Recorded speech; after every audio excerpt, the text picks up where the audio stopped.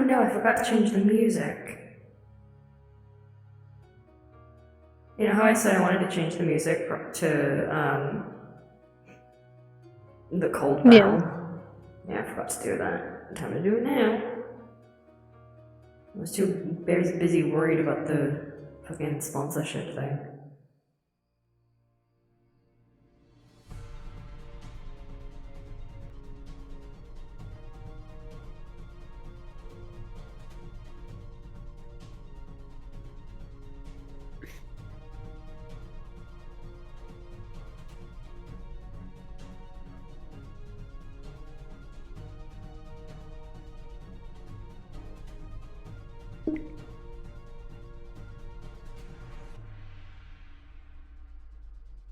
Here we go.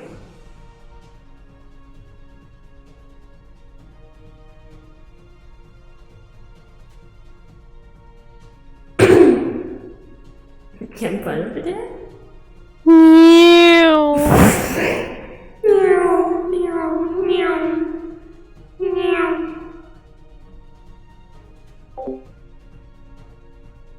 Meow.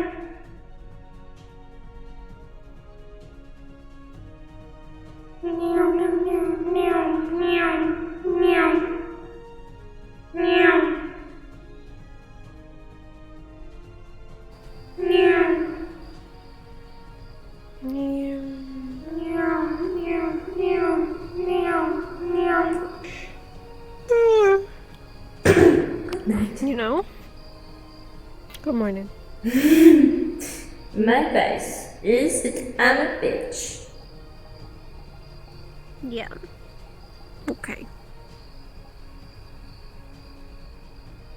Your virtue is that you're still a bitch.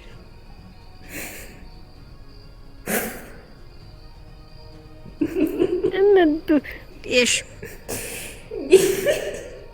Yeah. You a bitch.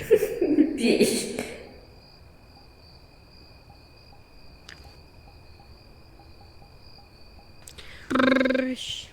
Whoa. Yeah.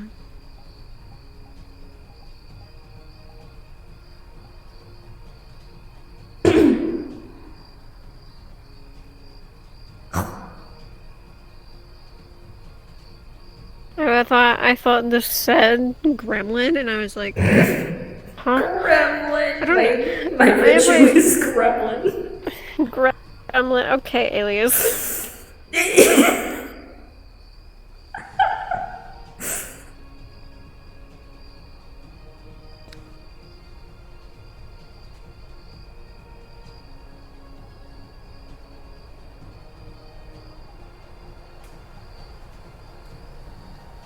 What's all Zig's last name? I can't tell you.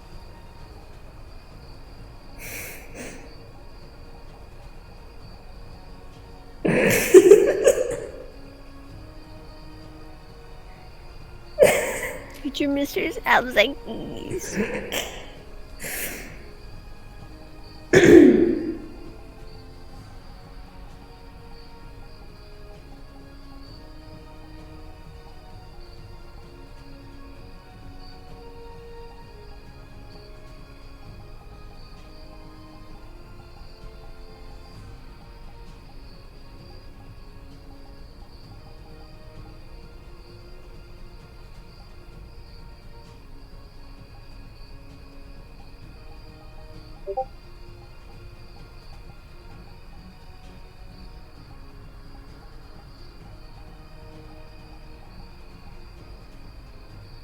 I feel like my music's too quiet. I'm gonna turn it up. Or maybe it's not. I don't know. It's hard to tell. I don't want to turn it up and then have it be way too quiet on stream. But like, I feel like it's quiet.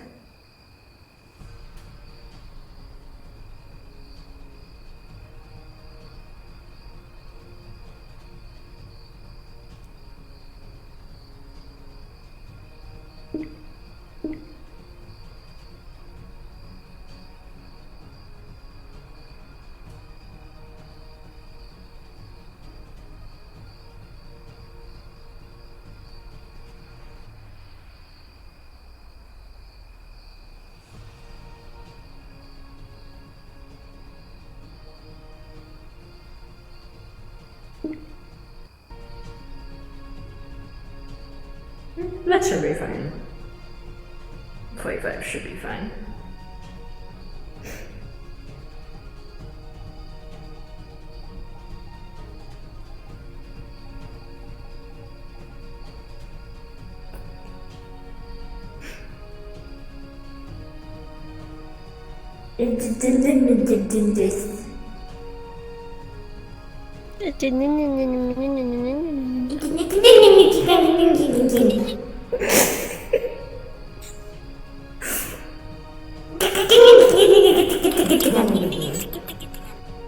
Meow.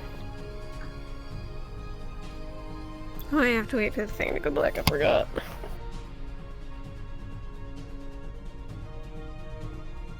Goodbye, Sky.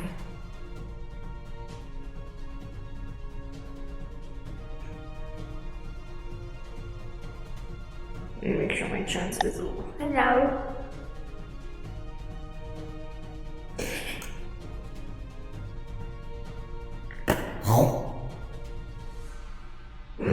Nice. Nice. Ding ding ding this.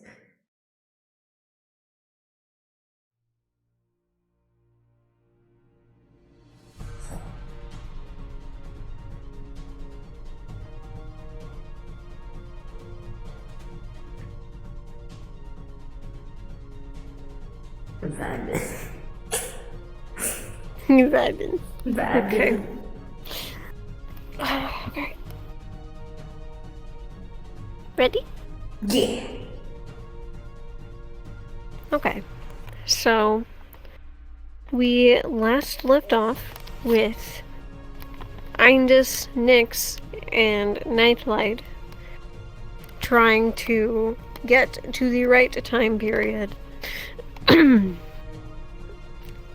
in order to go save LCX. However, due to some unfortunate events caused by Nightlight and the holograms in the ship, they fucked up a little, and the ship has started to create another wormhole.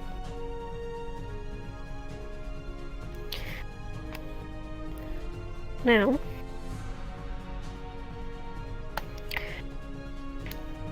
for a moment, things are quiet as the ship lights begin to fade. And once again, the lights have gone from their blue to a red, and the screens say disconnected again. When you look outside, you see the familiar ashen plains that you saw before on the one side of the planet. But that's all that you can tell for now. You are landed.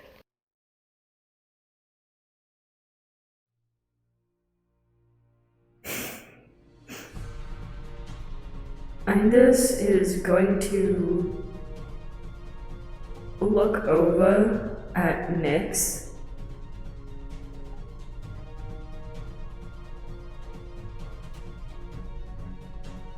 Do you think things are going to be different now?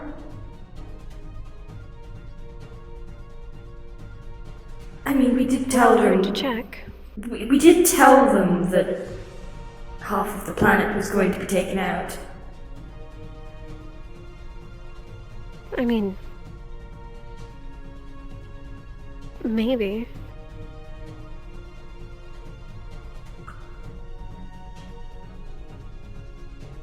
If they had the means of changing that, then probably. But I don't know.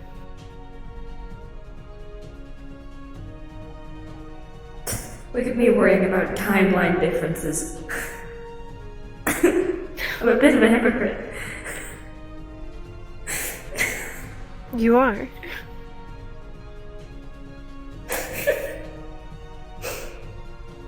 How so? Well,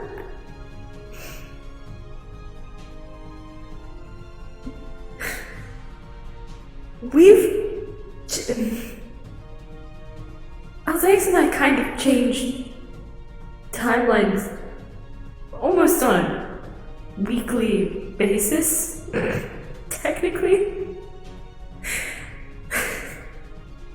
Ah. I see. I don't know whether I should be concerned or surprised. I think we've been careful. He's been careful about it thus far. Aside from the one thing. The one thing. You know how I said that, for me it's only been a few months, but for him it's been hundreds of years? Yes? Well, he actually, we knew each other for hundreds of years, and then he went back in time to redo it all.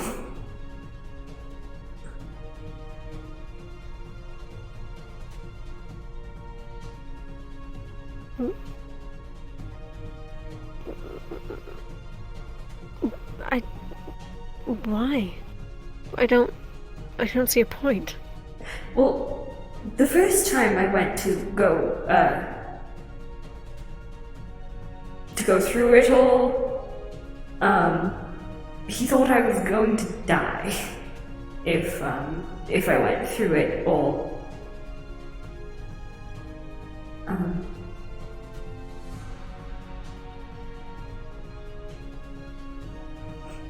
Okay. Well, let's not make that a reality this time, I guess. Yes. Another reason why I asked you to come with me. I don't think he would have let me come alone. And I didn't want to risk another redo.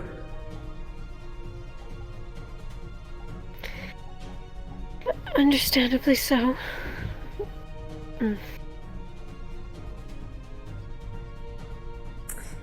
Ines is going to start walking off the ship. Okay. Nyx is going to follow. And when you step off, you can't see any plant life around at all. You look left, you don't see anything. You look right, you don't see anything. However, in front of you, off in the distance, is what appears to be a few buildings that look similar to the ones that you saw before, except they look destroyed.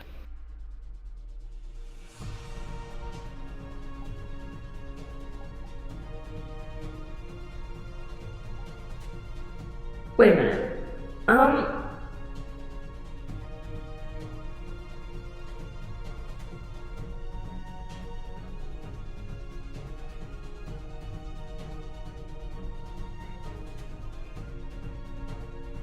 Wait, the same buildings in the quarter of the planet, or the same buildings as in the village?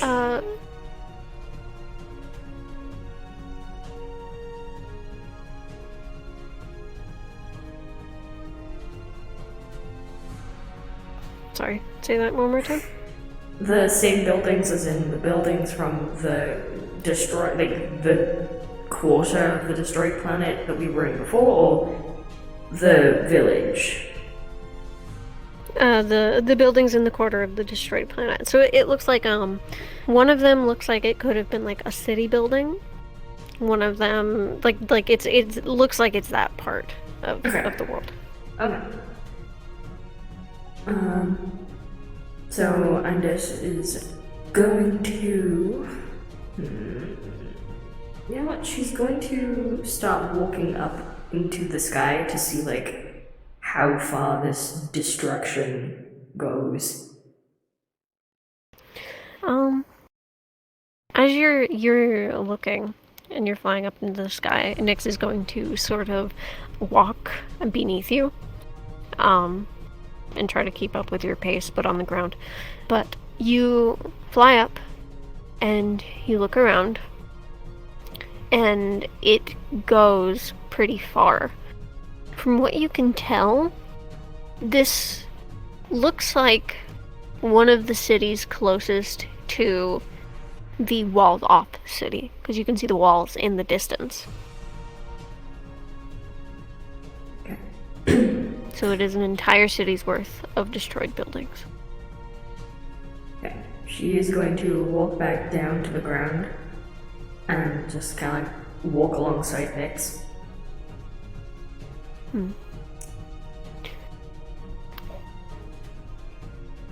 What did you see up there? Well, this entire city is, it's gone. Well, not gone, but it's not habitable by normal means, I suppose. It's destroyed. There we go. That was a better way to put it.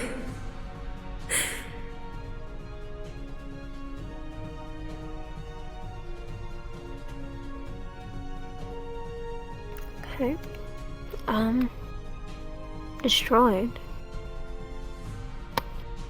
Did you see any forestry at all when you were up there? Mm-hmm.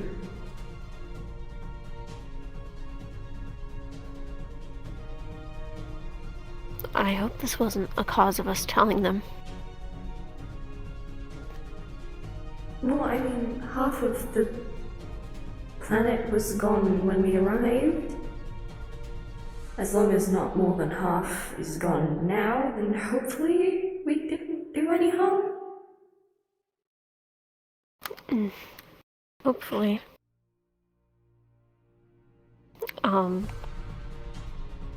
As you guys continue walking forward, you can't tell exactly what it is, but there are like various pieces of like rubble scattered around, like even on the outskirts of the city. It's like pieces of buildings and whatnot. But you kind of see a figure on the ground. You can't tell what or who it is, though. Okay. This is going to kind of like motion for Nyx to like be quiet, and she's gonna slowly start walking over. Okay.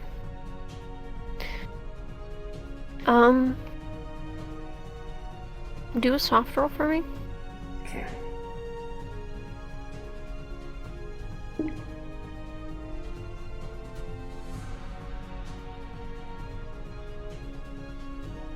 Is it 56? Yeah. Yeah, 5d6. Okay. Absolutely failed, oh my god. So, you're walking closer, but it seems as though this figure is, it's got some sort of cloth covering them. It almost looks like a robe, but you still can't tell who this is. You can now make out that this is a person, but you have no idea who it is. The fog is too thick. Well, she's going to continue trying to get closer, but, you know, being careful. Don't want to get shanked.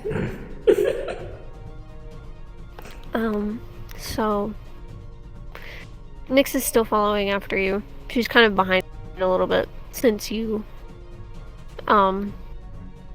wanted things to remain kind of silent, so she's trying to stay away just in case. No,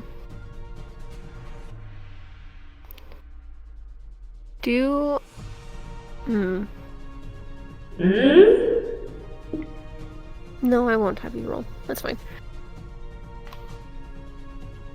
So, you still make it to this person. But you still can't tell who they are. However, now that you were close enough to them, you can see a sort of pole has been jammed through their abdomen. Oh! And they are stuck there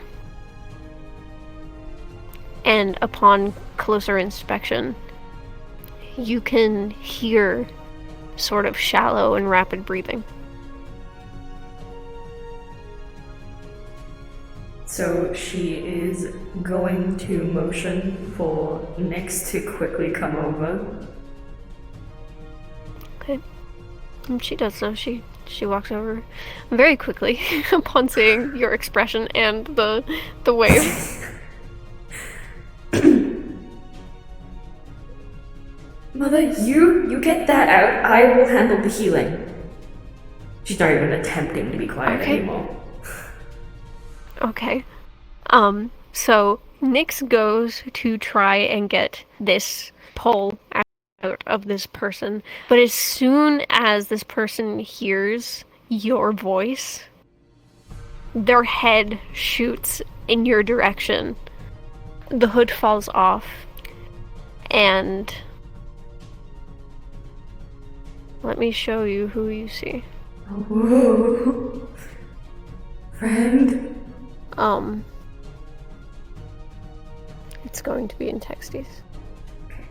There's a very pained expression on What's her? Oh wait, no, it's her! I already have her freaking picture. Oh no! No! Yep.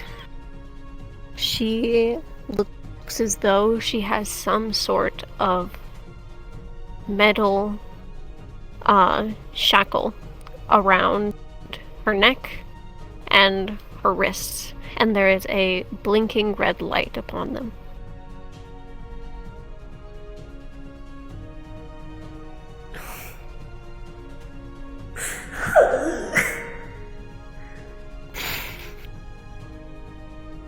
Question. Has Nyx got the thing out, or is she still in the process of trying to get it out? She's still in the process of trying to get it out. She's currently kind of got her hand on this wound so that when she takes it out, she can at least, like, hold it closed until you have your healing ready. Okay.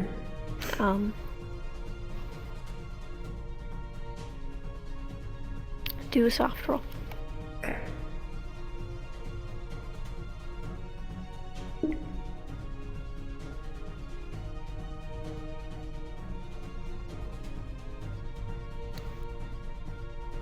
Fuck.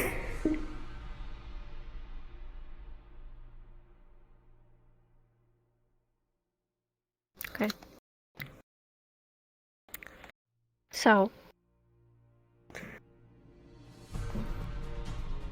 Nyx is trying very hard to get this pull out, and you have come in with your healing and are sort of trying to, as she pulls out the pole, heal whatever you can, anything that becomes loose to avoid any more blood loss. However, there's a point where the pole gets stuck. And Nyx cannot pull it out any further, and if you keep healing, you're gonna heal it in her body.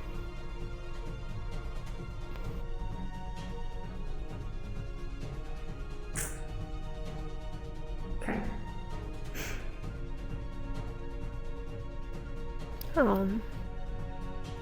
This girl is gonna kind of look up at you and look at Nyx.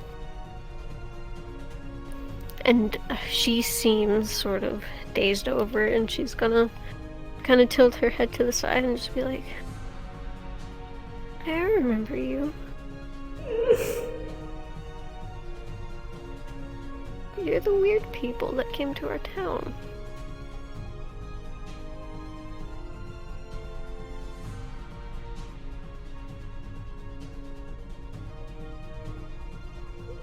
She's gonna look over to her face and like look back at the wound. And she's just gonna look back and be like, this is going to hurt a lot. But if we can get this out, I can heal you and you'll stay alive.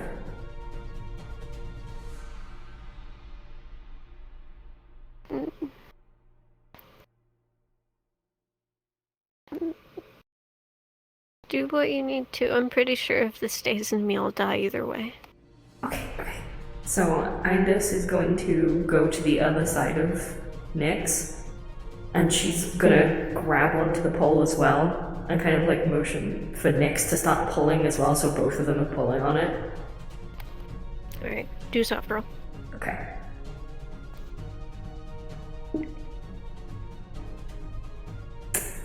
Question, am I allowed to use my cards? Absolutely. I want to use my virtue. Okay.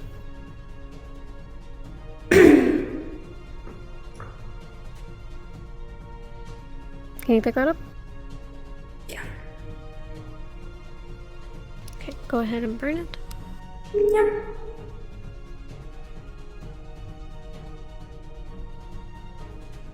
And you may re-roll. Okay. Please give me a good roll this time. Instead of like re-rolling one, they'll just have you re-roll the entire. Okay. I hate everything.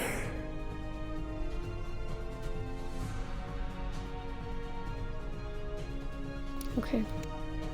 I think that's correct. I think I narrate because I got a 6. Is that correct? Yeah. Because I didn't get a 6. Man. Okay. So... I'm so sorry. This might be a little morbid.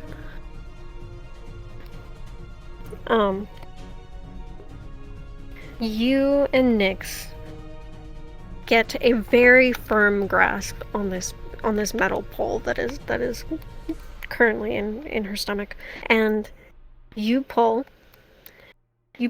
very hard, and the entire time this girl is just screaming until eventually you manage to pull this pole out.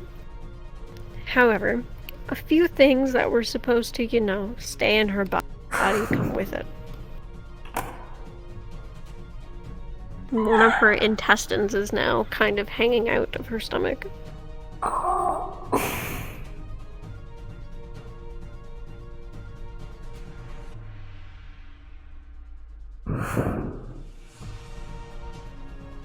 Is that it? Mm-hmm. Is she dead? No, she's there. Oh god! She is in so much pain.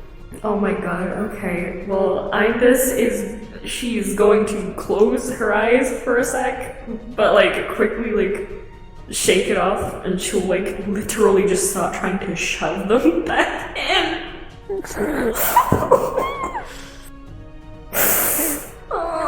At this point, this girl's throat has gone hoarse, and her screaming is now sort of just muffled crying.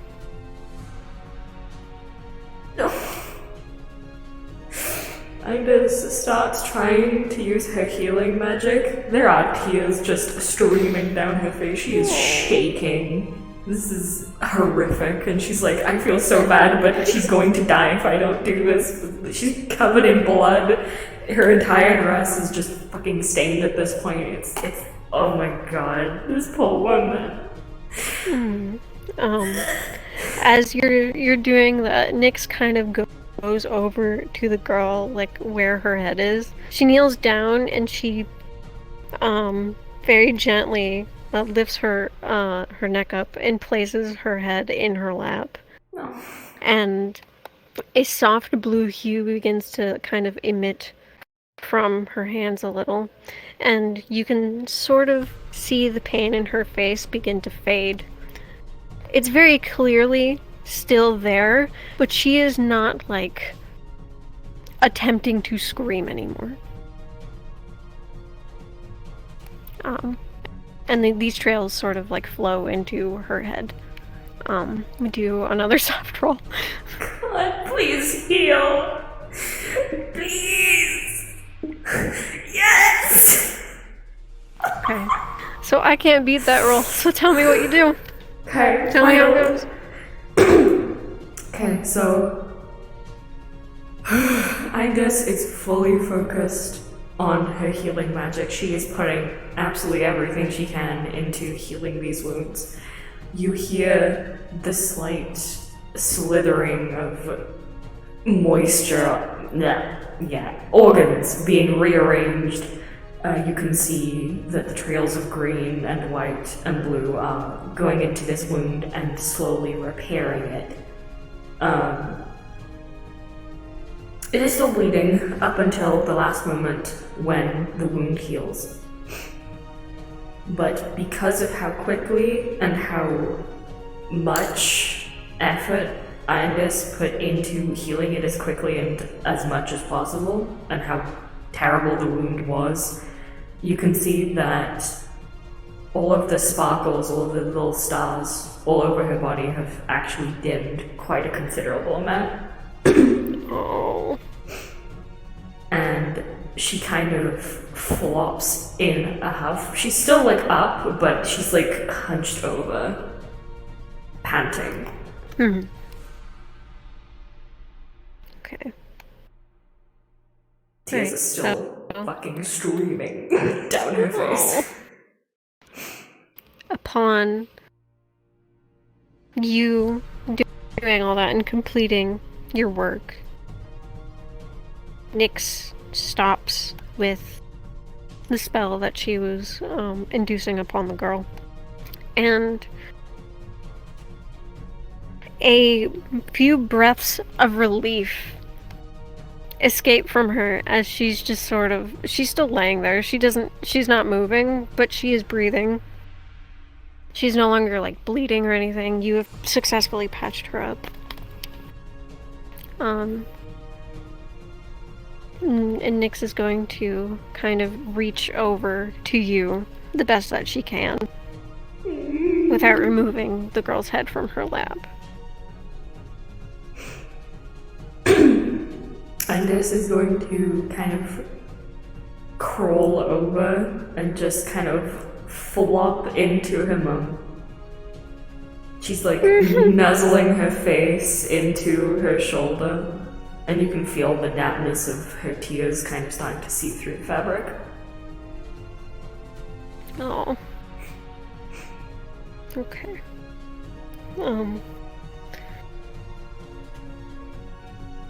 Once again, she wraps her wings around you. Or wing around you, since it would technically be from the side.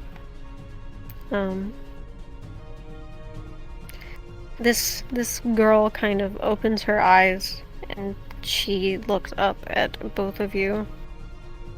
She doesn't say anything because her throat is still very hoarse, and when she tries, she just immediately stops. She can't do it.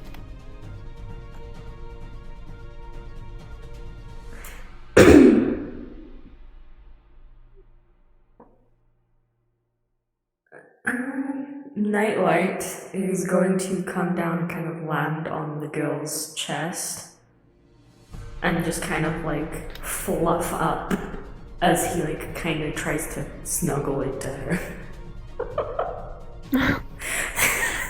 As opposed to the fiasco that you saw in the past, this time she kind of lifts her head a little upon feeling the impact on her chest, and she just brings a lazy hand up and just kind of places it on the top of his head.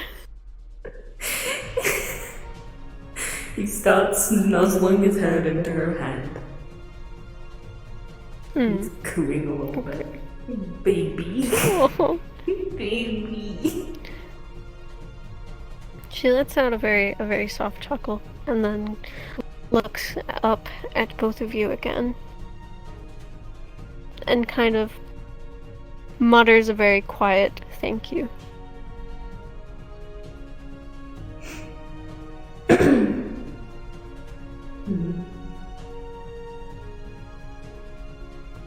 Iandis is going to kind of just stay there for a sec, but knowing the situation they're in, she's gonna pull back. Very clearly still fucking crying her eyes out, but she's trying to hold it back as best as she can.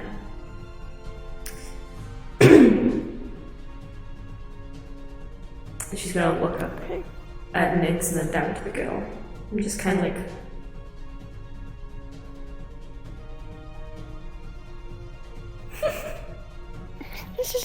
She waves back. She takes a hand off of Nightlight and she just kind of waves back. Upon seeing you get up, the girl also kind of props herself up by her elbows, and it takes a second, but she manages to come to a sitting position without knocking Nightlight off of her chest. Indus is going to start trying to wipe the blood from her hands into her dress. And this is a lot of blood. Oh my god. Next, upon seeing you wiping it all over your dress, she just kind of summons a ball of water, and it's just like... Thanks.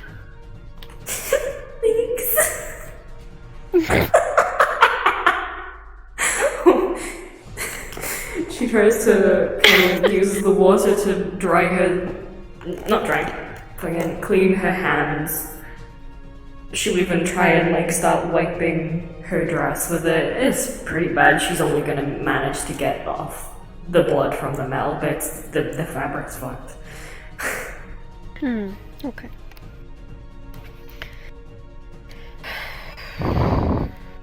Okay.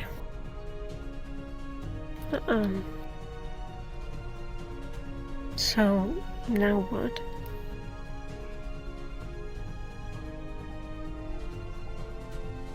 Now... What even happened?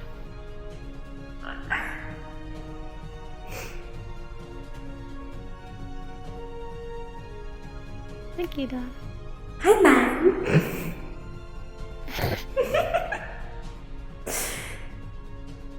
Indus is gonna kind of look around and then look back at the two women and just shrug.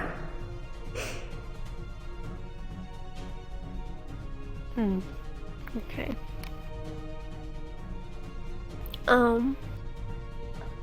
Okay, so this girl, she looks, firstly, she attempts to get Nightlight off of her chest by offering, like, a hand for him to perch on instead, because she needs to sit up.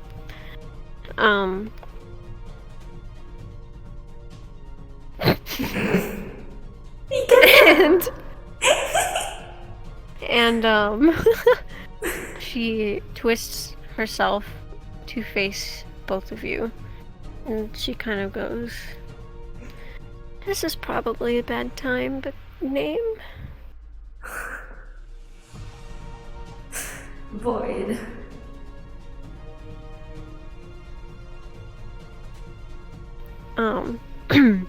Next we'll give her name, and then she will go, "Okay, I'm Charlotte." Nice to meet you, Charlotte. And again? yeah, again. That was a long time ago. For us, it was a few minutes ago.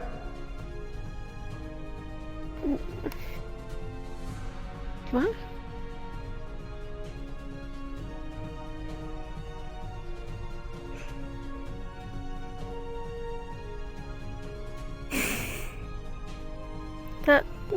I'm not gonna think about it too hard.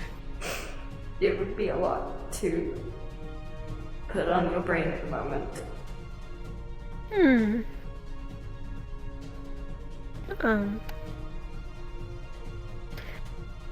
She is going to kind of look in the direction of the city now. And right as she does, off in the distance, you can kind of hear a gunshot or two. And smoke begins to rise from one of the buildings further out.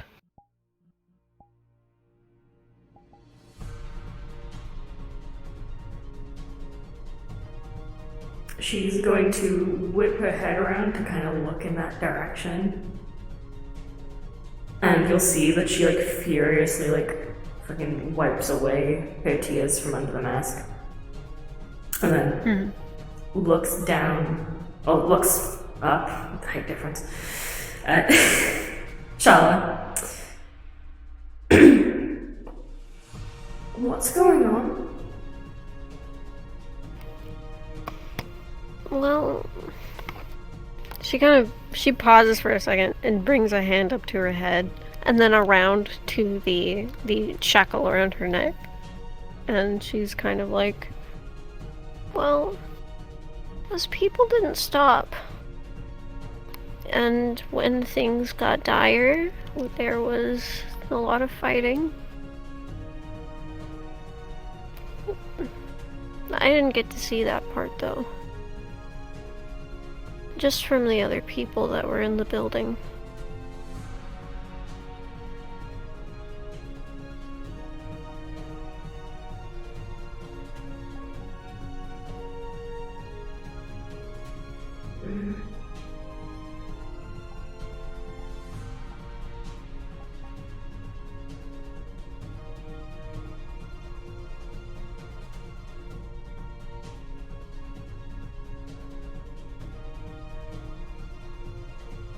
She's going to kind of stay quiet and look off to the side. It's very clearly that it's kind of clear from her expression that she's thinking about something, but you can't really figure out what based on her expression alone. Are you looking? Wait, who are you looking at? Or are you just looking off? She's looking off. Okay. Nyx is going to kind of put like a gentle hand on her shoulder and just kind of like do the thumb thing. I don't know how to describe that. She's doing the thumb thing on her shoulder. What thumb thing? You know when you hold someone's hand and then you kind of like trace your thumb along their hand? She's doing that to her shoulder because she doesn't know what's wrong. Oh man. In actuality, she's actually thinking, like, what if we had managed to take out the power source in the past and then, you know, stopped all of this happening? But then she's also thinking, yeah, but what if that was before Alzeix was there, meaning we would have arrived before he did, meaning we would have messed up literally everything, because then we would have no idea where he is. It's like, at least today we know where he is. Yeah.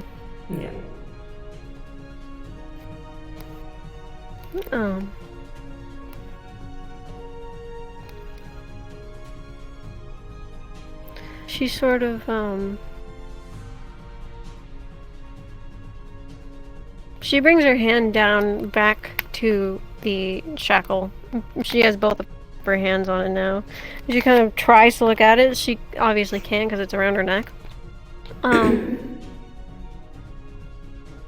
And she sort of looks up back at Indus, and she's kind of like, you know, you're really lucky that you left when you did. Why? What happened? Well, those people came in maybe a week later and started taking people. We still don't know what they were doing. Taking people? Yeah, taking people.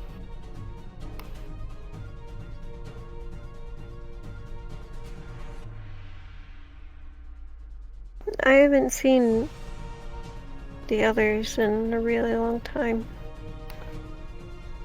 We were taken in groups, but even then we were split off from one another.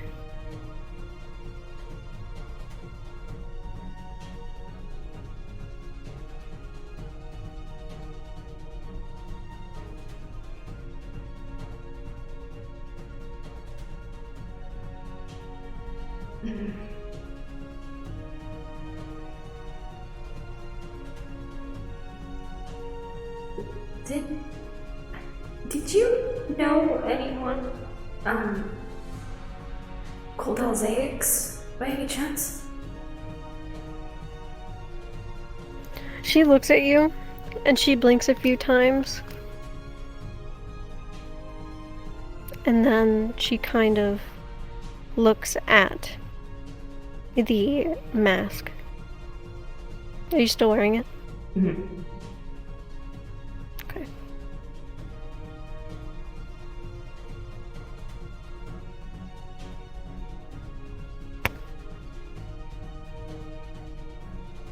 I think I did.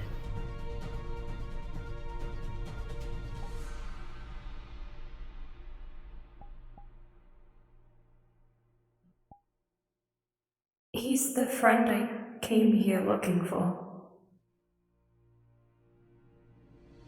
Oh. I didn't know him back then.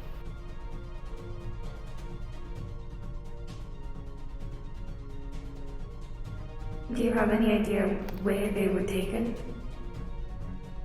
Specifically.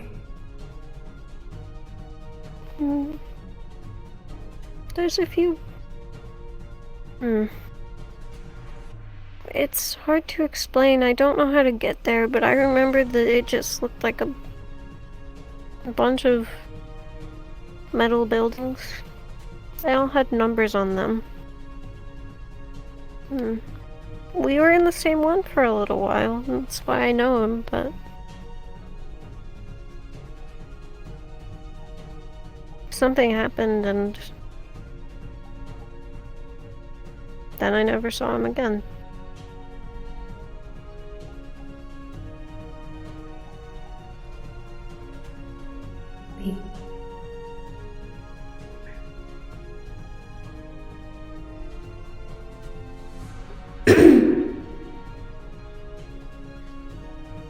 Would you come with us? If you recognize the building when we get closer, you can...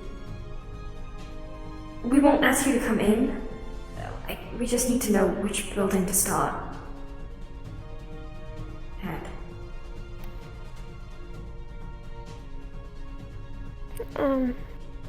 I guess it's better than walking this dying planet.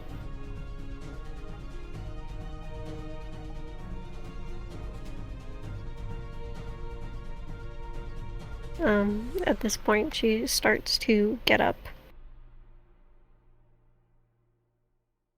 Nightlight is going to kind of clutch onto her arm a little tighter so that he doesn't fall off while she's getting up. And Ivys is going to take a step back to give her space.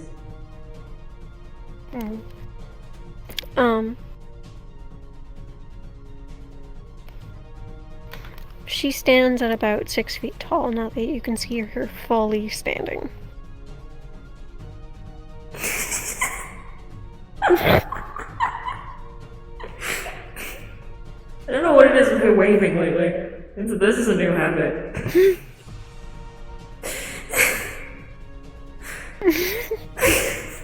And just meets anyone. I just sees anyone. Pretty much. Okay.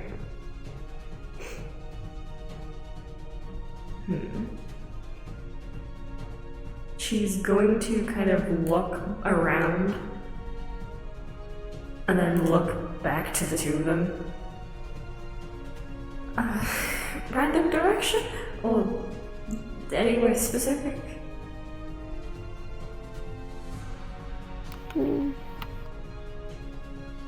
I think the main complex is that way. And she kind of points to where the gunshots are coming from.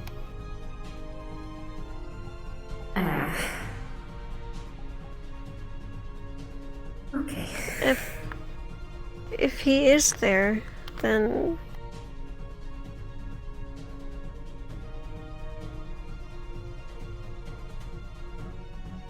well, I mean... maybe he's there.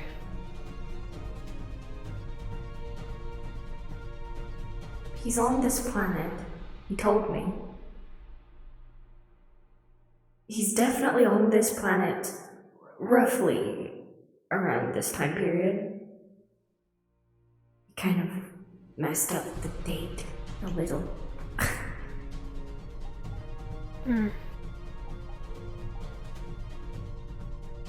Well, then let's hope that he's there. It's not really the prettiest over there right now, if it wasn't obvious, but...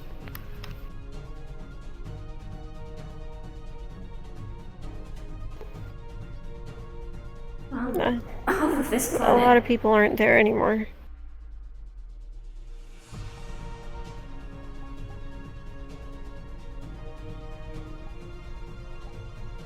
Well, if he's not there, then we'll have to go further back in time. Simple. Okay.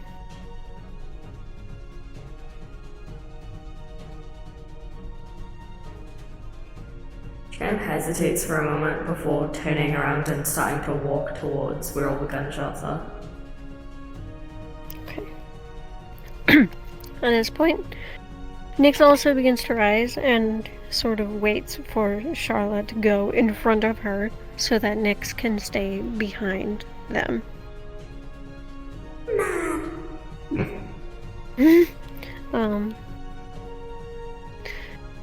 And you've probably heard this noise before, but she summons her staff.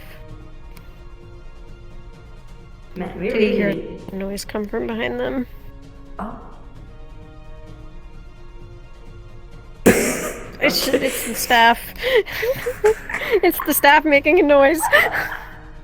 I thought she was summoning the staff because she heard something behind them. I thought that's what you meant. No. When she summons her staff, it makes a noise. Like, it makes like a magic noise. Mm-hmm. Okay. We really need to invest in a weapon for Void. Mm-hmm. Fucking unarmed.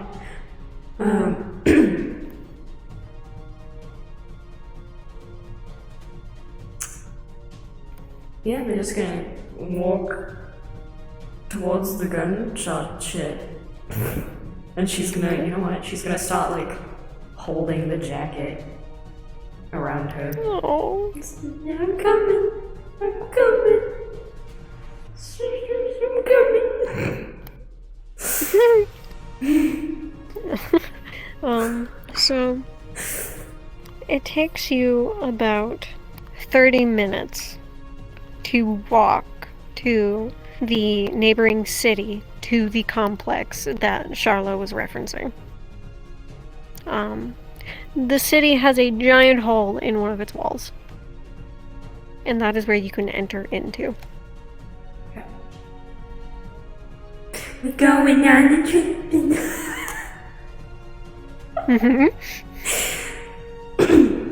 So seeing this hole in the wall, Ines is going to kind of quicken her pace.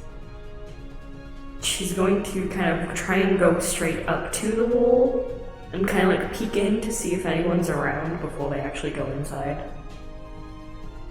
Okay. So the two of them follow your lead, and when you peek in, again, you see a lot of destroyed buildings. The neon lights that you saw before aren't there anymore. In fact, you can't tell that any electricity is working in this area. Some of the cars from before have fallen and are now on the ground.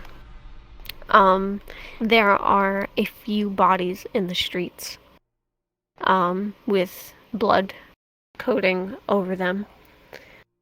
And I'm gonna have you do a soft roll.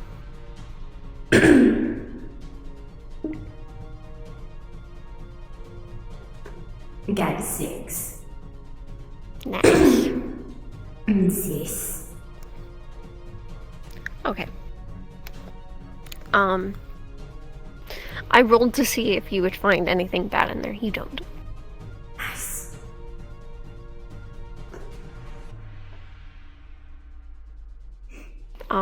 You're welcome to include any of your own things that you want to see in there if you want. Nah, I'll just say that they see same things you did, and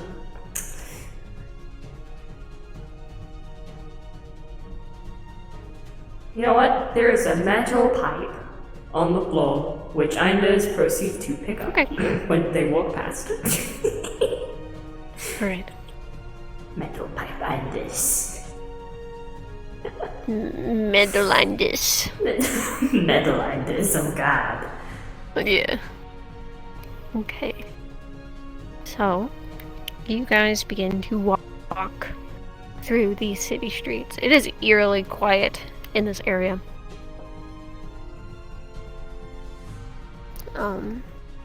There are shops littered around. You can tell that there are apartments. There are just, countless things that you would see in like an Earth city, except it looks like it's been way, way more futuristic than what current Earth has.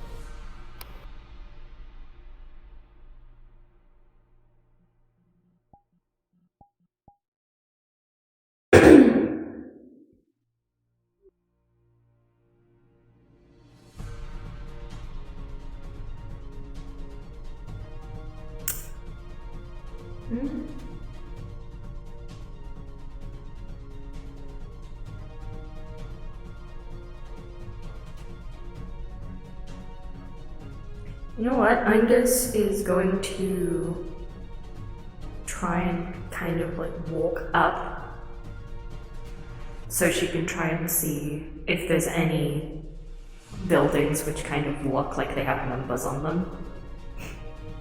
Okay. So, none of these buildings look like they have numbers on them. They have signs on them, but, like I said, it's mostly like apartments and shops and things like that. And she's gonna walk back down to the other two and look at Shala. Okay, cool. Terrible with names. So, do you recognize any of this? No, I'm not. I'm not familiar with their cities. So this is the wrong place to look. Okay. It's,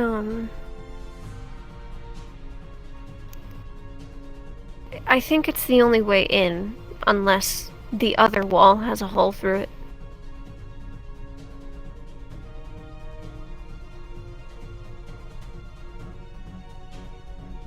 Well, I guess we're going in this way. Maybe we could fly over, but I think that would be a bit too obvious. And I don't think you can fly. I can't, but also if you flew, there's the potential that they could just shoot you down. That's what I kind of was insinuating with the too obvious statement. But yes.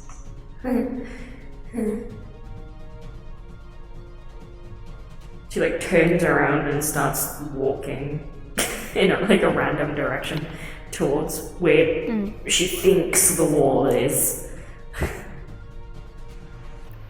Okay, so as you keep walking through this city, you can see a larger wall. So these walls are about half the size of the buildings, the very tall city buildings. And the wall that you're coming up to, that you can now see through the fog, it is about the size of a building.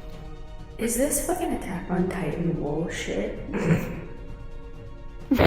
They are about that big. Oh my god. Okay. Okay, well, they're going to head up to the wall. Okay. Do a soft roll for me. Actually, no. What? Roll a d20. Okay.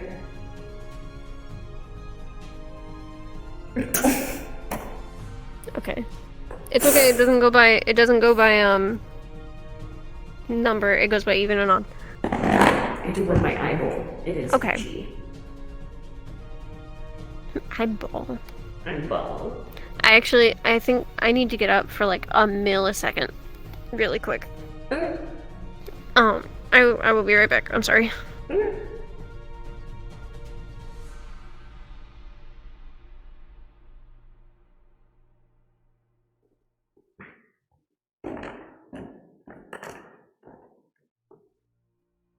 Hello, chat. How be it going?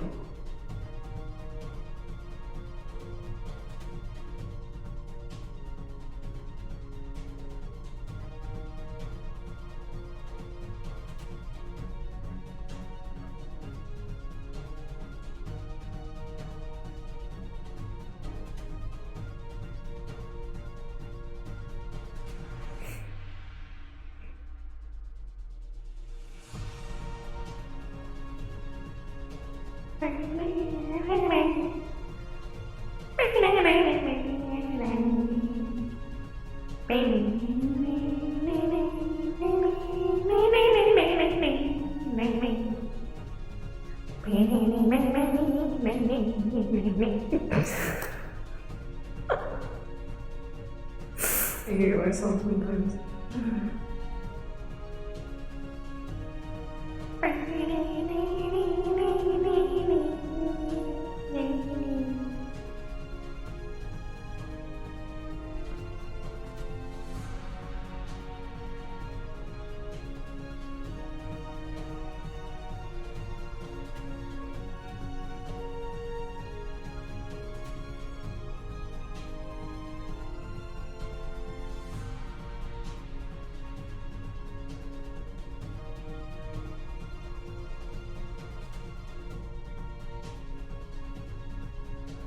Hi. Hi. Sorry. No worries. Okay.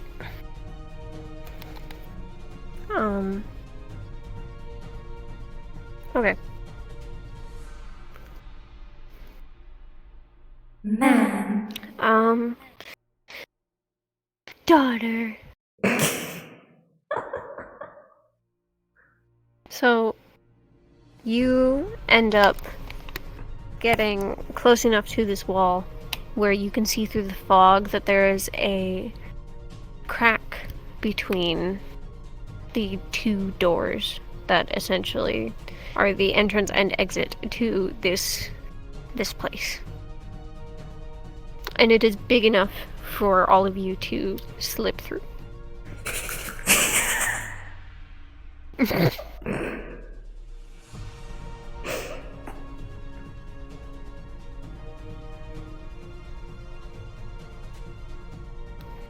Without hesitation, Ines is going to slip through. She's Nyx very worriedly follows after her and is just like, oh, we didn't look inside. Like that's what she's saying in her head. She's like, and Charla is kind of just like frantically following after them. She's like, I don't wanna.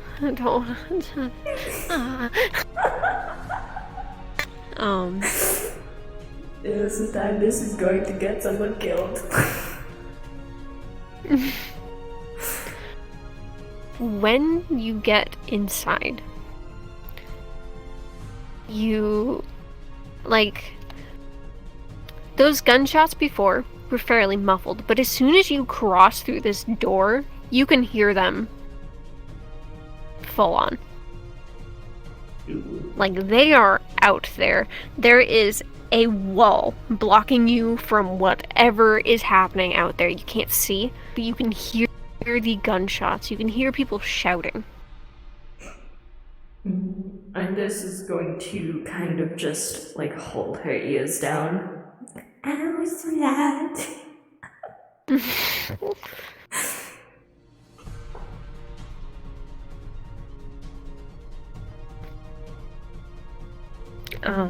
So when the other two slip in, Nyx kind of like leans in and she's like, maybe don't just run in next time.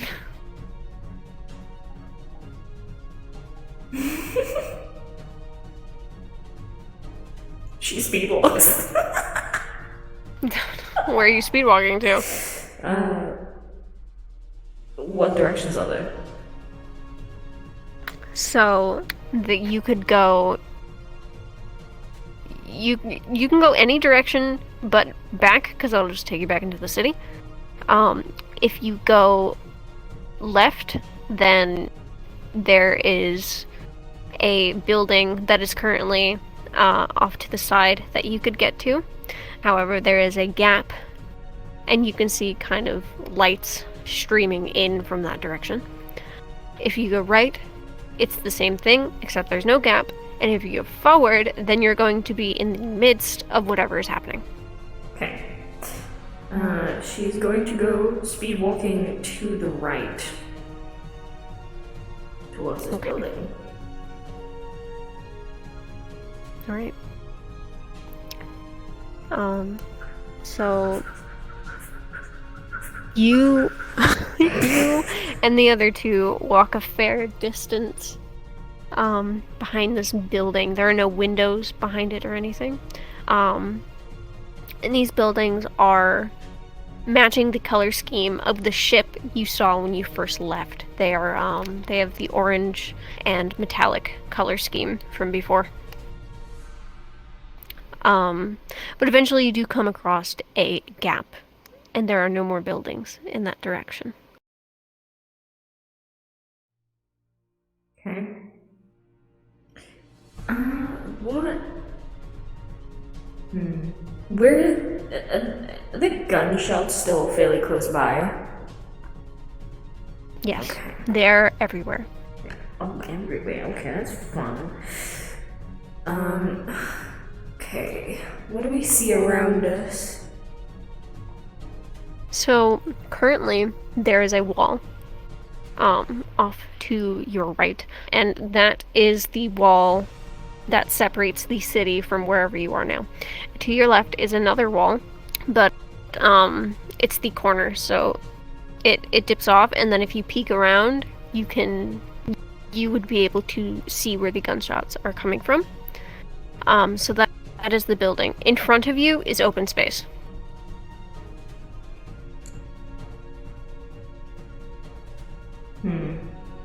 Is there any way to take cover while going along this wall? Or is it like completely open as in there is no objects? No, there are a few things. There isn't much. You can see one of those cars that you saw earlier, except it looks kind of like it's bulkier. It almost looks armored. Sat there. But otherwise, that is the only thing there that you could hide behind, other than what you're hiding behind now, which is the wall.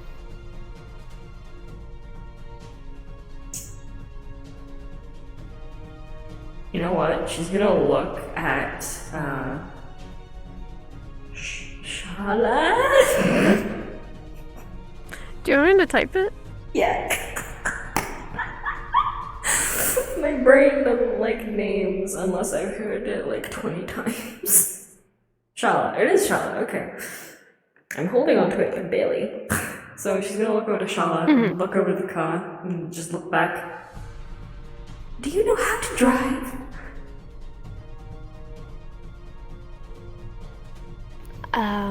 No. Mother, do you know how to drive? No.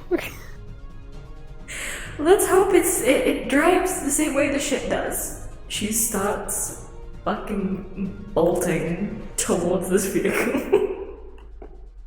Okay. So, do a soft roll.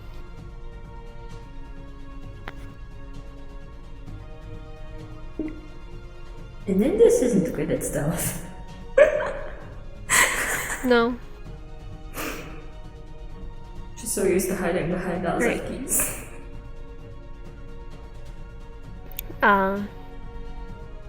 You may narrate. Okay. As the gunshots are on their left, Indus, Nyx, and Shala, with Nightlight following behind them, manage to get over to the armored vehicle And thankfully, because of all the commotion going on to their left, it seems that everyone involved is too distracted to see them. Okay. So, are you getting in it, or are you hiding behind it? We are hiding behind it at the moment. Okay. So, given the windows on this car, despite them being a bit dim, and you running through the open space to get behind this car, you got a split second to look at the surroundings, and what you see are various armored people with guns that seemingly shoot these blue, almost like lasers from them. Star Wars.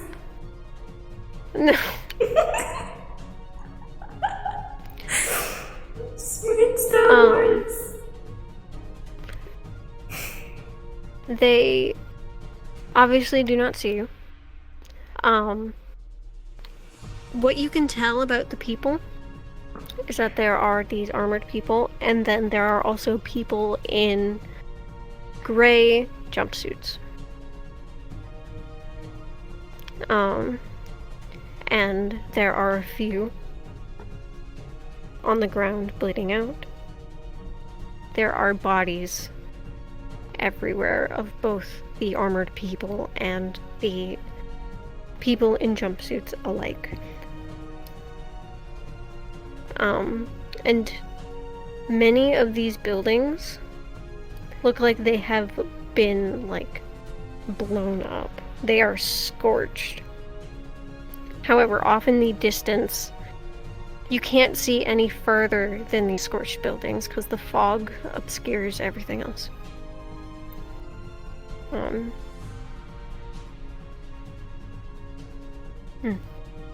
Yep. Angus is going to try to open up the door to the vehicle and kind of peek ahead inside to see what it looks like. Okay. You poke your head inside. The door was unlocked. And you see these fairly uncomfortable looking seats. They are made of metal. The steering wheel is almost like half of what you would see in a normal car, so it is only the bottom part of the steering wheel. On the inside, the windows are actually much easier to see out of than they are on the outside. It looks fairly clean. That is what you see. What do the controls look like? So the controls almost look similar to what you see in LZX's ship, except instead of buttons, they are more like levers. They're small levers. Okay. She is going to open the back door and kind of motion for Nyx and Shala to get inside. Okay. I get it. And she's going to... Charlotte goes first. Hmm? I said they get in and Charlotte goes first. Okay. And then Ines is going to get in the front seat. Oh boy. And she's going to attempt to start up the vehicle using her knowledge of how the ship works as a baseline. I think you would be able to do that. Okay. I won't have you roll for that. Once the vehicle starts up, Ines starts to try and pull the car backwards so that she can kind of steer it to turn it around to continue in the... I'm assuming the car was facing the direction they came from, so she's gonna try and turn it around and make it go the other way. Yep. Okay. Upon you starting to move this car, it catches the attention of a few of the armored people. and the people in the gray jumpsuits. And they begin to shoot at the car. Ines screams, justifiably so. And instinctively, she fucking zoom. She tries to put the car into, she floors it on this vehicle. Trying really hard to steer, but obviously because of how fast they're going, it's very wobbly. It's not a nice ride for anyone. Plus, the whole bullet situation is gonna make it worse. Yeah. Roll a soft roll. Okay. So many soft rolls. Okay. Yeah.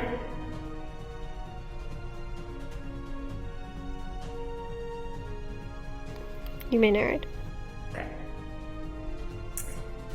So, the vehicle appeared to be in decent enough condition that even while being shot at, somehow they managed to get the car turned around and speeding away from the situation fairly quickly.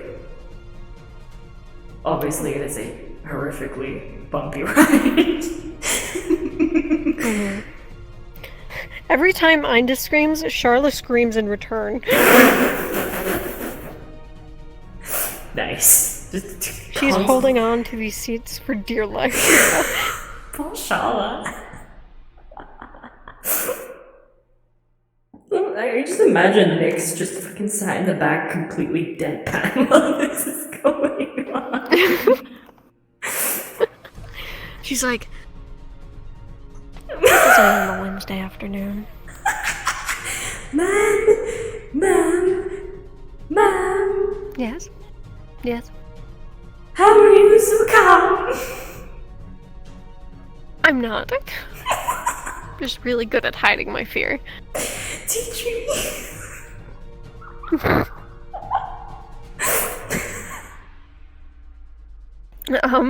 So as you're speeding away, it doesn't take you very long because of how fast you're going to actually reach the end of where everything is, and you find a few more destroyed buildings.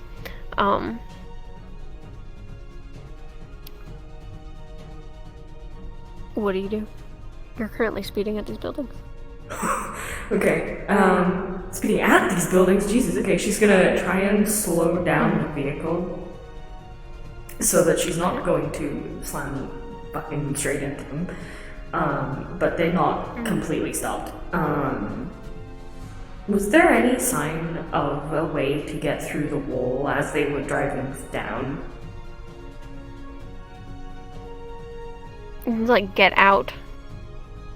Yeah, like get further into the... okay. Get further into... What do you mean? I'm thinking of this in Attack on Titan terms. Is there not anything past that wall? Or is... So it's not literally Attack on Titan. There was a walled-off city here, and connected to the walled-off city was another walled-off area. Ah, okay. And you were in this area now. Got it, okay. She's going to kind of start trying to look at the buildings while she's moving this vehicle. She's basically looking out for numbers. That's all she's really looking for. Okay. 1 second.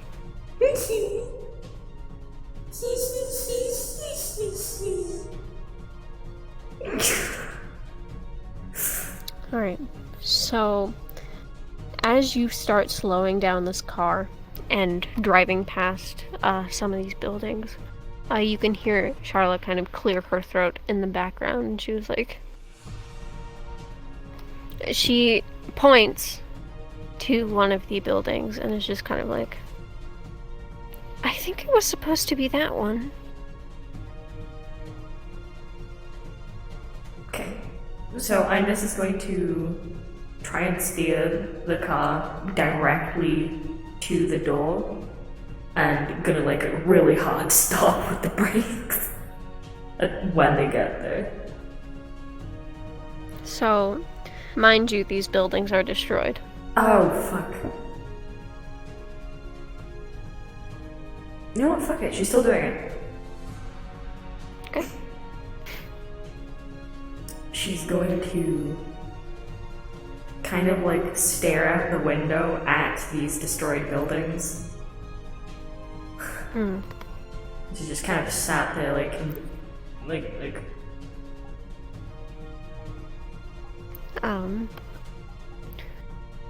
So, were you paying attention to what building she was pointing to and talking about? She would have looked back when Shala said, like, I think it's that one, so yeah, she would have looked in the direction. Okay. So, these buildings are essentially just crumbled walls. Most of their roofs have been taken off, and again, they are scorched. Next to this building, you see the numbers 03. It is on a broken piece of metal that has seemingly fallen off of this building that it is sat in front of, because of its curve is very similar to one of the broken pieces that is still up. And you see more of the bodies of the people in jumpsuits.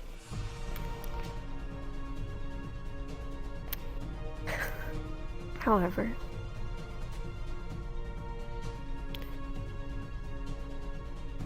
something catches your eye. No.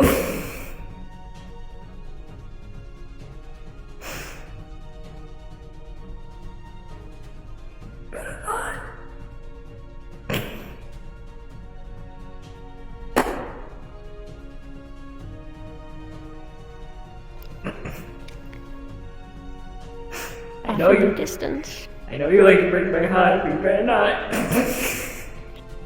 You can't exactly see what it is, but a teal glow I fucking hate you. emits from whatever this is. And it looks very different as opposed to everything else that was in this area, which is mostly silver, black, and orange.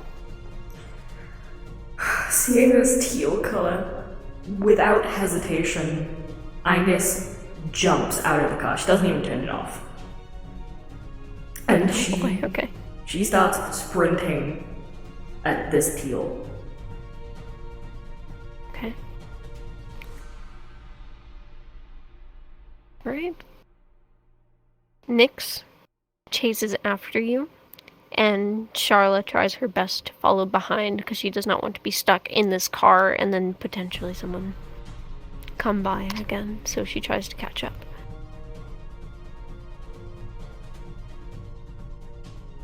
You get closer to this teal, and it looks very similar to the neck piece that Elzaix has.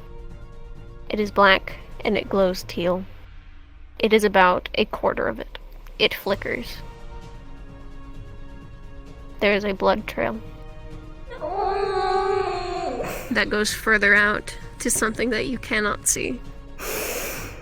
My heart is dying.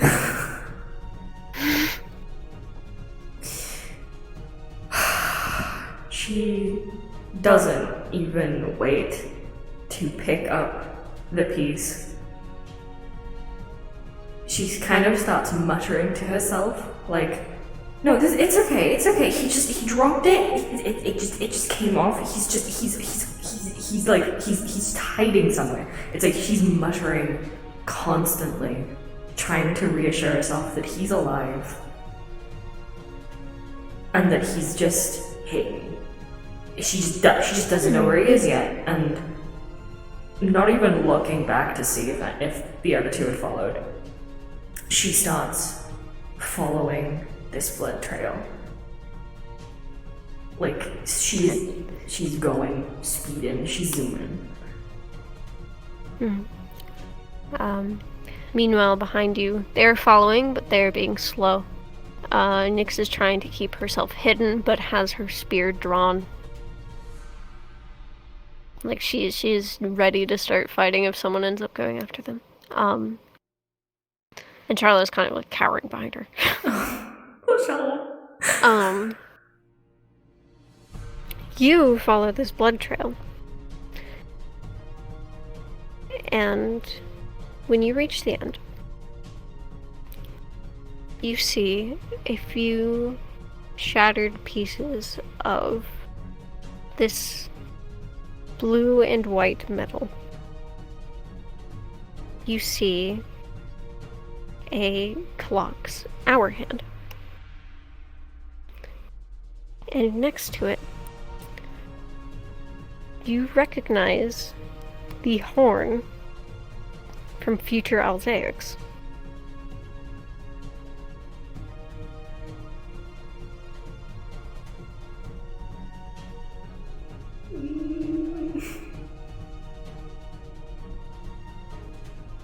Is there any more trail, or is it just, does the trail end there? The trail ends there, and beneath all that is part of the scorched land.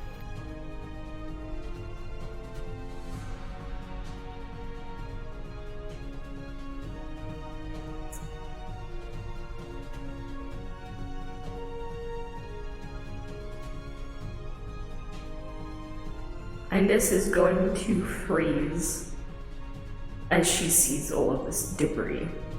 She is clutching this necklace to her chest like for dear life. The knuckles of her hands are white. You can see an imprint on her dress from how tightly she's holding it to herself. If there's any sharp bits, they are ripping through the fabric. And it's just like she's just staring. There are tears starting to well up in her eyes. They are falling down her face. It's just like she's completely frozen looking at this scene. Okay. So, Nyx and Charla have ended up catching up with you. Nyx still has her back turned, but Charla kind of glances between the both of you and turns around and just sees you staring at this blood trail that leads directly in front of you. And she kind of walks around and peeks out from behind you to see what you see.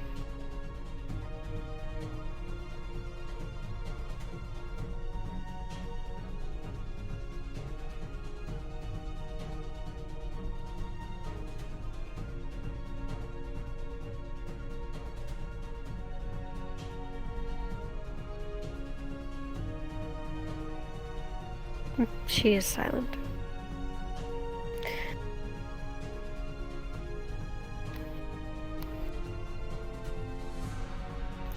Nyx, however, glances back to them and makes her way closer and sort of also gets a peek at the scene.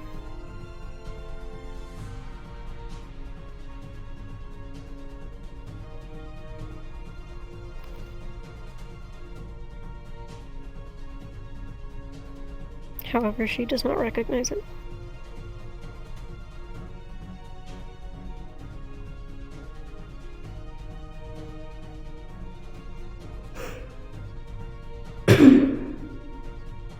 While she is staring at this scene, Nightlight is hovering above her, but you notice he starts to struggle to fly. And all of a sudden, he drops to the ground.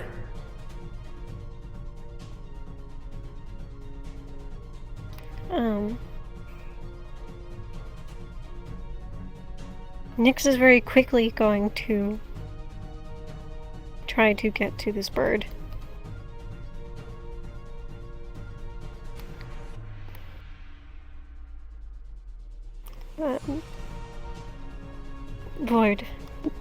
Nightlight. She doesn't respond.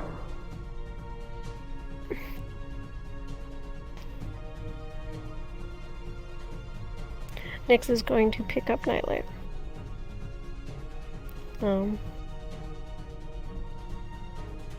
With one hand.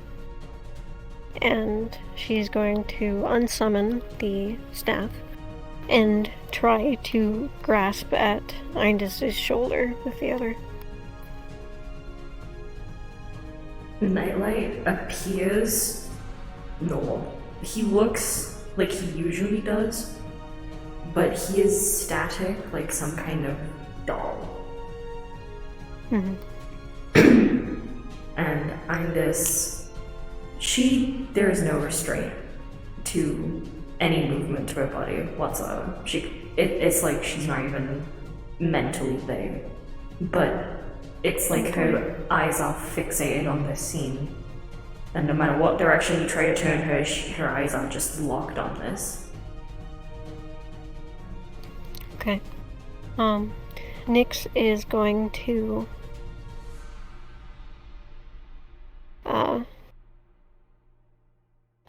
sort of grab at her hand, and she is going to tuck Nightlight into the crook of her arm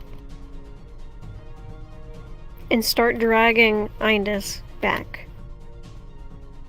And Charlotte is going to follow after, kind of shocked. As soon as you start dragging Indus, an absolutely agonizing, high-pitched scream starts to emit from her lips. Like she is sobbing with absolutely everything in her ability. There are tears streaming down her face. Her body is trembling. She's gripping onto this so hard that, again, if there are any sharp bits, and if they are making any contact with her skin's probably gonna stop bleeding. She is not even conscious that she's hurting herself with this. Oh boy. But she doesn't try to fight back. Okay.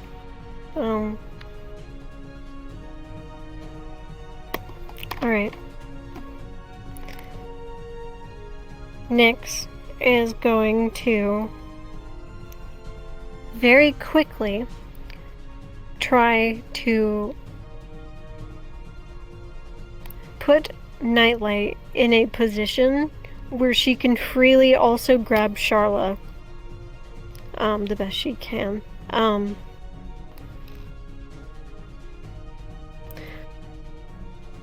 She is going to try to get Charla onto her back. Why not have Charla hold the bird? That's a good point.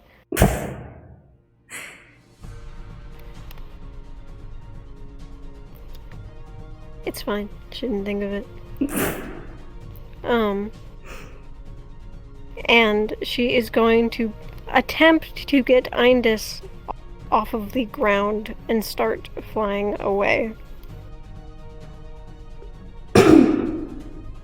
In hopes that her steppies will work their magic and she will just walk on air with her.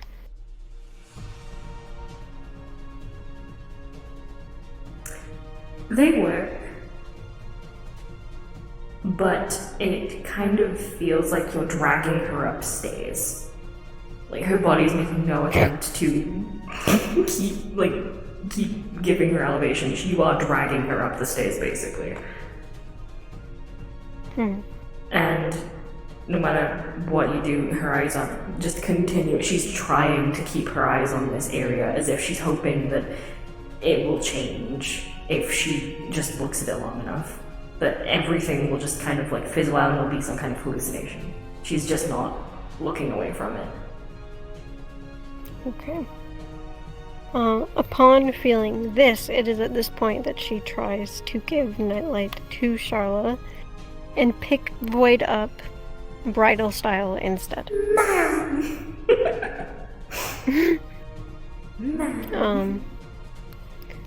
And they are going to fly over the wall and down onto the ground.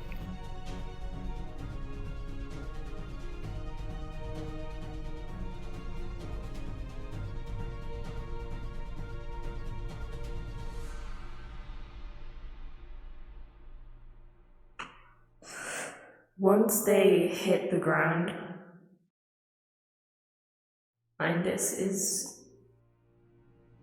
she's gonna wobble a little bit as if she's about to collapse, but like last second you see her tense up her legs to keep standing. She grips tightly onto Nyx's arm. And you just hear a quiet, "We need to go back."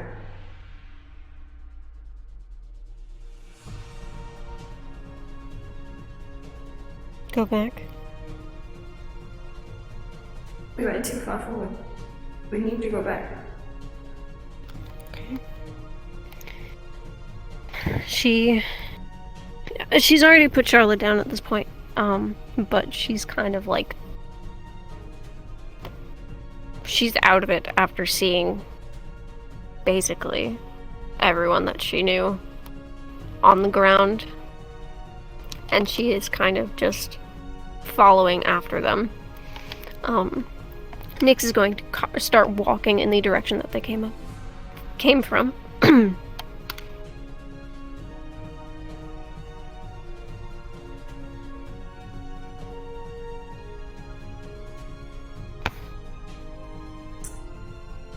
Angus follows, but it kind of starts off slow until the despair of what just happened kind of turns into anger and desperation.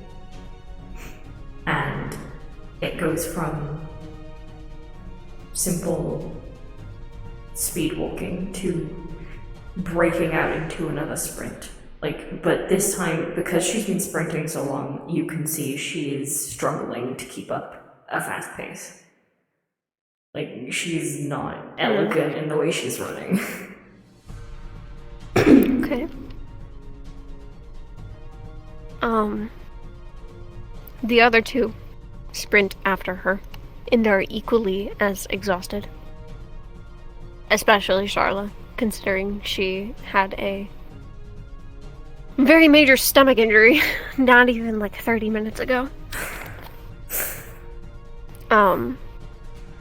And you end up running all the way back to the ship, but you are absolutely exhausted. And as soon as they make it to the ship, Ines kind of trips on her way in.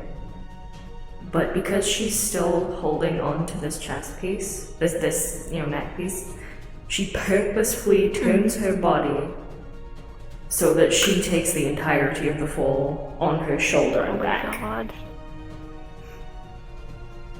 And you're still running at this point, right? Oh yeah, she's fucking sprinting. That's a big owie. Alright, roll a soft roll. That's a big owie. It's a big owie. Oh no. Did she break something? Okay. So, you are running possibly as fast and as hard as you can to get through the ship's entrance.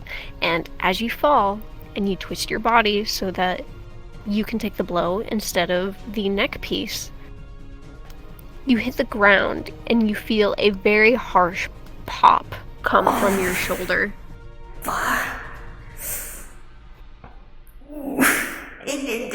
It definitely feels like it's out of place now. Oh, I know how that feels.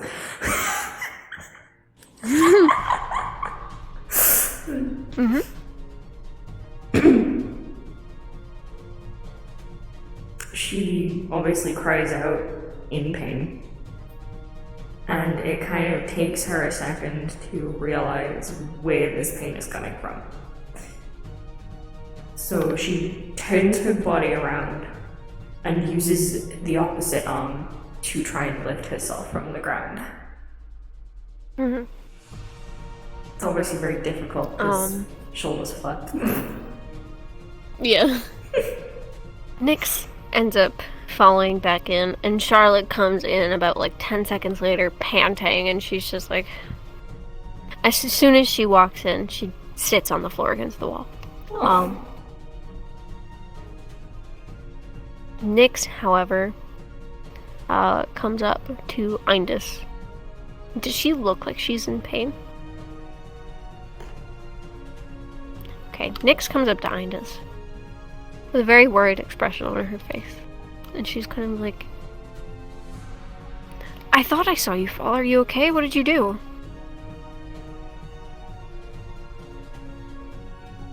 She kind of like looks up at Nyx and just shakes her head and instantly tries to walk over to... She's basically limping at this point. Because that fucking hair like a bitch.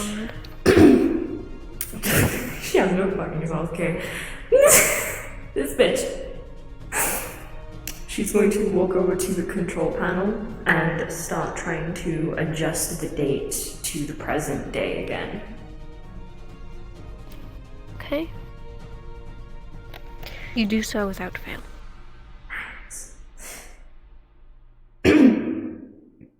Without even considering the consequences of taking Shala, she hits the launch button. Okay. So, the doors close, and again, a wormhole opens up.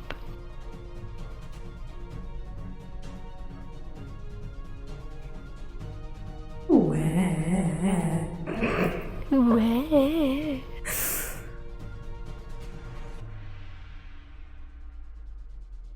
If she hadn't used so much of her magic healing Shala, she would have just healed herself, but she's trying to save it in case she needs it to save Alsace.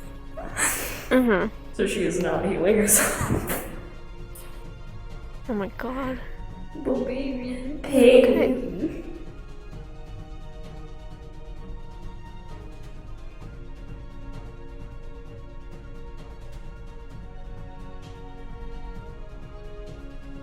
Alright, so...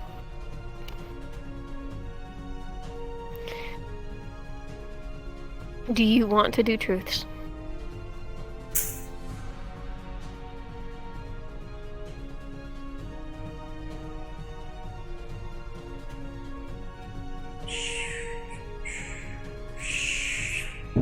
I'm like 50-50 on it, 'cause there is one thing I would like to give her. Now's your chance. Yeah, we'll do truths. Okay. Right.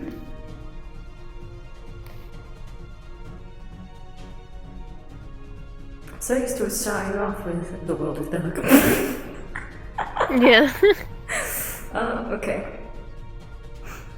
Indus is at 50% mana. Okay.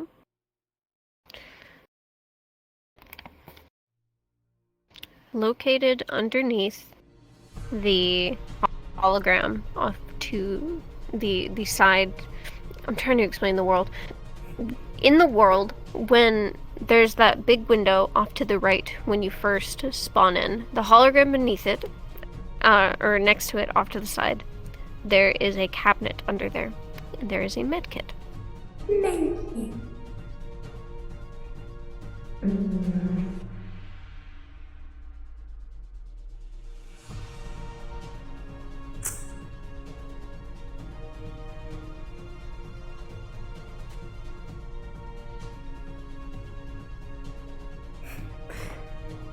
Luckily, Shala knew enough on first aid to help Indus treat her dislocation and the wounds that they had. Okay. Um,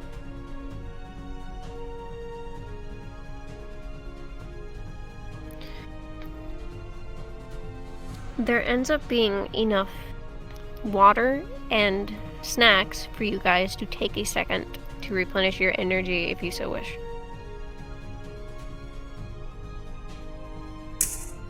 After being able to take a breather, Nightlight seems to be coming around.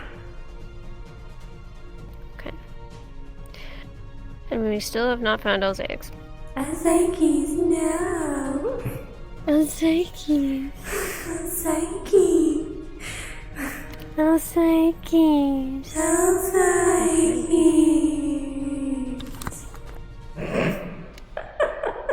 Alright. So... Where's my chat? Hello, I see you.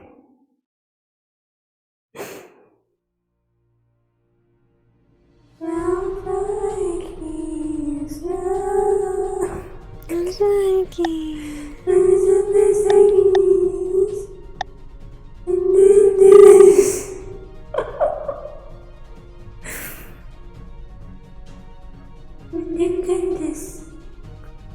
I just realized I was supposed to go down for a drink earlier and I literally didn't. Go get a drink. No, I'll get one later. Alright. Okay. So, you finally make it back to where you've needed to go, like the correct time period, you're on the correct planet, and you can tell because now that you're on this planet, if you look to your left, there is lush green forest, and if you look to your right, there's wasteland.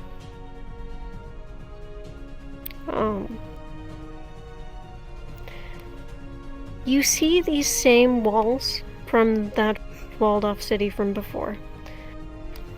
They are now cobalt in color, as opposed to the scorched and rusted gray that they were before.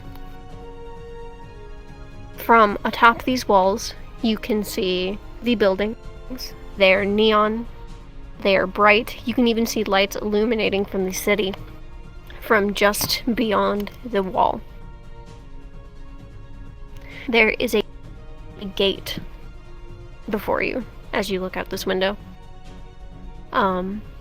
It is open.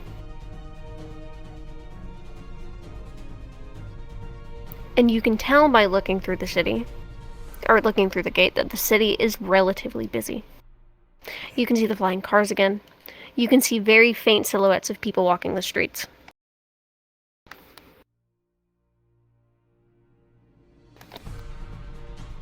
And the ship this time remains blue. And it does not say disconnected. Ooh. Indus looks directly at the windows. The windows.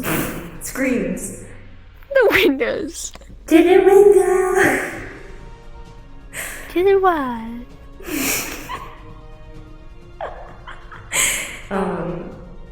She kind of looks down at the chess piece, which she's still grabbing. She's still fucking hugging onto it. And then back up to the screens. And she kind of gives herself a slight nod. Like, it's like she's trying to reassure herself in her mind.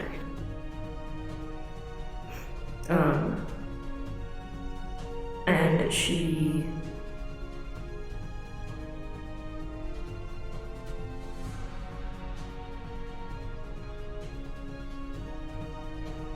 By the way, I forgot to mention, she dropped the pipe when she picked up the chest Oh, okay. piece. Yeah.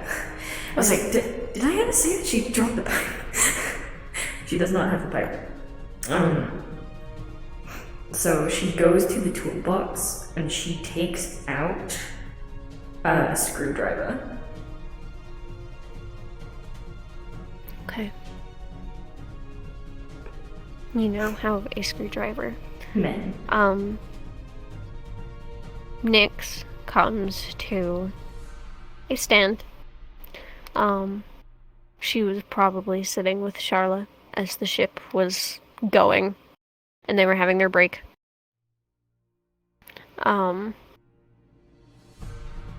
And she comes to stand by Indus.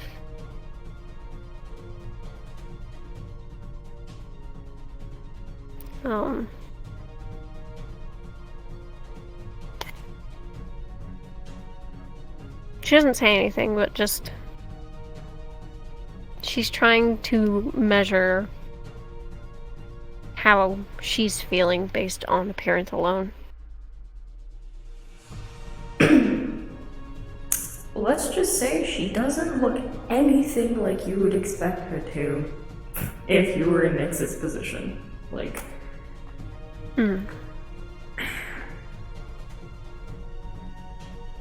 it looks like she's an entirely different person today. Like, she grew up looking all cute, dainty, fucking fragile, elegant, blah blah blah, all that. Today, she was headstrong. She was like fucking running into danger as if nothing made her scared. Obviously showing the opposite. And right now, she just looks tired. She looks tired, but it looks like she's trying to push herself through. There's a fire in her eyes that you've never seen before. It's like you can tell she is going to die to get this done. Oh. Maybe even a little bit too willing to die to get this done.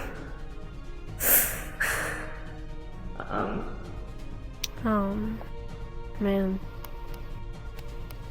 Oh boy, okay. Nyx, looks confused, concerned. She's not really sure what to say, so she just kind of sits in silence next to Indus.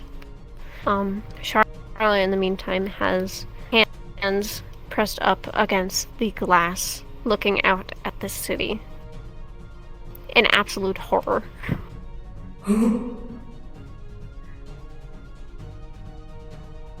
So Indus is going to slowly put down the neck piece on the, like on a window, not on the cell's not big enough for that, like on top of the control panel, but somewhere where it's not going to interfere with the controls.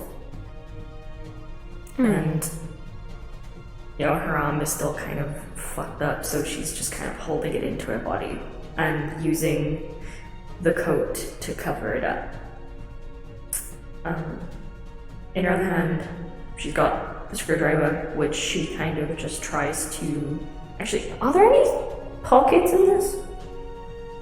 In the coat? Any pockets? Yeah. They're inside pockets. Okay, she's gonna put the screwdriver in the inside pocket. Okay.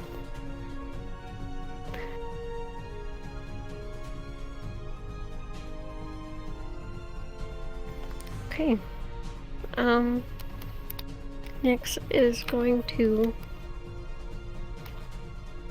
look around at the room and then back at the door, and she's going to just...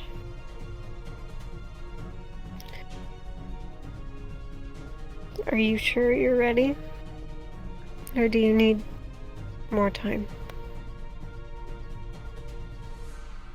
She just shakes her head in silence and instantly starts kind of like turning her body in the direction of the door. Okay.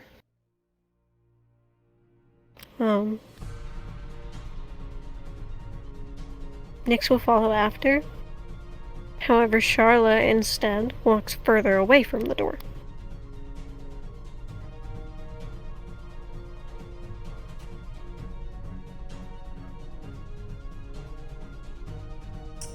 But she doesn't say anything. Indus isn't paying enough attention to Charla for her to notice that she's kind of stayed behind. Wait a fucking minute.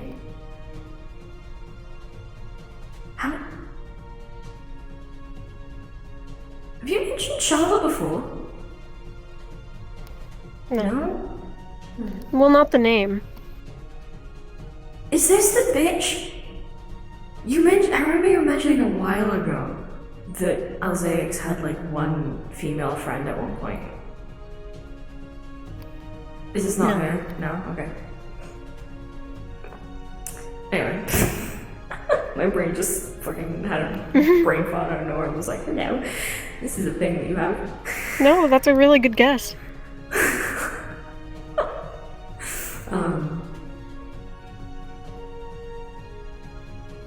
But she's not gonna notice Shala, and she's just gonna keep walking out.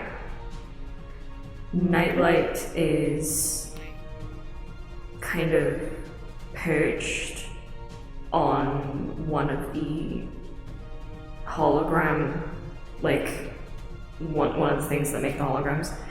He doesn't seem to be coming either. Okay.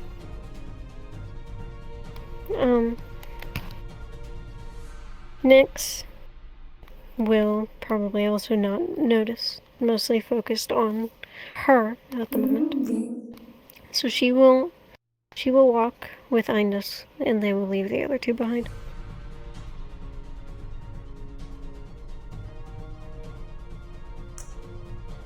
Knowing roughly where the building was, Indus is going to try to walk the same direction that they had. Like, you'll see at some points she kind of closes her eyes and opens them again, clearly trying to envision the difference between where they just were and here, to see if she can figure out which direction to go. So, the walled off city is the same city that you entered through. You can recognize its walls. Okay. She's going to walk in the same way they did last time. Okay. And take another right. Into an alleyway? I thought they walked You're in walking and through the went city, right. not the place. Ah.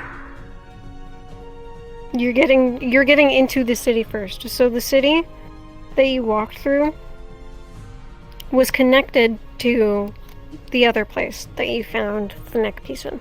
I thought I thought for the first city that they walked into, they walked in, they could hear muffled gunshots. There was like a wall in front of them and you could either go left or right. No? Okay, well. No, so what it was there was a city here. This is a walled off city. This back wall was covered by fog and you couldn't see it was there until you got closer. So you were in the city when you were walking towards it. That's when you saw like the cars and the bodies that weren't there. And then when you get to this wall, the doors are open. Or they were open when you got there. And that's when you had the left, right, or forward. Ah, okay. Brain no working. So currently, you're walking into a city. Okay. With a ton of people in it. She's going to kind of keep her head down. Obviously, she's wearing the double masks. She's going to try and keep her ears down and try to tuck in her tails into the coat. Obviously, there's nothing she can really do about her feet, though. Yeah. But she's just gonna kind of like try and stay out of the way as they're walking through. So, you are walking through this city, and from what you can tell is that a majority of them have horns, they have blue skin, most of their hair is some shade of blue. Sometimes it's white, but it isn't entirely uncommon to see other colors. They are fairly average height. They are comparable to a human. But there are some oddities. There are some people here that don't at all look like those people. They could be people who have animal ears, like yourself. They could be people who look very human. There are people with wings. There are a lot of different kinds of people, but the majority of the people here are the people with blue skin.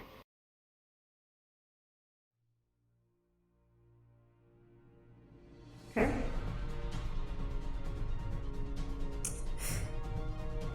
Indus is going to just keep walking. She's gonna just keep trying to, like, stick to the sidelines away from people. And try to head in the general direction of the wall. Okay. So, you keep walking, and you eventually do see the giant wall, the big entrance to the place that you were before. Its doors are closed. And this time, when you look up, you see a barrier that has sort of domed itself over top that area.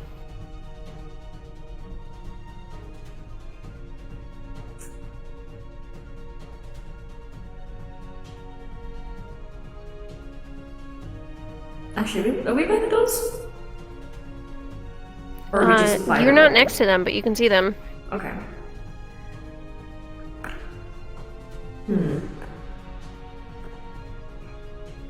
She's going to continue walking to try and get closer to the doors. Okay. When you get close, close, there is a portion which is guarded by the same people in armor from before.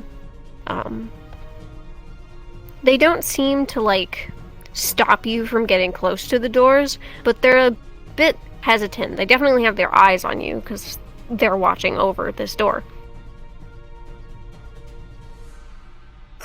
And when you get closer, you can tell that these doors are closed.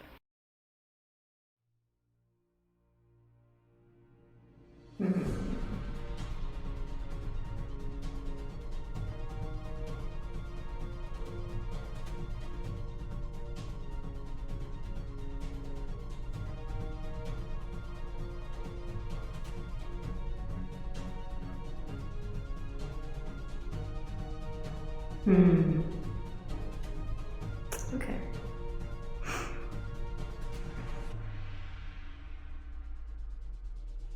And this... You know what? Are there any alleyways nearby? There are a ton of alleyways. Okay. She's It going... is a city. Nice. She's going to walk into one of the nearby alleyways. Okay. You walk into this alleyway, and it seems very dirty back here, however. There is one place here, and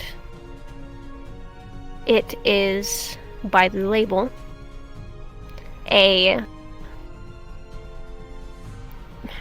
what is a fortune teller's shop.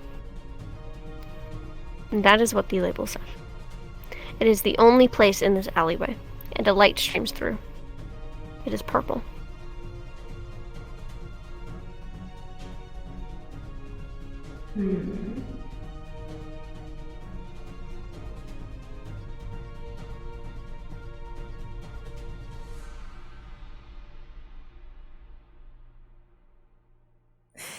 You know what? Indus is going to kind of look back at her mother and then look back at the fortune teller shop and then back at Nyx. She's gonna be like, what's the chances that we'll get any information on how to get in? from a fortune teller? I'm not sure. We could get it from anywhere. We don't know what any of these people are like.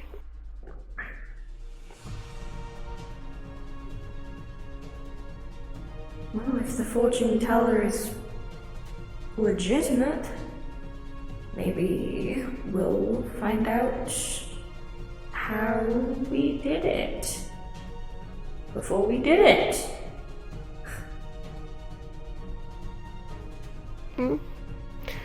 It's worth a shot.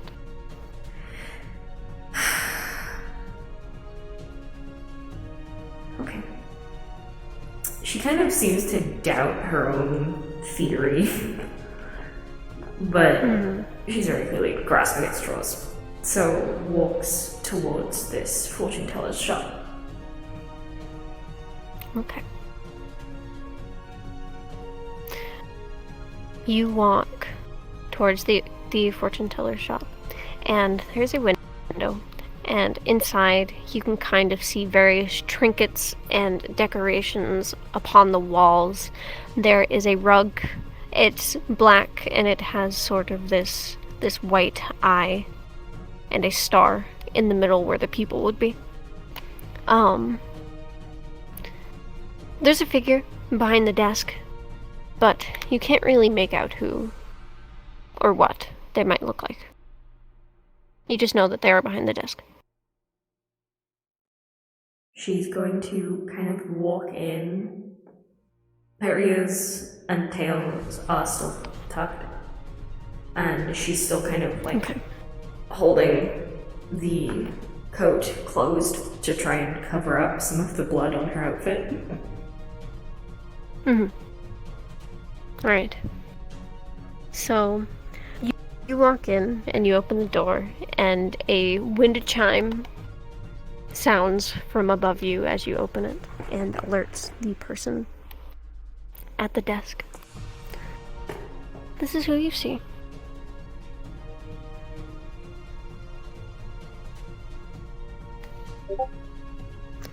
He is very short. Ooh. And as soon as he hears the chimes, he sort of perks up. He looks like he might have been, like, lazily holding his head against his cheek before. And he wears a long navy robe.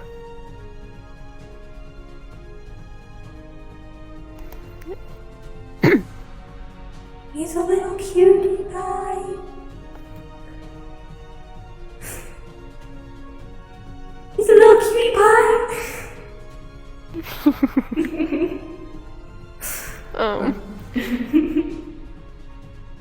He perks up, and his eyes, if they physically could, they would brighten.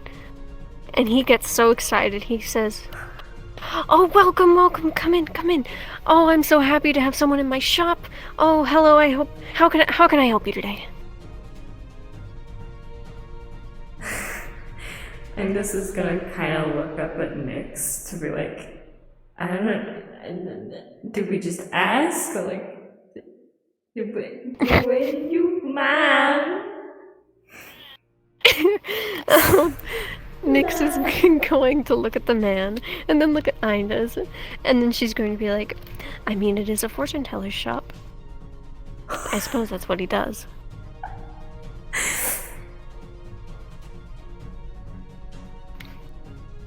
He's going to, kind of perk up at the mention of fortune telling, and he's going to be like, "Oh, are you here for a reading? I can give you a reading."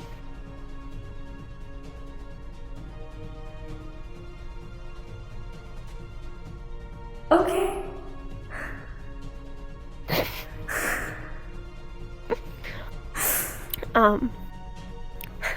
He scuttles out from... Sorry, go ahead. Is it quick? Oh yes, it should be quick. I can do this quick.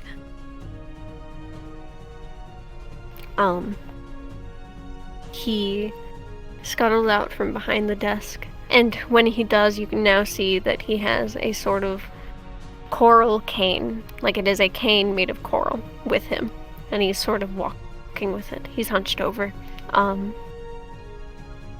And he walks over to a table that's off to the left side of the room, and there is a glass orb sitting in the center.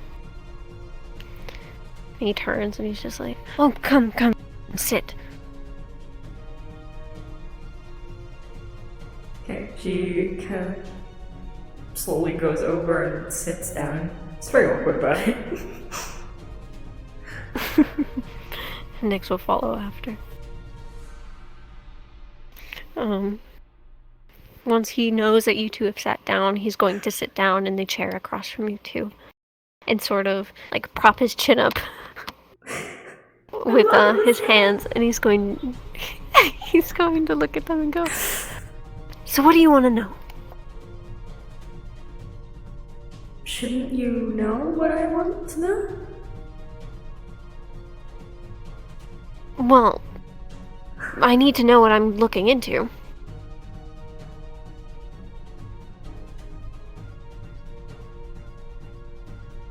We need to know how we are going to achieve our goals today. How you are going to achieve your goals today.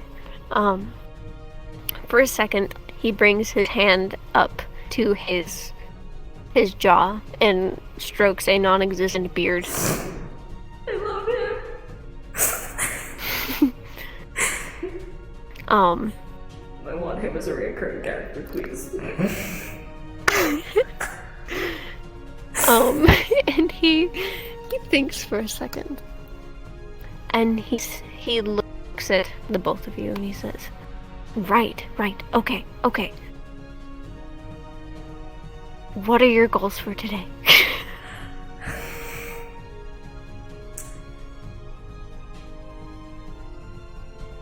Bringing an important person home.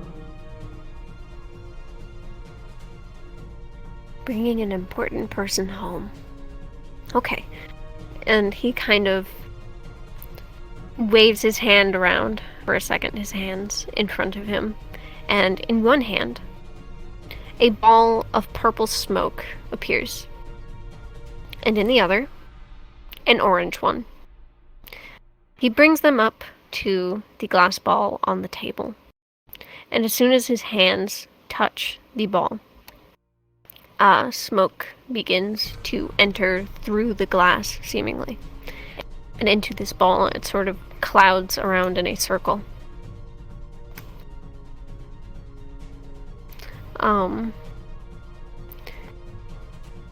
To Indus and Nyx, all you can see is the smoke. However, to him, he seems very giddy and excited.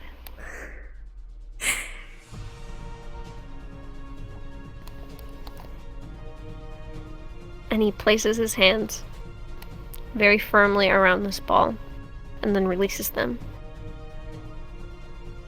And while you can't see it, he peeks up at you two and says, "Does this person follow the stars?" Yes.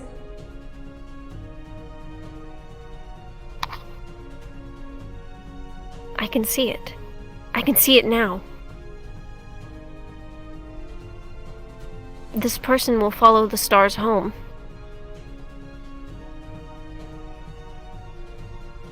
There will be conflict. But it is a hurdle that you can get past.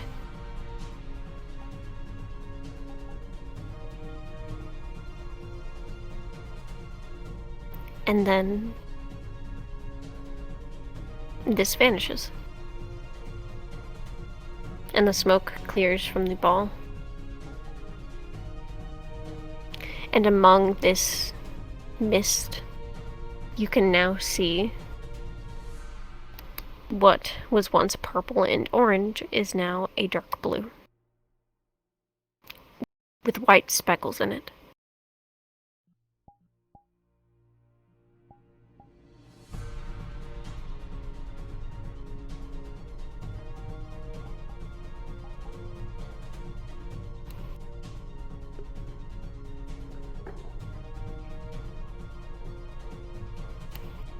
He's kind of there. He's smiling at you.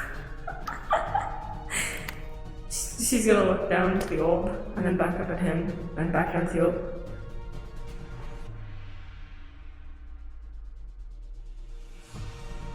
What? I did the reading. I was looking more for the how. Well, I need to know specifics for that. Oh. She looks up at Nyx. Nyx is kind of like brows curled upward. She's very like, she looks sad. She is concerned. And she's not quite sure if she believes him.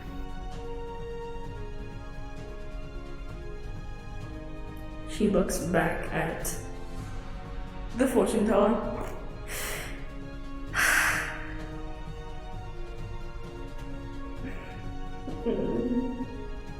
Are you sworn to any sort of secrecy as a fortune teller?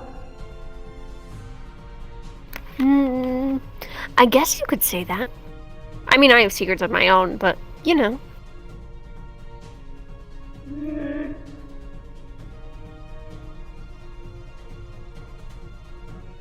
I guess the specific part is getting past the gate.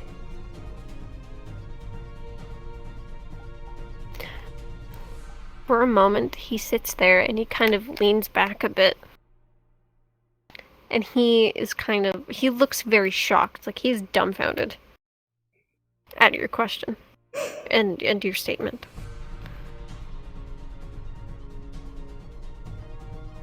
And he sits there and he's... Are you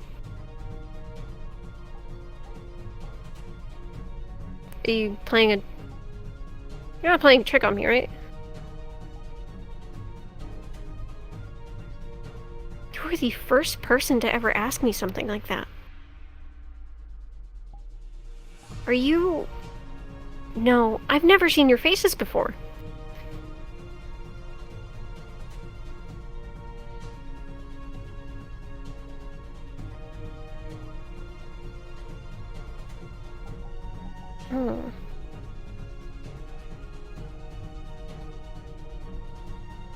I'm sworn to secrecy for this one thing. And he leans in and places elbows on the table the best he can.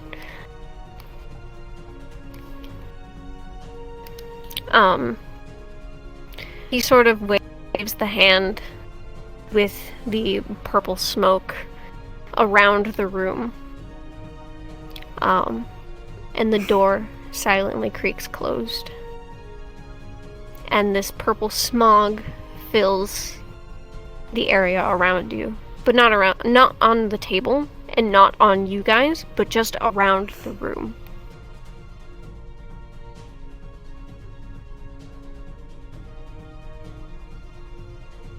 And it stops. He's kind of very nervous. Oh. Sorry, speak.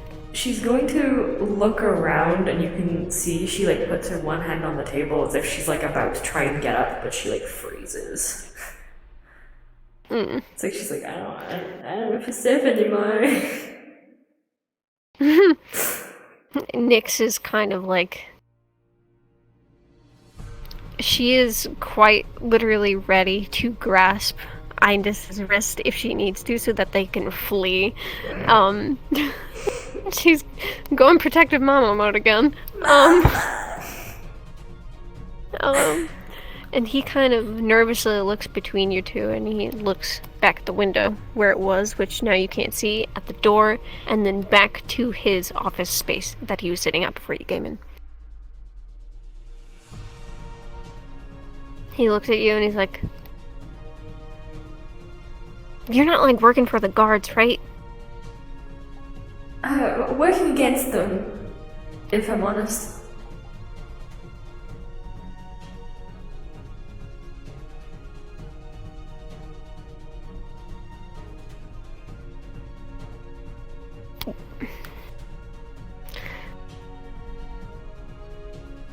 There's a group that's been trying to get the gate to open for quite some time now.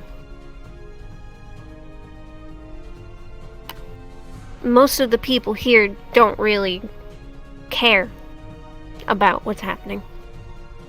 But we do. But every mention of it, they call us insane.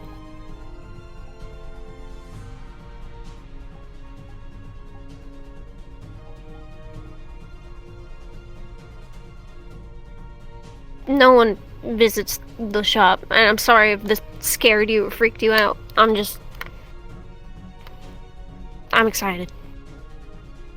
But, yes.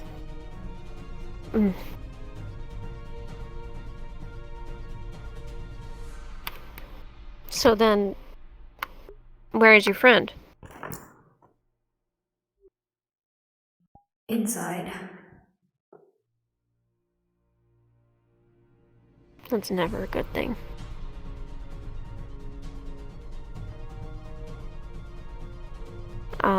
He kind of leans back in his chair again. And he takes the orange in his hand again and sort of places it on the crystal. Except this time, the image is placed towards you and Nyx. And he just kind of says, there's a group of people that can maybe help you. And when he says that, a girl appears. And she looks...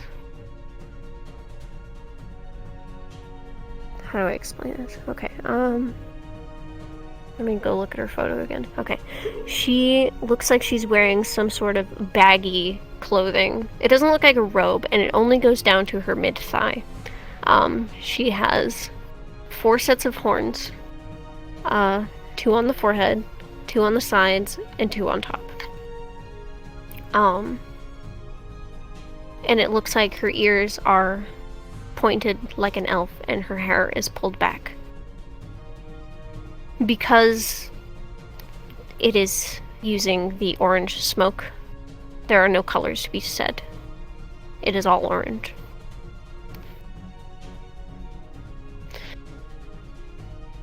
This is my daughter. You can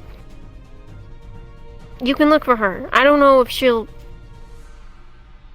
what she's gonna say to you guys. She's kind of stuck in her own head, stubborn. Doesn't trust people. She doesn't even trust me.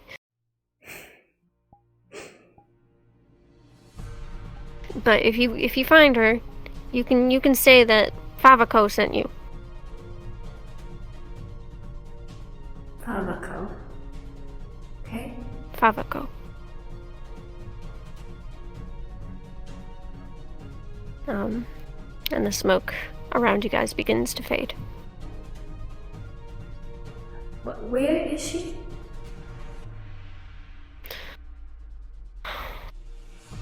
Well, that's the hard part. She can be in many different places at a time.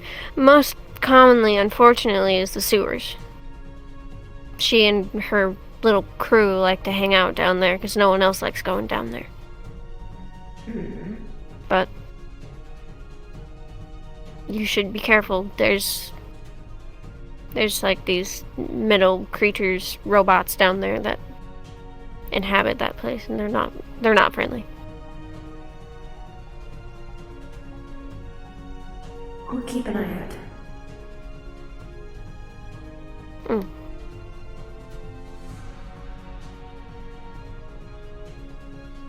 You don't have to pay me for this.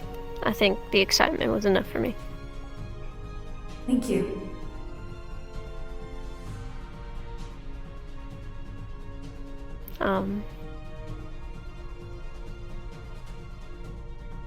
Nyx is still kind of sat silent, watching this unfold. And she kind of peers over to the man and is just like, where do we find these sewers?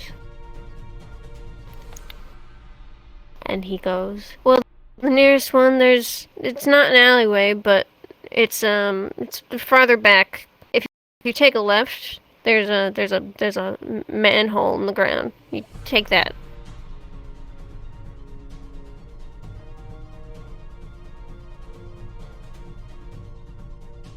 I need to look at my own avatar for a sec.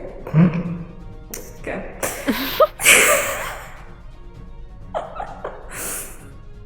Nice. I'll get mine in a sec. So, Angus is going to get up, but she's going to take the leaf from the center of her dress. And you'll see a faint glow from between her fingers. And when she opens it again, it is now glowing the same way that the other charms. Oh my god, I can't believe you want him to go to her realm. She's going to place it on the table. If you ever need a place to go, somewhere safe, use that and think of me. Should I just think of your appearance, or should I think of like a name? My appearance would be enough. Okay. He very gladly just takes it and kind of examines it before sticking it in his pocket. That's very kind of you. Thank you again. And she's going to turn and start trying to walk out. Okay. That's just her signature thing now. If someone helps her, she's like, "Here, have a chime." Your realm is going to be filled with these random people. I mean, her realm is literally built to be a safe haven for people under Twilight. Mm-hmm. That doesn't necessarily mean for humans alone. Mm-hmm. It's just boy. They're going to be the majority. It's just anyone she feels needs protection, they can just go to her. This her theory as goddess. Aliens included. Hi. Hi.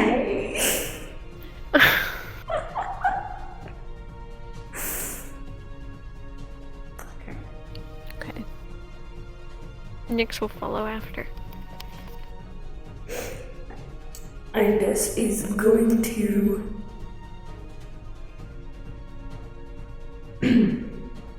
start heading in the direction that... Oh my god, can you write down his name, please? Yeah. Fortune teller.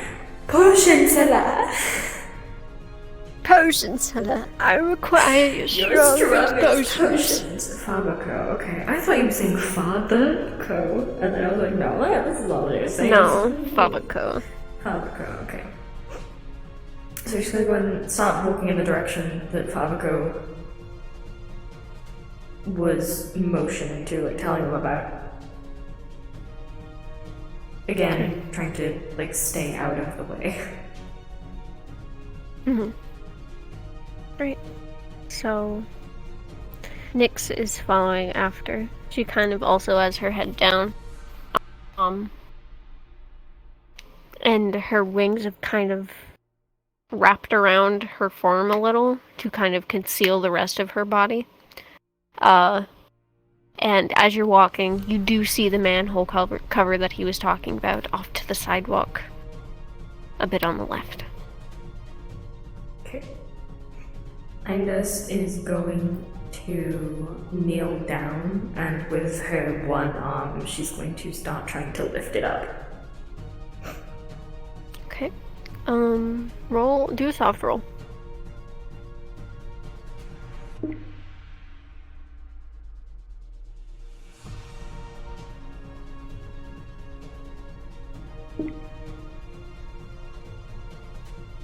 That's not the right channel. Nope. Let's text these. There we go. No! Okay, so as you're trying to lift this this manhole cover up, you get a few stares from people walking by. And a guard seemingly takes notice as they have just walked by at the wrong time and turns to look at you and it's just like, what are you doing? I dropped my hairpin down there. You dropped your hairpin down there? Mm-hmm. Don't you know it's dangerous? Can't you just get a new one? It's probably just down the bottom and I can come right back up afterwards.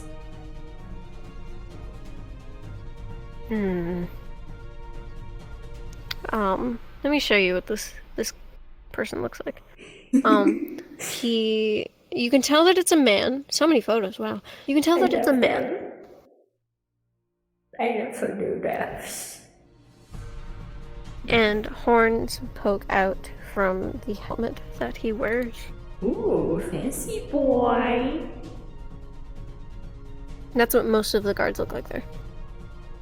Fancy boy.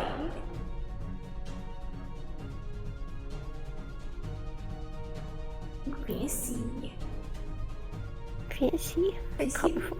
Boy. Fancy boy. Man, I still can't believe that these were fucking generated by an AI.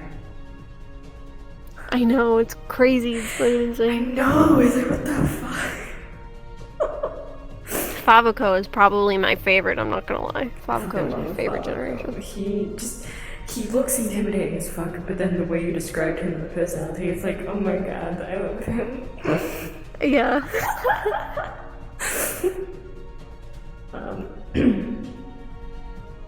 Yeah.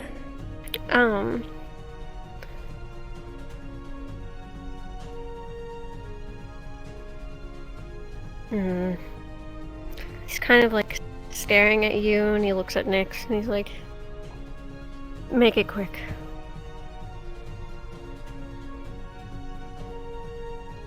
Okay.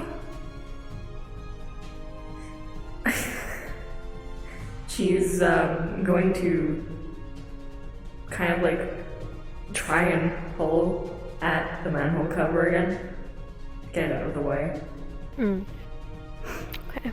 You can successfully pull the manhole cover out of the way. She's gonna like give an uneasy look at Nyx, as if to be like, I don't know, I don't. What do I do when I get back up? Like, please handle it while I'm gone. And then she's gonna start like trying to climb down with one arm, which is okay. Very difficult. She's probably gonna be using her tails as like ways to grab onto the ladder as she's like climbing down. Alright. So, as you do that, go ahead and roll another soft roll for me. I don't remember to not do it in taxis this time.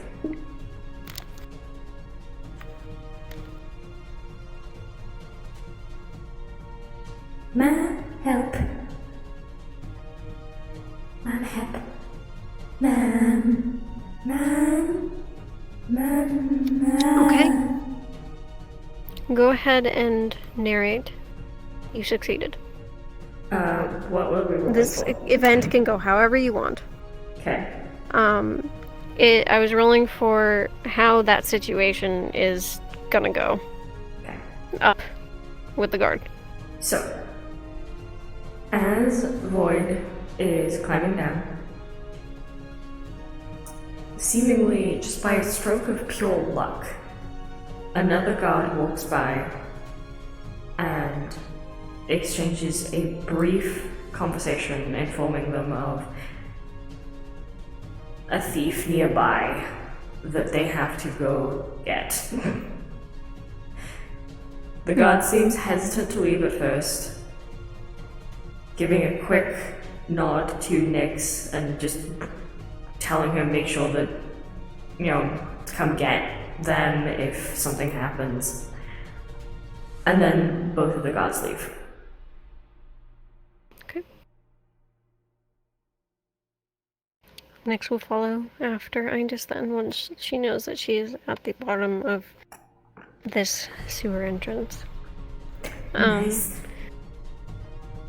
Yeah. Where you stand is like a block of concrete. However, everything else surrounding you, there are pathways along the wall. And in the center is sewage water.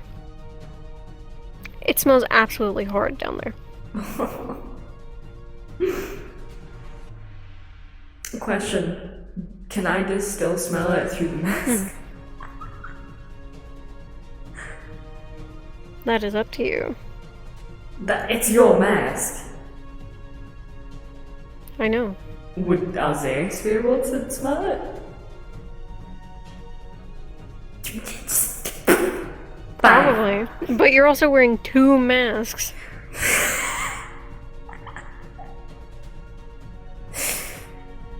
The other one is just overlaid on top of the other one. It's on the Alzex mask that's doing all the hard work. Still, it is up to you. Okay, fine.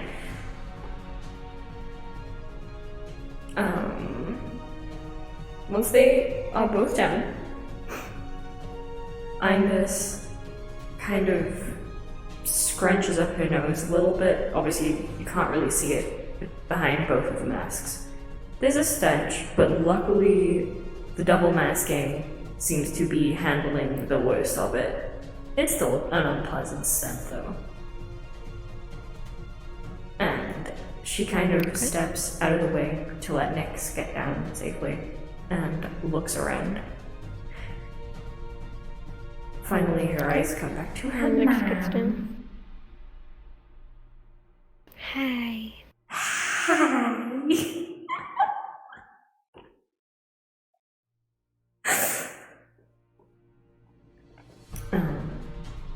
Which direction do you think we should go?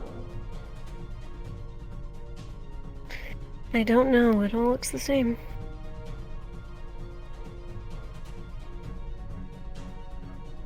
Odd or even?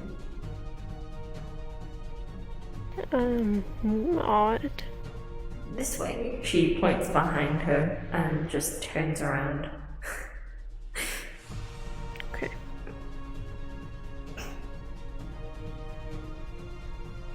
So, you're walking. You've been walking for maybe a minute or 2. You've gotten a decent distance away from the entrance. But you begin to hear this metallic clanging sound coming from the distance.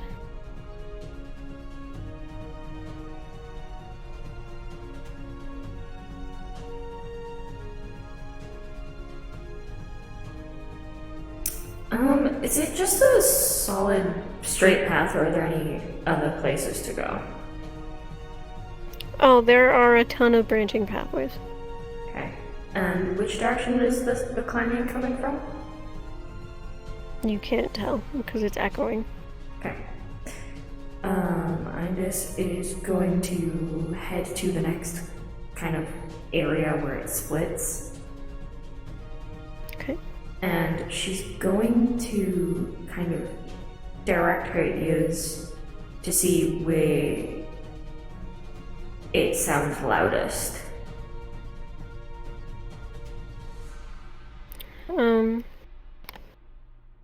So, coming from in front of you, where you were walking before, where it keeps going straight, that is where it was coming from. Okay.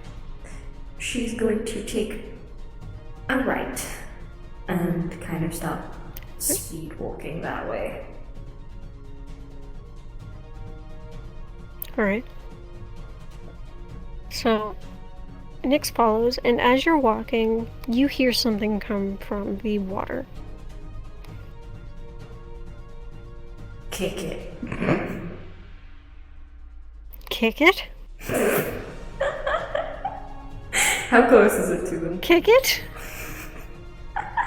It's a tiny ways away, but you can see the ripples coming from the water as it's slowly making its way closer. Okay. And this...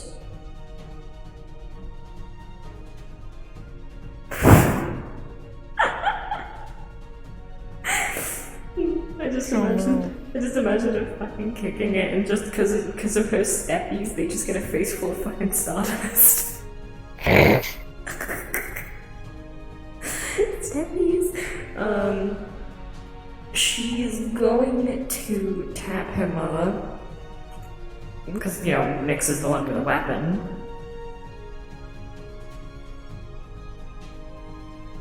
Just like. She is going to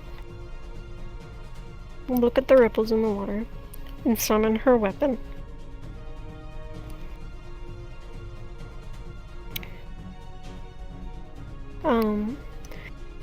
Soft roll. Okay. Ma. 666, the devil's number. Whoa.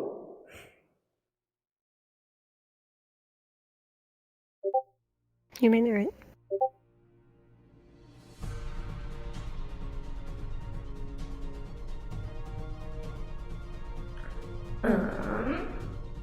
Let me think. Okay.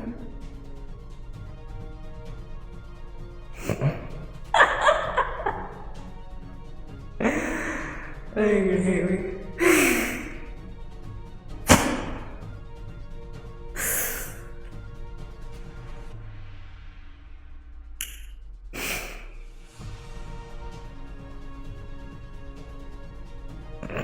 The ripples stop.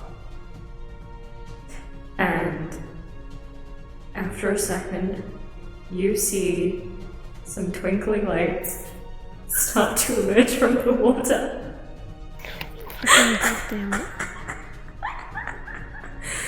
But while it is clearly the shape of a bird, it's as if he's not even touching the water at all. The ripples are completely gone as he emerges completely dry. It is nightlight. Nyx is just gonna squint at nightlight. Keep her weapon out, but at her side.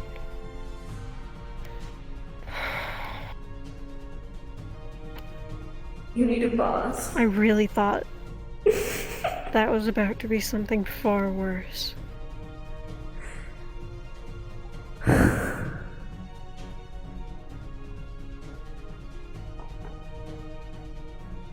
And just fucking shakes her head and just turns and just carries on walking. Alright, so Nyx follows behind, and she's still fairly upset at the jump scare that she just had with the ripples in the water and the nightlight slowly rising from it.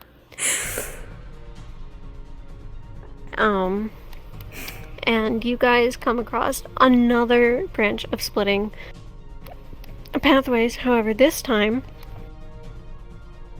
there is something moving around with some of the trash that has made its way down there. It almost looks like it's digging through it. You can't tell what it is. Anders looks over at Nightlight, and he looks back, and it's kind of like they're sharing a conversation, but obviously there's no words exchanged. The owl will fly over to the moving objects and kind of just hover above it to see if he can see. Okay, do a soft roll. Owl boy.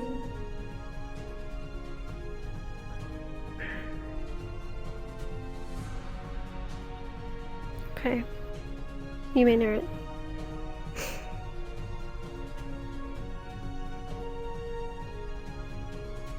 Unless you want me to. I don't know what you're planning, so I think you'll be better doing it. Okay. So,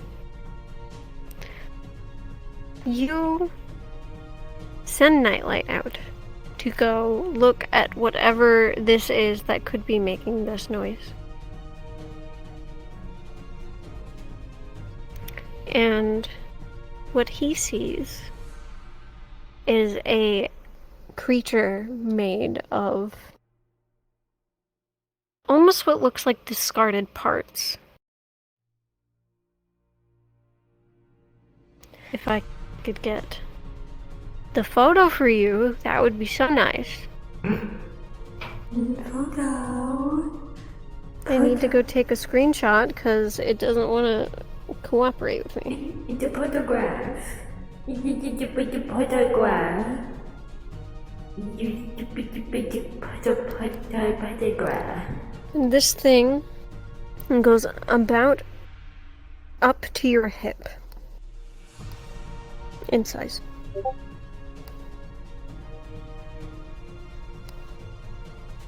Oh my fucking Christ.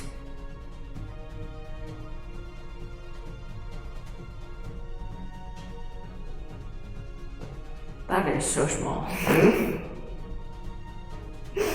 Looks like I gotta make it like 10 times bigger. Yeah. Oh. Okay, you said this was how big? About up to your hip in height. Oh, gross. I hate it.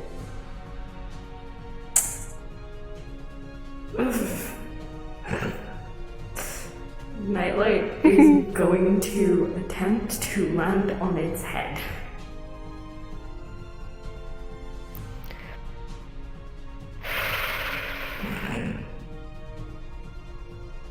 As soon as Nightlight lands on its head,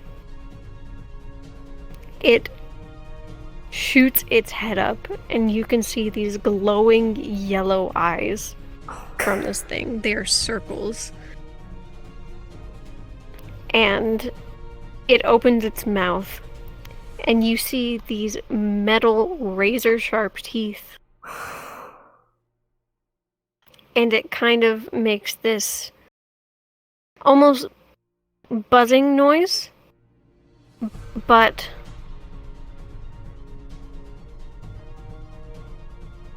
in a way, it sounds like a bug. As it frantically looks around for whatever it just landed on its head. Nightlight clings onto its head as best as he can and kind of leans his head over to try and look down into, like, directly into its eye. It's a fucking weird bird. Do a soft roll. So weird. This is a weird bird. So weird bird. Weird cat outside. That's Taxi's. Yes, it is.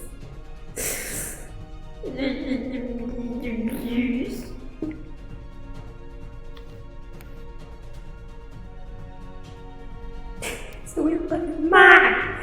So we're fucking get outside. You may narrate. Okay.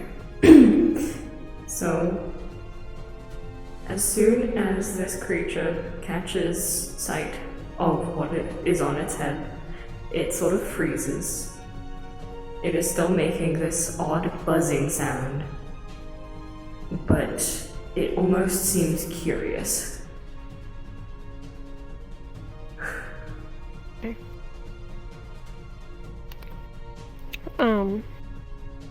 So Nyx is gonna kind of ready her weapon in case this thing lashes out. And she's going to kind of lean to Indus and she's going to be like, I don't think standing here is a very good idea. No, but he seems to be distracted, so maybe we should take the opportunity. Yes.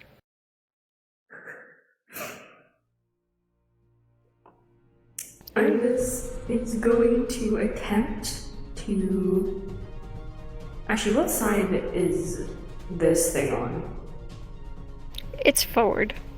Okay. She's going to try to walk across, like on top, not on top of the water, but like a little bit above it to get across to the other side. Okay.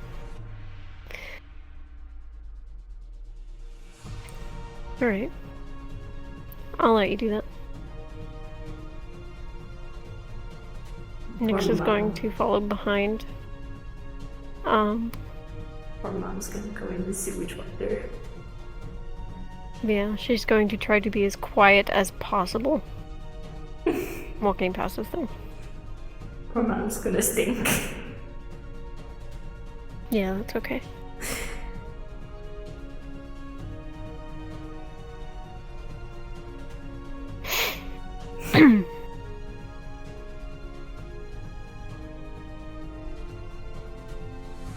Are you going to keep walking? Yeah. Okay.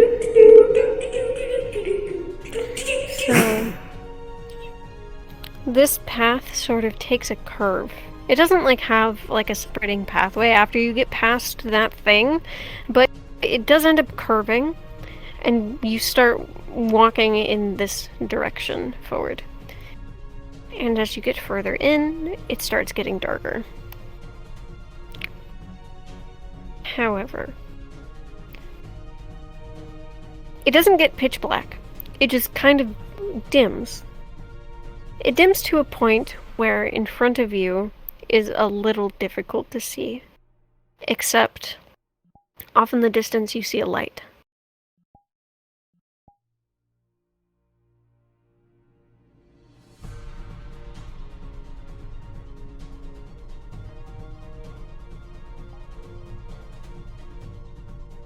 You shine your light, and looking back at that light that you're a bit a ways away from, you can now see how the ceiling, the walls, even in the water, way back where that light was, is covered in that thing that you just saw. And as soon as you turn your light on, they open their eyes. Oh, God.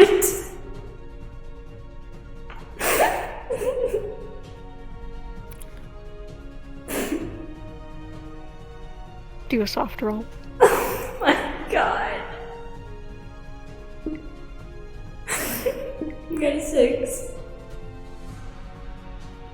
Oh. You may narrate.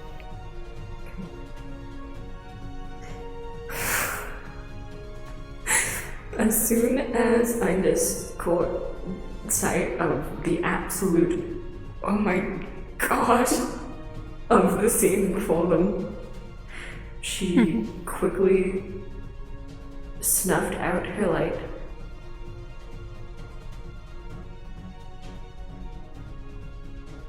Thankfully, it seemed as though most of the creatures, while they're all awake, most of them kind of seem to close their eyes again once they are back in the darkness.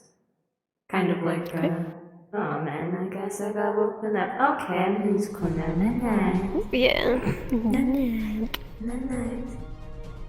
Although a few of them do start moving around, which they can hear in the darkness. Do any of them start moving in your direction? They kind of just start moving in any and all directions. Okay. As they walk, you can hear the mechanisms in their legs sort of give out as air pressure is released. And it sort of quietly echoes through the tunnel.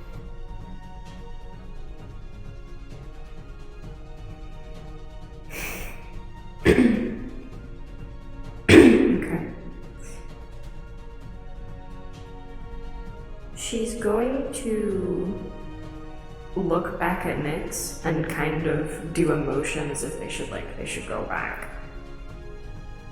Okay. Upon seeing that, Nyx is going to immediately turn around and start walking in the other direction. So is Zymus. And as you're walking, off in the distance, you hear a very quiet void. It is Aldex. It's his voice. She's going to pause. Can she tell what direction it's in, or is it just in the distance and it's like... It's just in the distance. Okay. No matter where you look, it is always in the distance. Okay. She's gonna start looking around again. Okay.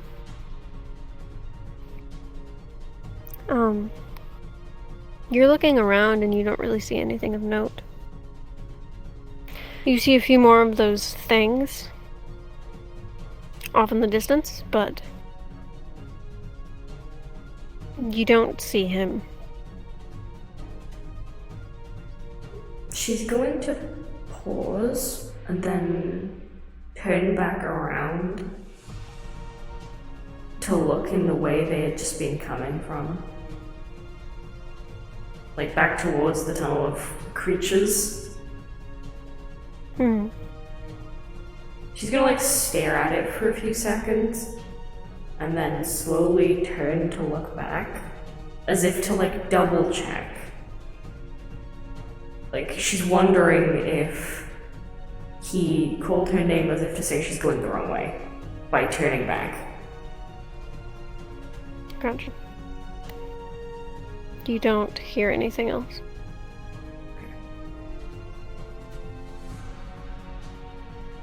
She's going to stand still for a moment before continuing to walk away. Back the way they originally came. Okay. Back towards the entrance or back to the swarm of the metal things? Back to the entrance. Okay, so you start walking back to the entrance and down one of the pathways, down one of the branching pathways, off to the left, you can see yet another branching pathway, and this time there is a, instead of a yellow light, it is a blue light illuminating from one of the other pathways. Okay. She's going to start walking towards... Question, are they as dark as the one that they just came from, or is it, like, fairly visible? It's fairly visible right now. Okay.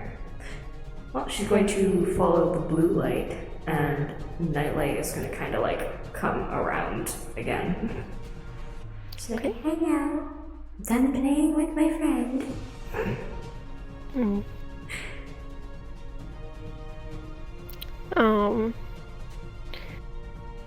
As you are walking, you hear Alzaix again. Except this time, you hear 08631. 08631. I can write it down. Okay. She's going to pause and literally verbally say 08631. And almost as soon as she says it, she's going to take out her finger and write it down in the air. Okay. I'm gonna write down 08631. Yeah. Alright. Nyx is gonna kind of like tilt her head for a second. She's gonna be like, what? I don't know, I heard him say it. It might be important. She's just gonna be carrying that around with her now. And that's just gonna kind of be floating around. Right. And just as you write that down, you hear the distant sound coming from in front of you of the sort of yelling of a girl.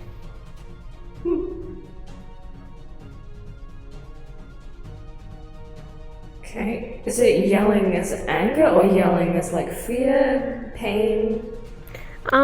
It's a bit of anger and fear. Okay. Anders is going to kind of start speed walking in that general direction. Okay. You start walking and the yelling gets closer and it kind of sounds like there is like the sound of metal on metal as you get closer. It's like clanging. Okay. Just gonna keep going. Okay. You get to a point where you round a corner and you see someone. You can't make out like their features because they have their back turned to you. But they seem to be fighting some of those things.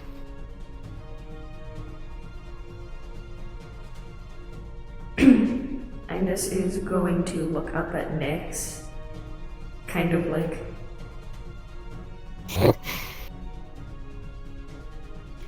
Ma'am? Ma'am? Ma'am? Can you help? They kinda need help. Ma'am? Ma'am? Upon rounding the corner with her and seeing this, she's gonna look at Indus and look at them, and she's going to just... and she's gonna start walking towards them. I'm just gonna like stay a few paces back. Obviously she can't fucking fight, and she's saving her magic for, you know, escaping. But she pulls out the screwdriver. Okay. Alright, so...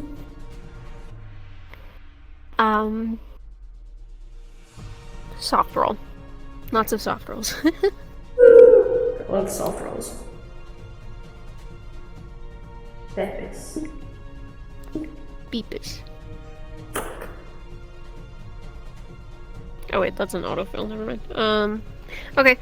So, you start walking towards this situation that's happening. And, Nyx eventually begins to speed up to go and help this girl who is fighting off these things. But as soon as she leaves to try and help this girl, another one of those creatures comes from around the corner and lunges at you.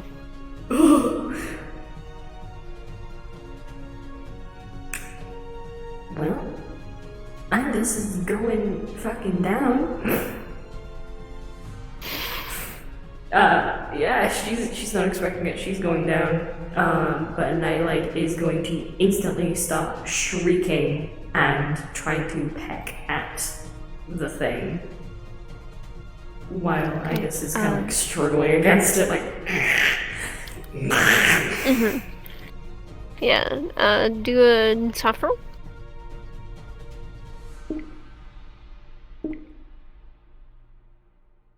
Cease. Okay. Do you want to narrate, or me?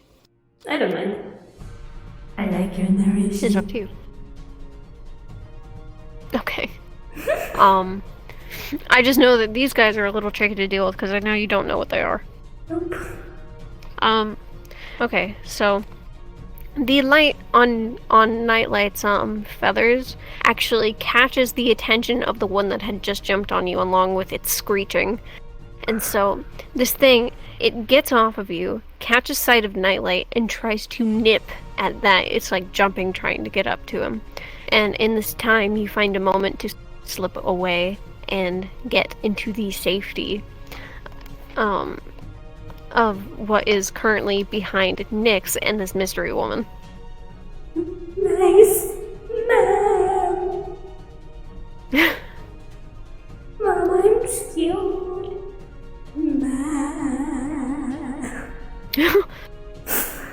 They're currently fighting these things off, but something that you're gonna notice is the baggy top of the girl fighting next to Nyx, along with the horns on the top and side of her head. Okay. Nightlight is kind of going in the distance. He's just flying around. He's basically fucking taking this creature in circles at this point. Indus is gonna just kind of like frantically look between these two women, and in the midst of the chaos, she's just gonna kind of like notice the clothes, the appearance, and she's gonna be like, "Oh, hi." This girl is not gonna respond. She's going to keep fighting. Look, I'll save the highs for when we're, safe.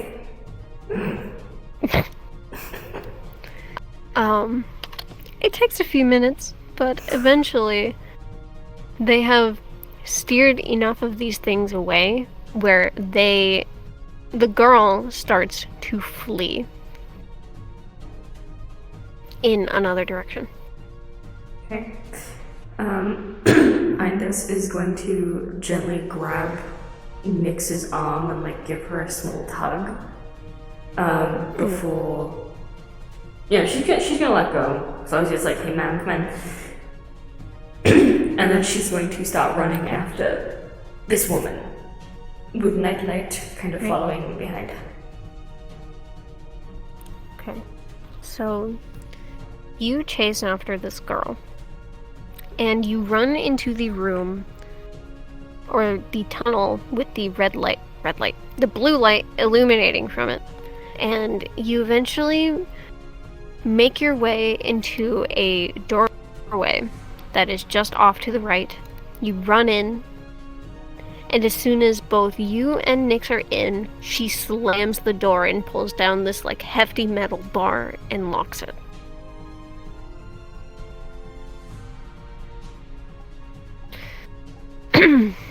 And she just she stands there for a second with like her hands on her knees as she's like trying to catch her breath.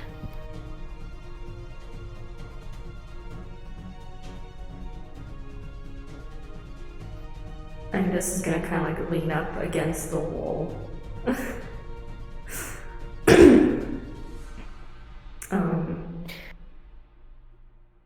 She's going to look between everyone and then go, "Is Father Ko your father?" Oh, yeah. Why do you know that? He And sent she turns us. around and you can finally get a look at her face. He sent us to come find you. He said you might be able to help. Help with what? Getting through the gate.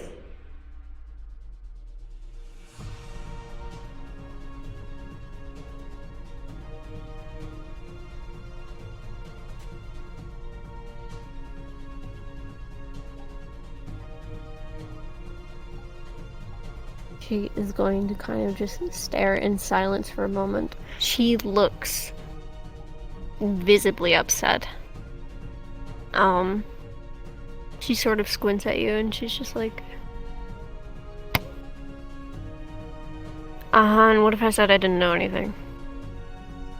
Then we'll have to go elsewhere because we need to find my friend very quickly. And we can't waste Your time friend? with people who don't know what to do.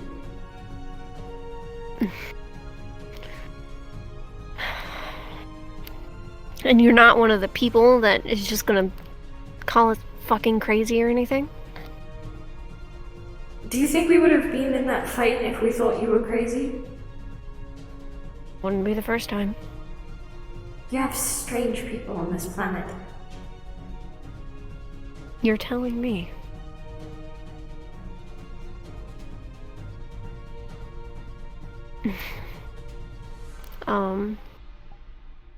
She kind of very briefly brings her hand up to pinch the bridge of her nose before, like, shutting her eyes and just... Fine. Fine. Yeah, come here. And she starts walking off deeper into this room.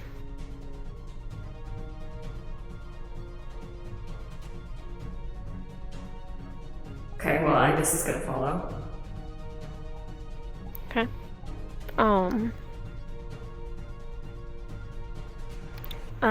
As you're walking, you see several different doorways. You kind of very faintly hear people coming from some of these places. It's you can't make out what they're saying, but you can definitely hear them. And as you're walking, it seems like you're going to the room at the far end, and she's just kind of like, you know, I'm really surprised that there were even people down here. What were you doing down here in the first place? Looking for you?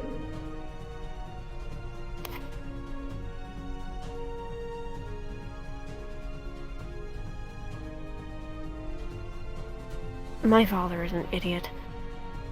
And she keeps walking.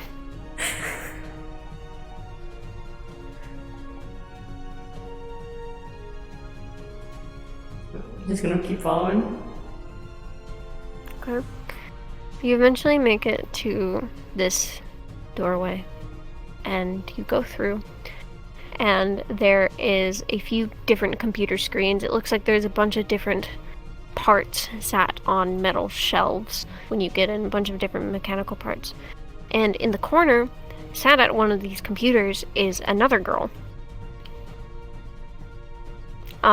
You can't see her face, but it does look like she is wearing some sort of colorful robe.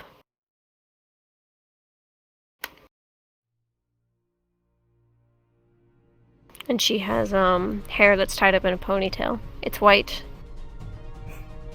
But that's really all that you can tell about her. Okay.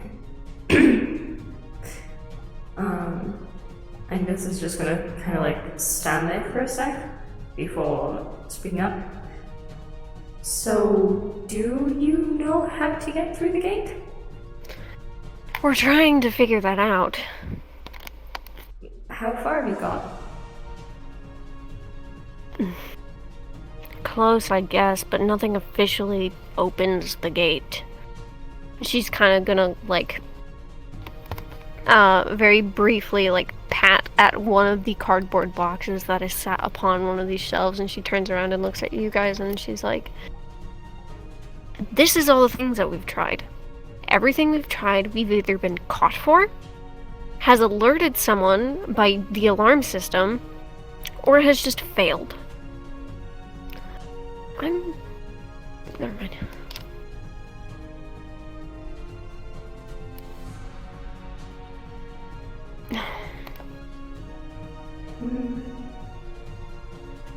Long shot, but do you think you recognize this as well?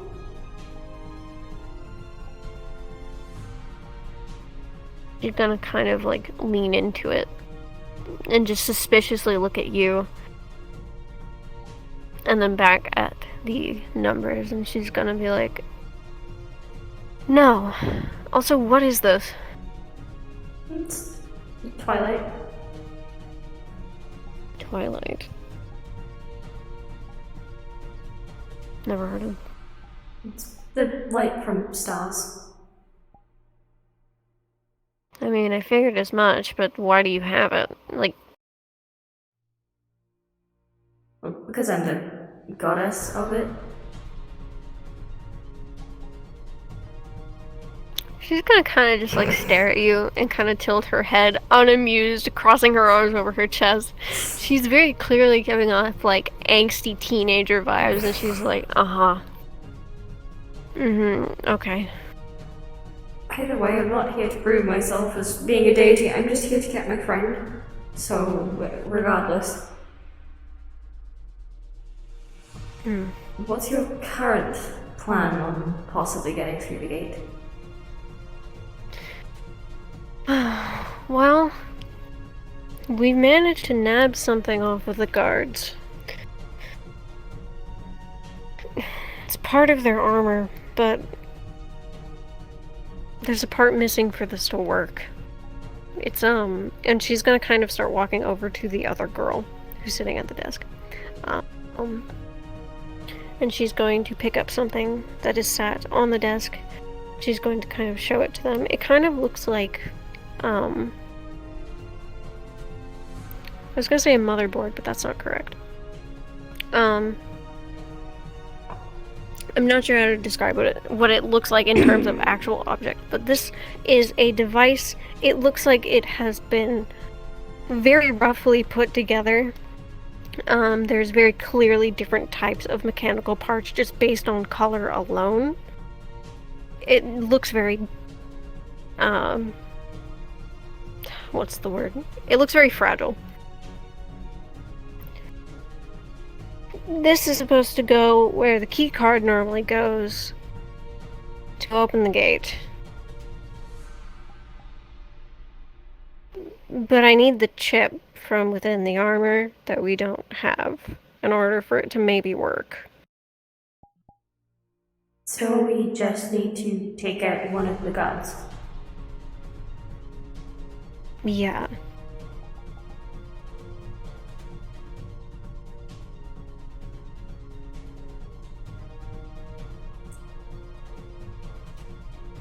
Actually, question. Can Nyx make people sleep, or is that just a... She can't make people sleep, but she can kind of, I wouldn't say... It's kind of like daydreaming. Okay. She can simulate emotion from a daydream in someone's mind. People zone out a real shit ton when they daydream. Good enough. Okay. She's going to kind of look between everyone before...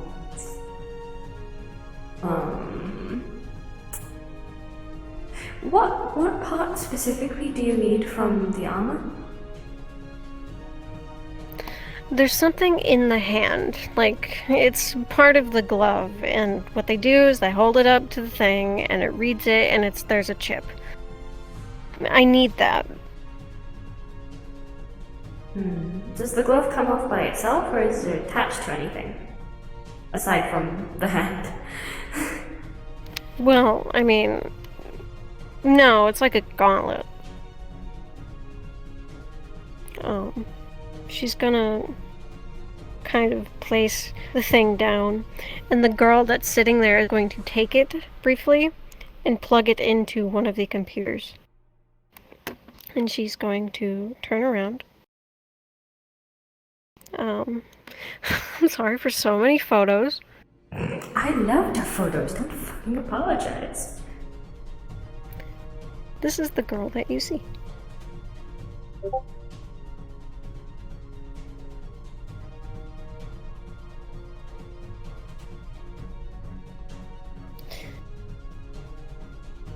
Now, when you see this girl, the thing on her neck looks strikingly similar to the one that Elzaix has, with the exception that it doesn't fully wrap around her neck, instead it's just the sides. What you're also going to notice is that her facial structure is scarily similar to Elzaix.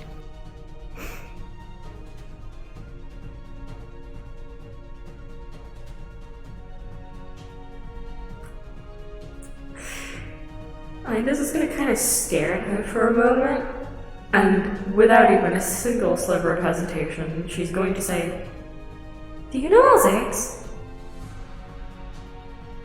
She's gonna kind of look, and she's gonna tilt her head and just be like, who? Okay, never mind.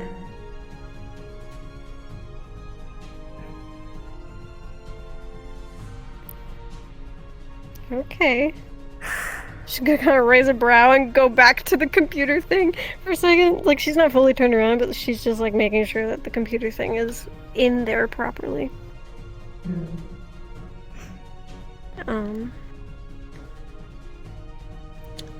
The other girl with the 4 horns is going to look at you again, is going to just essentially be like, can you help us with that? Currently, we're on a watch list. We can't go out. Well, we can try.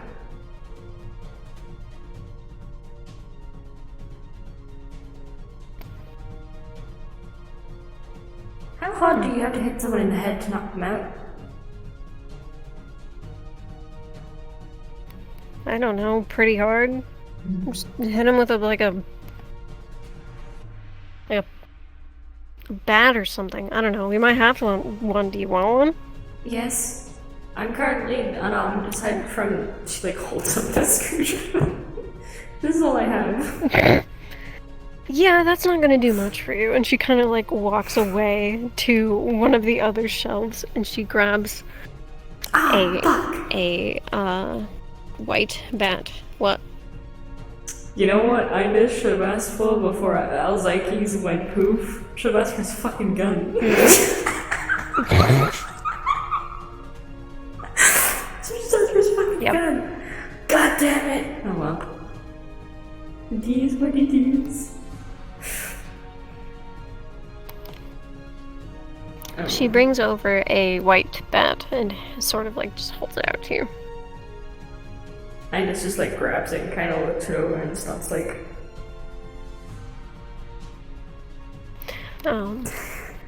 How closely did you look at that bat? Did you like just look at it, like glance at it, or? She was kind of just like looking it over, like to see generally how it looks. She hasn't like looked like, oh my god, what's this? Okay. Do a soft roll. Headers? I will DM this one if necessary, because you don't know what it is that I'm doing, but Oh my god, I can't believe Alzeki's name is on the bat.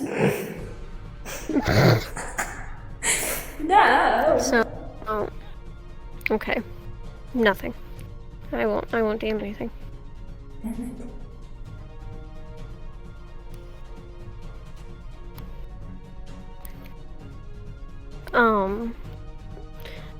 And the other girl sitting at the computer unplugs unplugs the device from the computer and kind of turns and examines it, and she looks at you two and she's like, okay, but can we get your names or something? Void. Next. I thought you just went like this, and I was like, excuse me.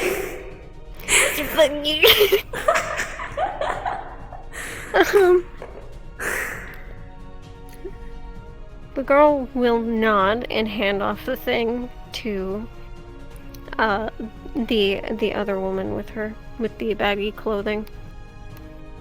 And once she has it in her hand, she's going to briefly roll her eyes and say, Treshandi. And is going to hand that back to her. Treshandi. Or hand it to Indus. Yeah. So the girl with the 4 horns is named Treshandi. Treshandi. Reminds me of Trisha and Ashanti. Treshandi.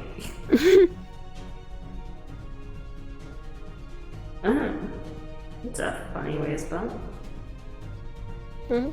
Treshandi. Trishandi. Well, can't believe she's my new best friend.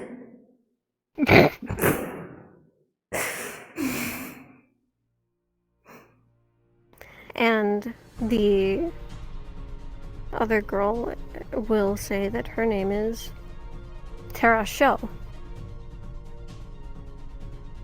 Tara Show. Okay.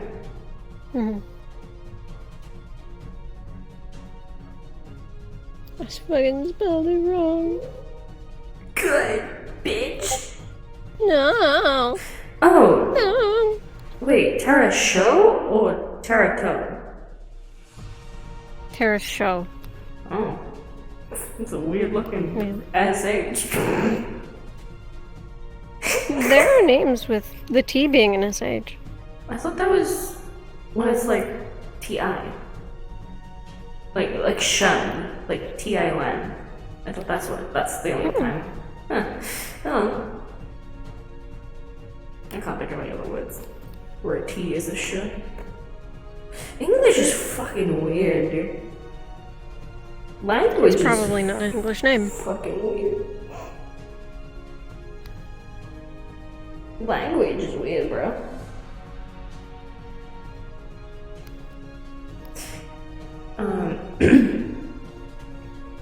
I'm just gonna kind of like look over it and then look back at them. So do you need the actual glove, or do you just need something to be done with the glove and then the glove can be returned? I just bring the glove. It'll be easier on you. Well, not necessarily. I mean, it might be easier to, not be noticed if we leave the glove on them. You're going to be ripping a hole in it anyway. What? It's in the glove. Okay.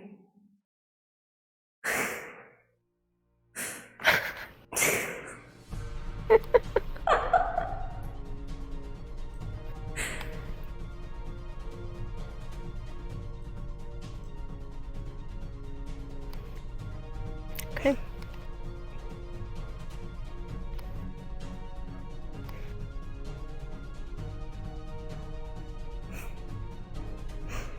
Okay, she's going to look at Nyx.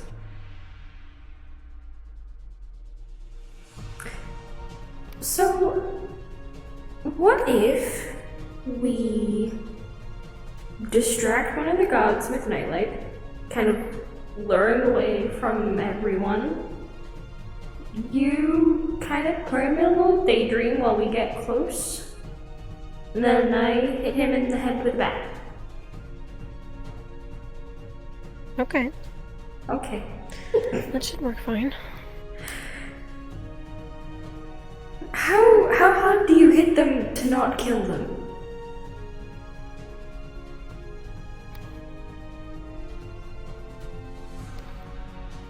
I don't know. I don't know. I don't want to kill him. I just want him to sleep.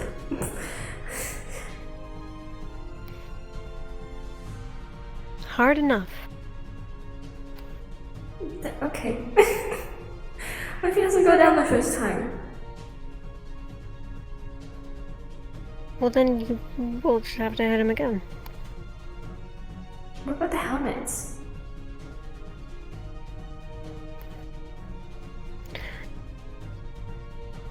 Well, if we're putting him in a daydream, then we can just take it off. True. Well, in that case, wouldn't it just be easier to take the glove off? Yes, but as soon as I stop doing the spell, then they're going to, just snap out of it. Yes, but then by that point, we could already be gone. I would still be with him. Ah. Right, you're pretty close. Never mind. Guess we'll knock him out.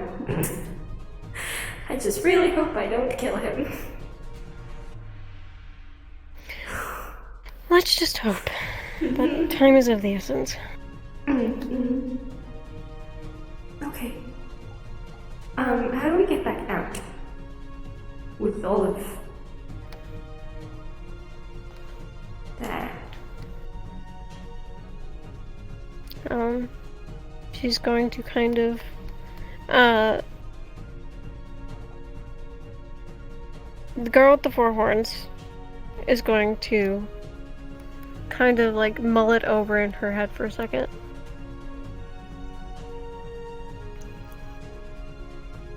Well, I mean, if you throw something in the water, then they'll probably be drawn to the sound, and then you can just run. Okay. Nightlight, you're going to go fit swimming.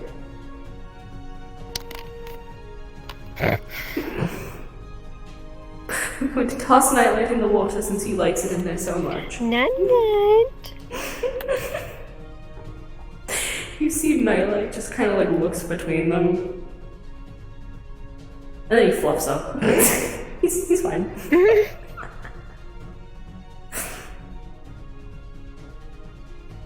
Okay. Ready, I guess? No, but let's go anyway. Okay. Nyx is going to kind of look between the two girls and then turn around and start leaving. And this is going to quickly follow.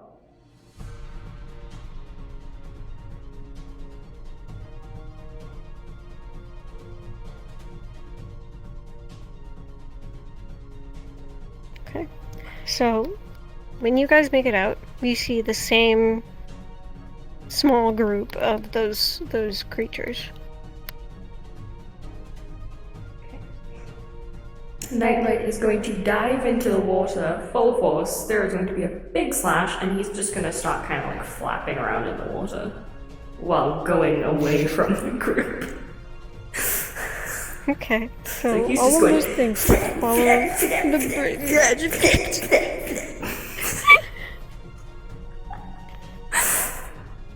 all of those things are gonna start following the sound of Nightlight, and Nyx is gonna start booking it. Okay, I'm just going to sprint after him. Flap, flap, flap, flap, flap, flap, flap. It's the dirtiest bird in existence, I swear to God. You very easily make it out of the sewers and eventually emerge from the manhole.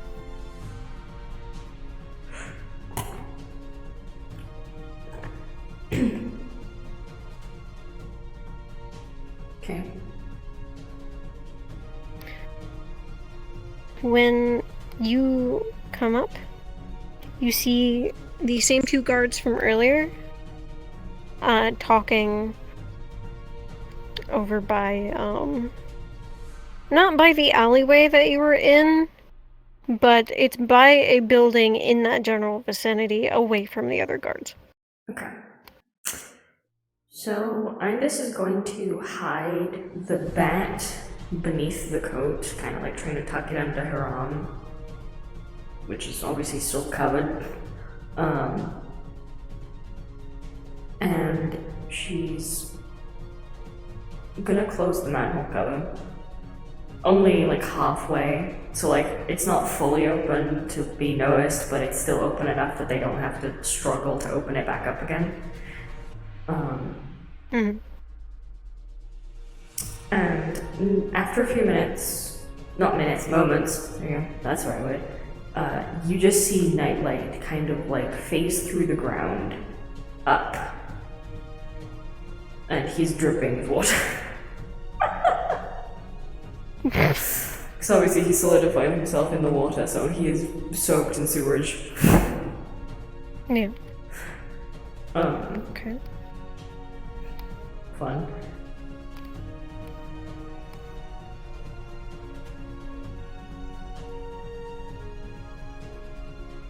Indus is going to walk towards the alleyway nearest to the two guards.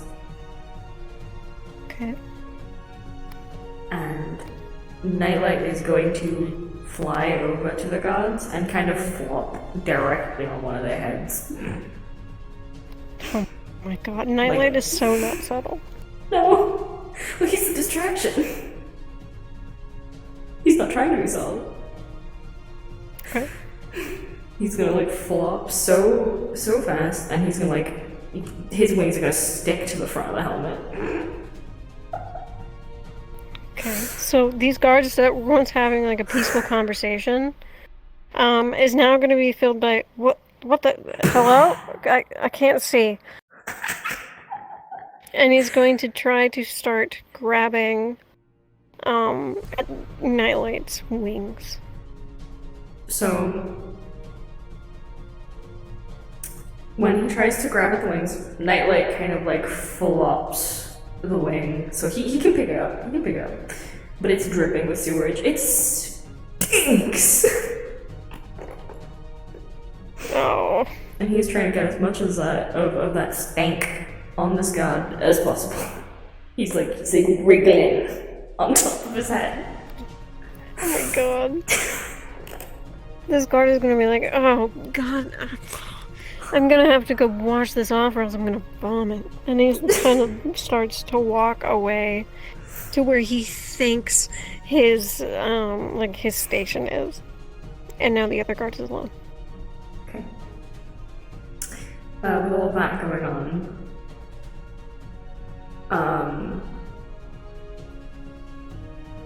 Indus is going to look at Nyx, kind of give her a gentle nod as in to be like, get ready.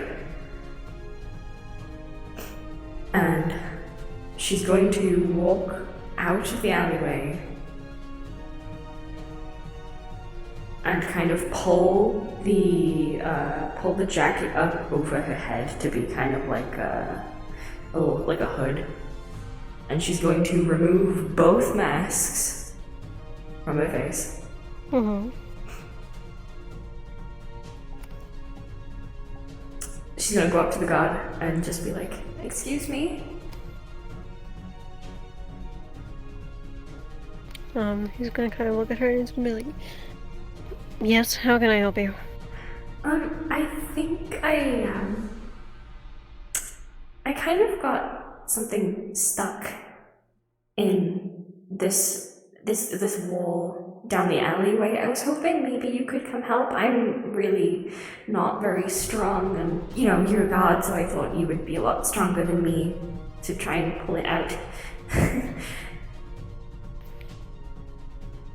Okay, yeah, just point me in the direction of the wall and we can go try to get it out. Thank you so much. She's going to start kind of pointing over to the alleyway. But she's not going to walk first. She's going to, kind of be behind him. Do a soft roll.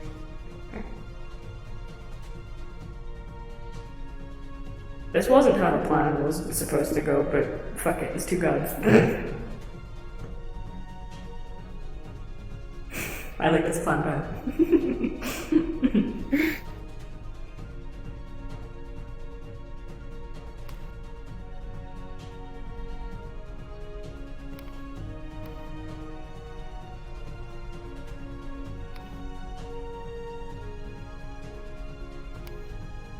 Okay. Do you want me to narrate or you?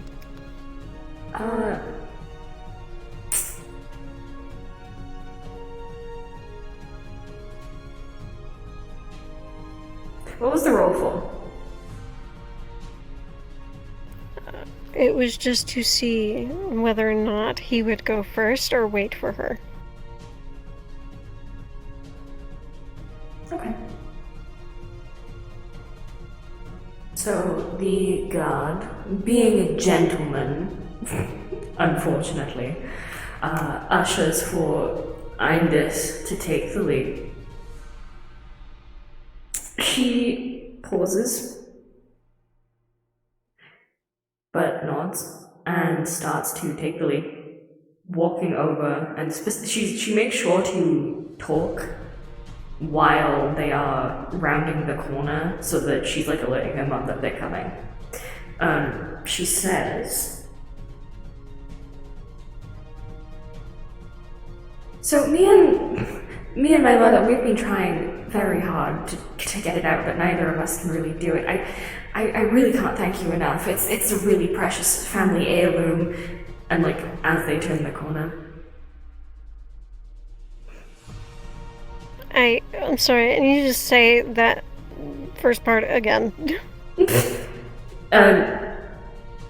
She's been. Which first part? The first part of the action or the first part of the speech? The action.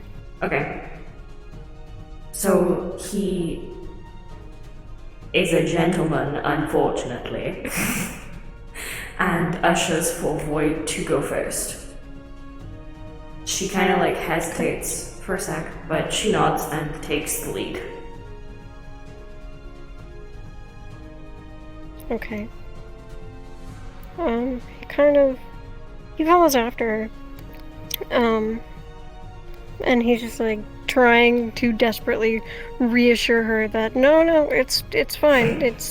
We'll take care of it. It shouldn't take that long.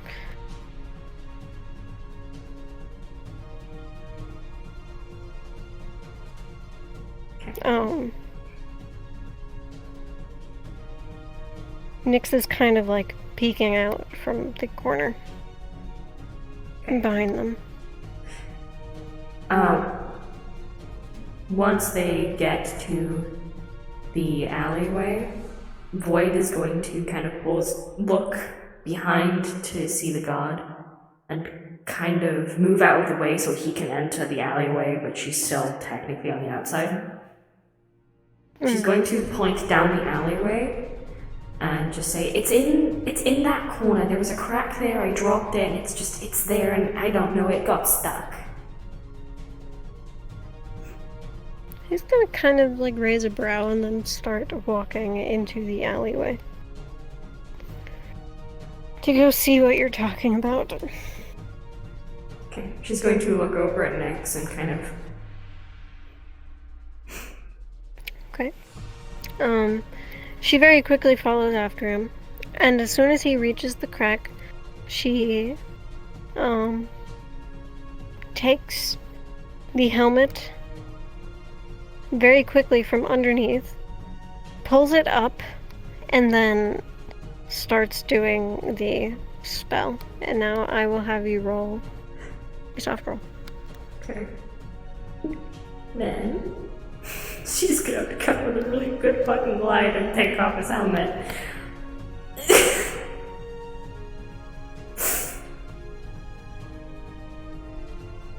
What? Hmm? What did you say? Nothing, don't worry about it. Void is typing. Nyx was, Whoa! Nyx is doing it by force, which isn't gonna work very well.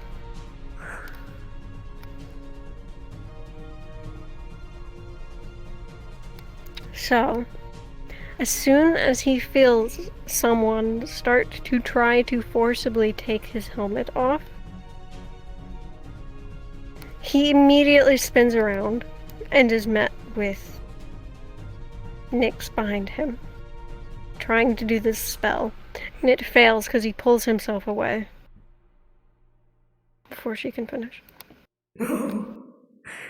Seeing this, Indus is going to sprint forward and just, with all of her might, just do another soft roll.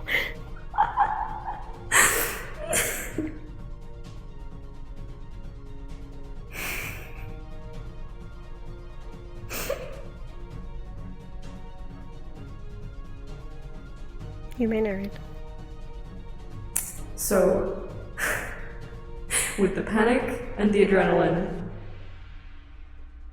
rushing through her, Indus smacks the bat down onto the god's head.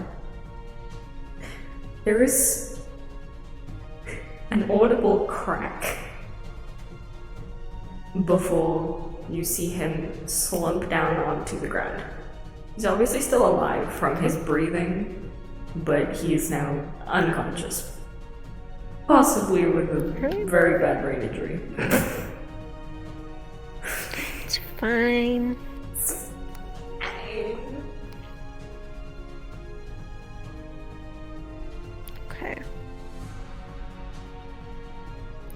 Upon seeing you, Nyx dodges out of the way before you accidentally hit her instead. And as soon as she sees this guy slumped on the ground, she kneels down and is kind of searching for the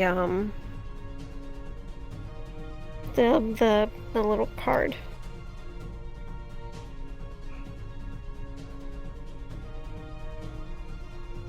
While she's doing this, Indus is going to kneel down and she's going to like place her hands on either side of this man's head.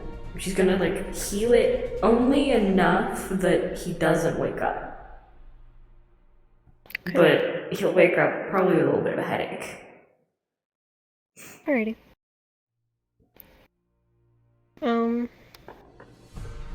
Once you're done healing his head, Nyx is gonna kind of look up to you and be like,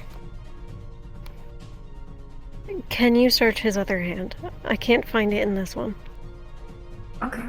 She moves out of the way, picks up this guard's arm, and like looks through his hand.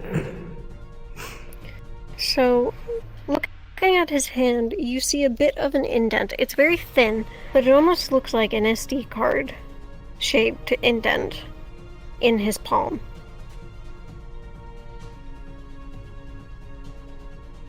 Okay. She's going to try to slip the glove off.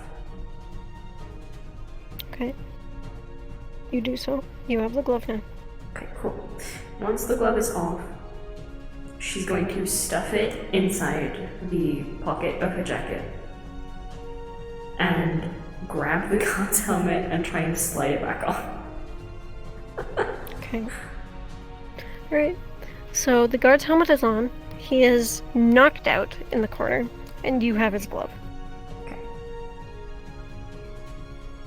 Indus gets up, looks back to Nyx, and starts to put the two masks back on. Okay. Okay. Nightlight will meet us down there. You know how he is. With new friends.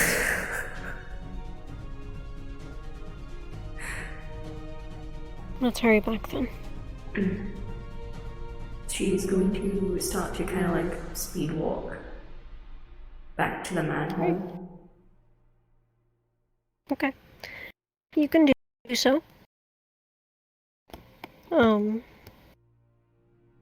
imagine you guys are going to make it fairly quickly through these sewers back to where you need to go. You're not going to encounter any of the other creatures. Okay.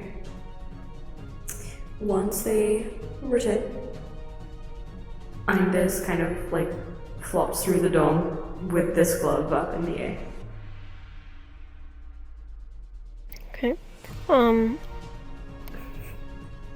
Trishandi kind of sees you with the glove, and she's kind of like, she's kind of bewildered that you even have it in your hand, and she's just like, I cannot believe you really just did that.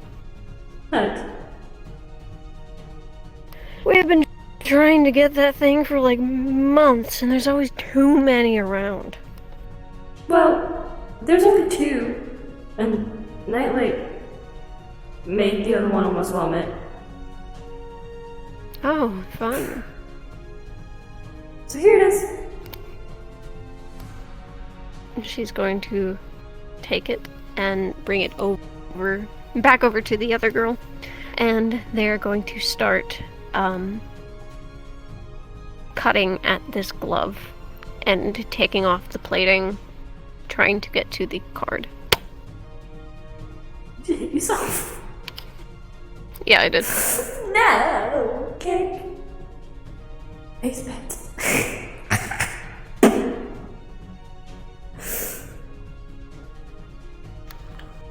Okay.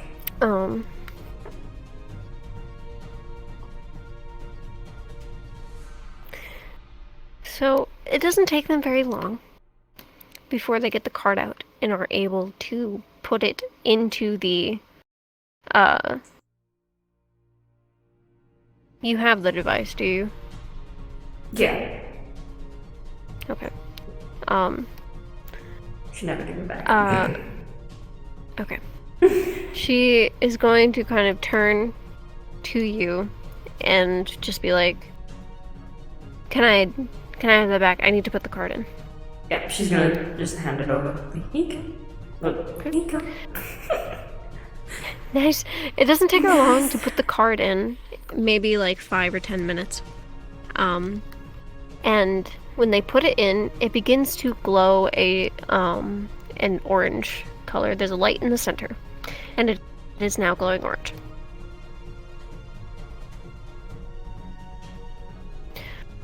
Okay, this should work. And if it doesn't, I'm going to be really upset. If it doesn't, I'm going to explode the door. What? We're on a time limit. I'm going to explode the door if it doesn't work. Okay, alright, well, look, just please bring this back. Why don't you come with us? Because I'm on a watch list. Then why did you need to?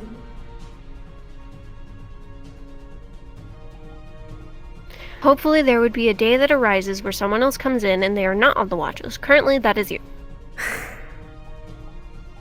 Okay.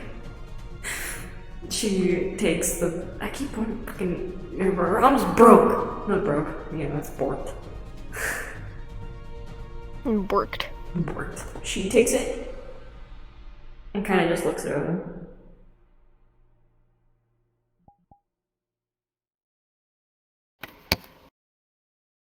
Okay. If you can't get it back, just leave the door open. And we'll figure it out. If we can't get it open, I will bring it back another time. So you may not get it back instantly, but maybe in a year or two. Okay, yeah, sure, whatever. Time is finicky.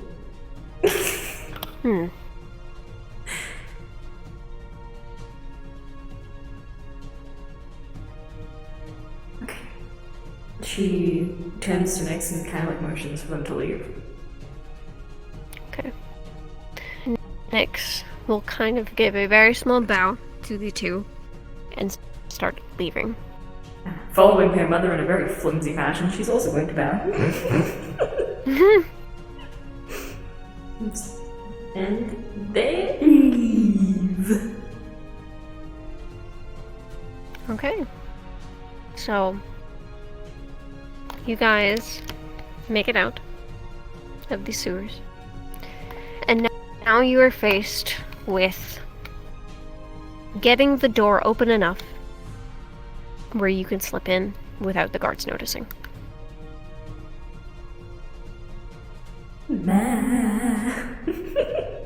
Okay.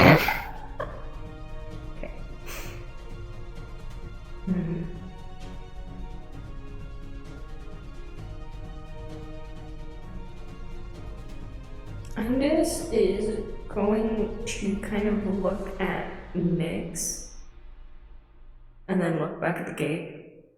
And then look back at Nyx. Now what? Now we try to get in.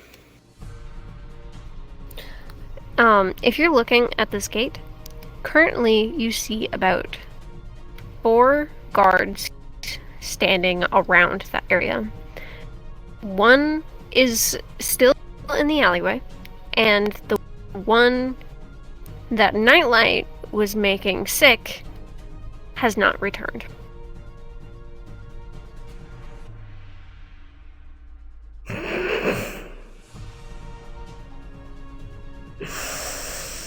I hate the idea I just came up with. Okay. I just looks to to... Okay, this is a really out there idea, okay? So you are perfectly free to tell me to don't do it, okay? Look, I'm here to let you have fun, so just lay it on me. Agnes is going to look up to Nyx, and she's going to be like, do you still have the charm for my realm that I gave you? The original one? Yes. We can get to the realm and back with that. And maybe if we brought one of the whales with us and plopped it in the middle of town, it would be a very big distraction.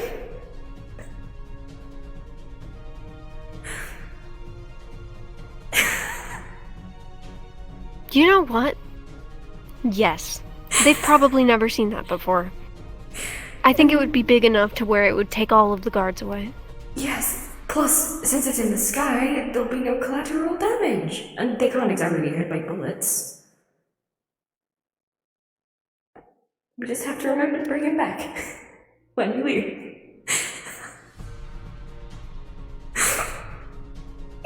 Yeah, that would be a shame to forget. Let's try doing that. This is where my brain went. No, it's wonderful. This is a wonderful idea. We're gonna put a whale in town. I need to plug in my controllers. Sorry. Understandable, it's fine. I still have 3.5 hours online. Oh my god. This is a terrible idea. No, it's great. Don't you dare lie to me. This is fantastic. So, Agnes is going to place her hand on Nyx's arm. Obviously, since they need contact to travel. Yep. Mm-hmm.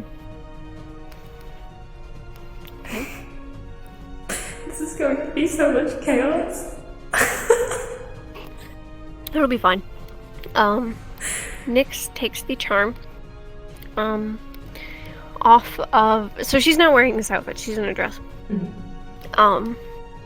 She takes the charm off of her dress. And begins to try imagining her realm to take them back. And I will have you roll a soft roll. Please. No. Take You me. can still use your card. I can't.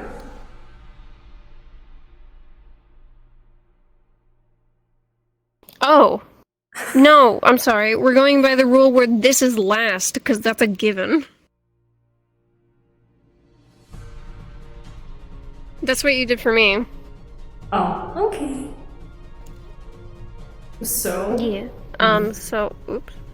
If you wanna reroll, then you can. Let's fucking go.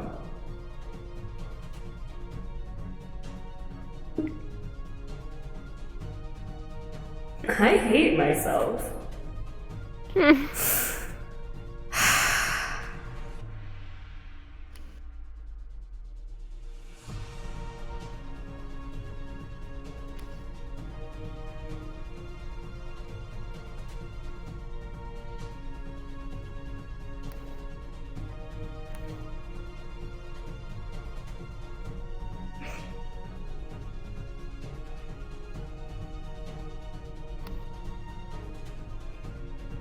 Okay, so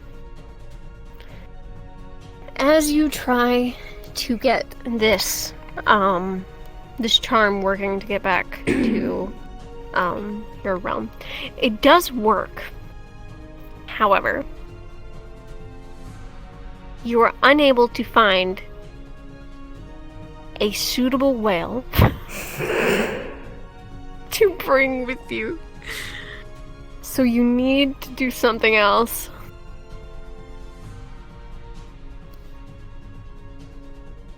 What if I brought a whole flock of the nightlights and had them start messing with people. Alright. We'll try that instead. Suffer.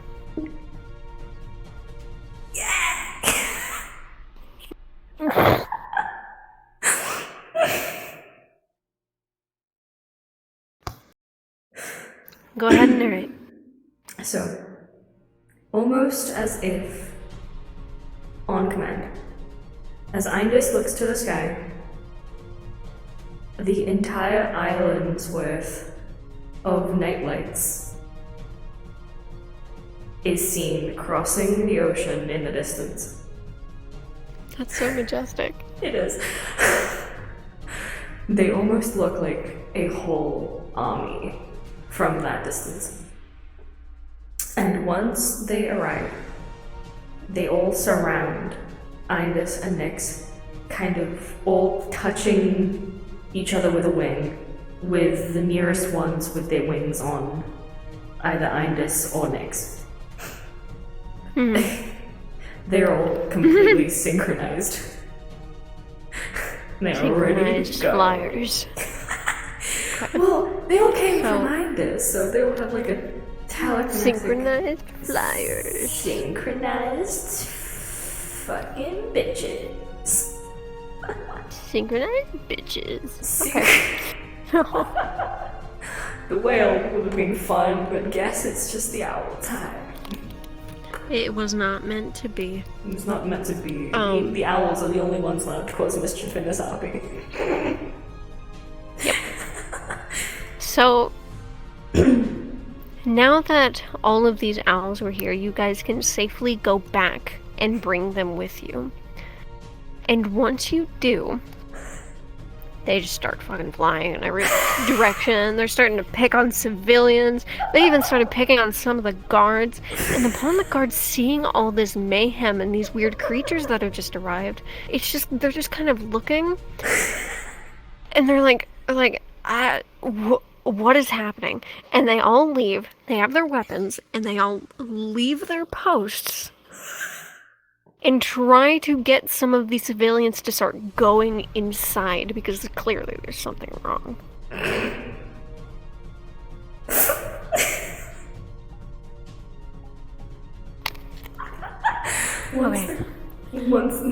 Oh my god.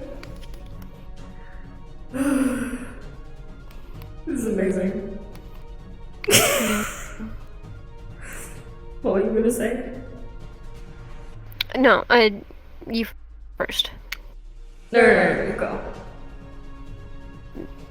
No, because No. You first. No, you literally have to go first. What were you gonna say? I was gonna say that once the guards were gone, Indus would walk over to the doorway. Okay. On the side of the door, there is a small panel. It looks like it has a scanner on it, but it also has a slot for, like, an actual key card. Okay. She's going to take out the device and kind of just, like, hold it awkwardly. She's like, So when you hold it against it, it doesn't do anything.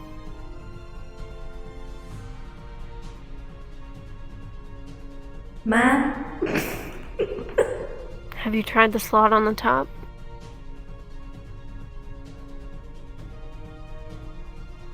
Are you putting it in? Okay. Yeah, she's literally just holding it there. Do a crit roll for me. You have 1, 2, 3. You have 7 die.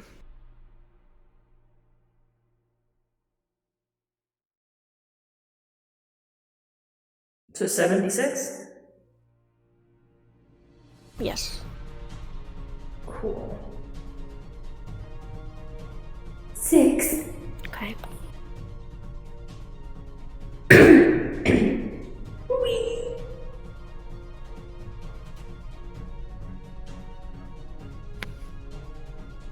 Alright. You may narrate. Okay. with all of the chaos going on in the background, thankfully, everything seems to go smoothly.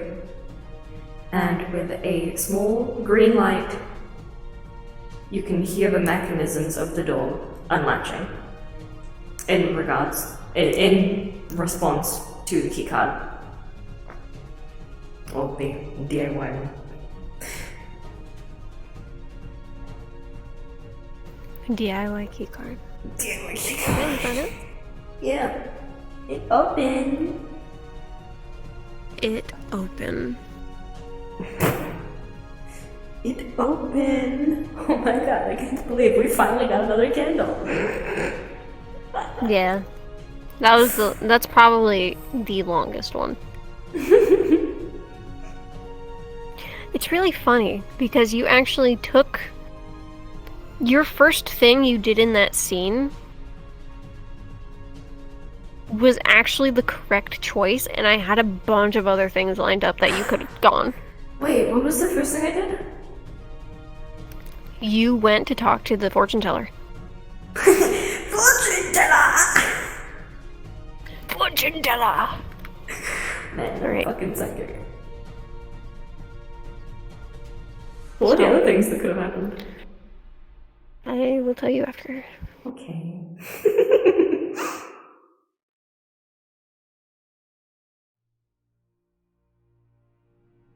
Alright. So, you have now made it into the walls of this place.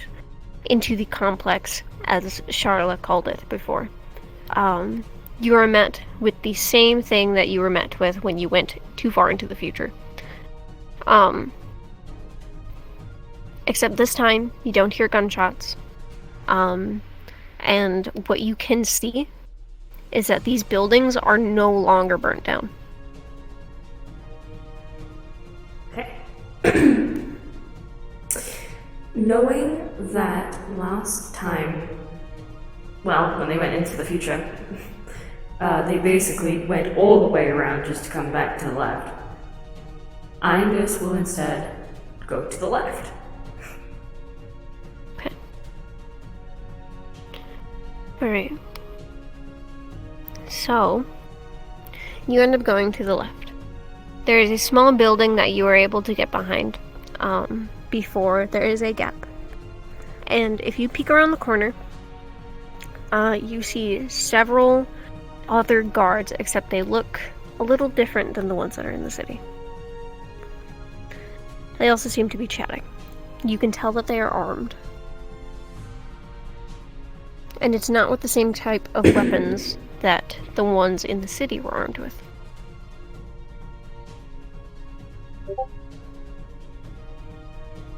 Whoa, guard one.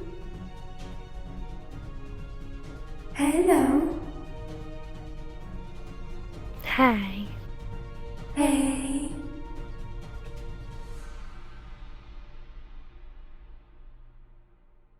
Man, look at this X-Men looking fucker. Man, I can't believe it. It's Iron Man. Since when was Iron Man part of the X-Men? He's not. He just looks like Iron Man. True.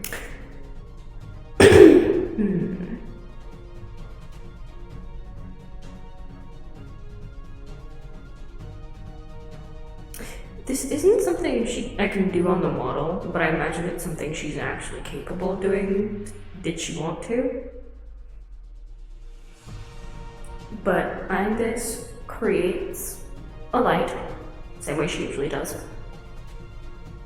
But instead of it staying on her hand, it kind of dims to a small flicker and floats overhead towards the guards, where it suddenly flares up to full blast. Like, it is blinding. Okay. Soft roll. Okay. No plan, just violence. Okay,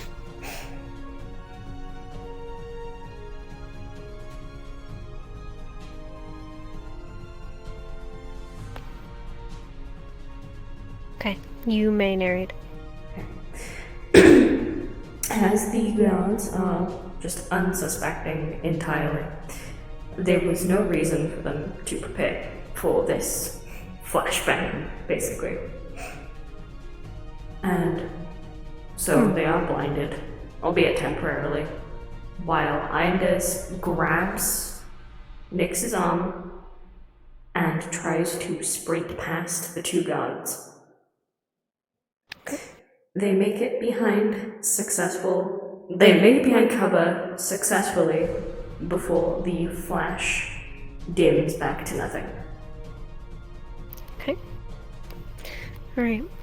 So you guys are now behind another building.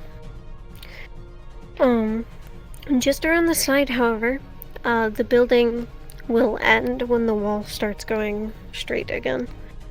And if you were to peek out of that corner, you can now see the backs of those guards and several different types of vehicles, storage units, and things like that.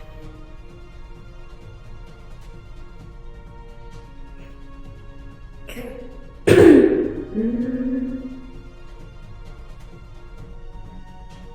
Does she recognize, where she is? Are we able to tell where we are in comparison to the broken buildings from the future? You can. However, there are other buildings that are now obscuring your vision. Okay.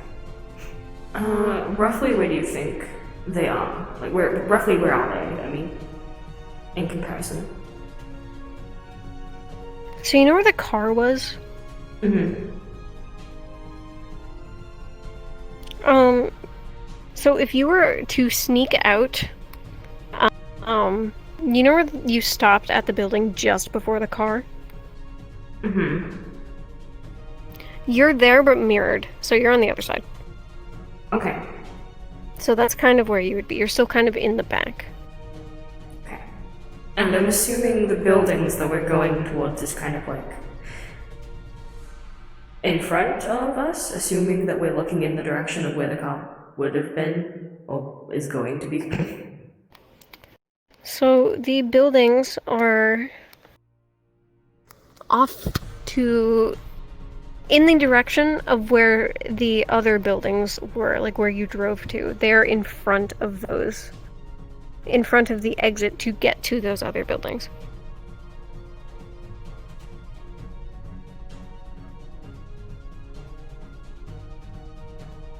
Okay, so think of it like this. Okay. You're here. This is where the car was. That candle. Let me go a little further away. That candle is where you saw building 03. Got it. So that's building 03. There's a building here and here. And then there's a path that leads to these buildings. Okay. And where are the guards? If you're here and the building you just came from is right here, then they're right here. Okay. And they're facing that way or that way? They're facing this way, so their backs are turned to you. Nice. Okay. You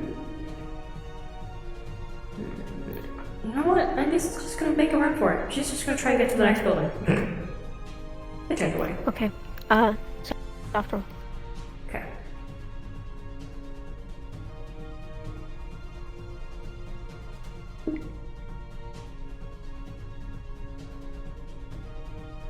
Two sixes.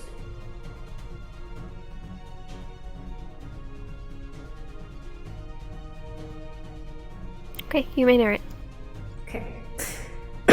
With the guards turned away and still recovering from the flashbang, Nyx, Anders, and Nightlight, who appears to have appeared in the midst of the flash without them knowing, all sprint to cover behind the next building. Unseen. Unseen. Alright. So, now that you're behind this building, and you can kind of see the clearing to where building O3 is, like in front of that building. It's a little off in the distance, but you can tell that there are people in gray jumpsuits sort of walking around that place, and they are usually seen with a guard. They all seem to kind of be grouped together in a line, and it looks like they are heading into one of the other buildings. Okay.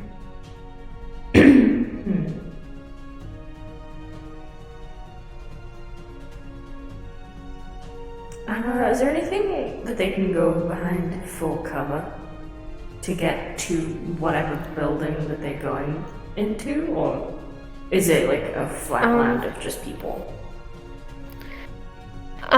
So I imagine there are a couple, like, military-esque vehicles that are still kind of around. There are guards kind of scattered everywhere, but you can hide behind one of the vehicles coming up, so. Okay. Looking around to see if anyone was looking in the general direction or around. Indus waits until she thinks the coast is clear before nudging Nyx and then making a run to one of the vehicles. Okay. So, do a soft roll. Keep pasting. I haven't copied it. Copied one of the pictures and I just keep pasting the picture.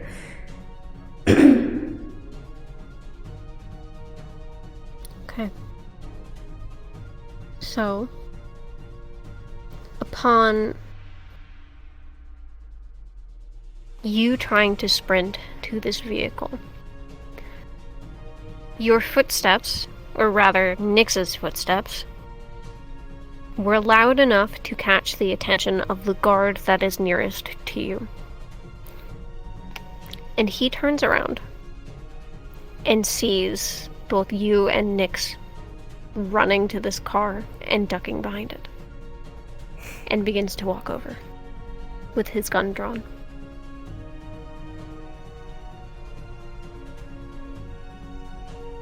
Oh boy. You can hear his footsteps. Indus is going to slowly open the back door and motion for Nyx to get inside. Okay. And she's gonna climb in after her. Okay, you guys are in the back seat. Yeah. Do another soft roll. Okay.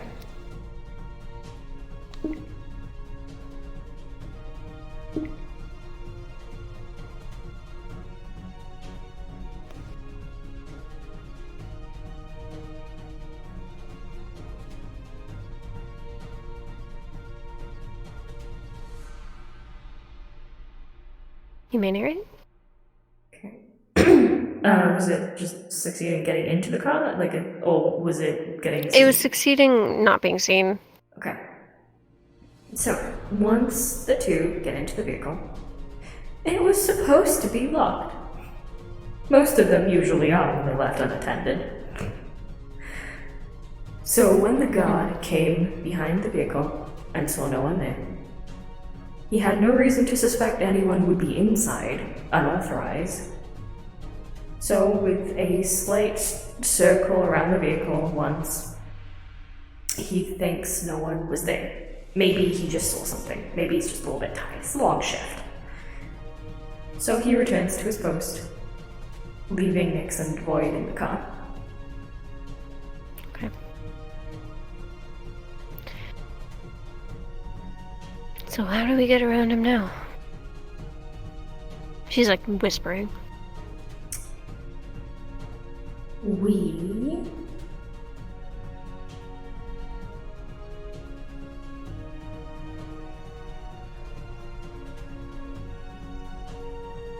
Yeah, I got nothing.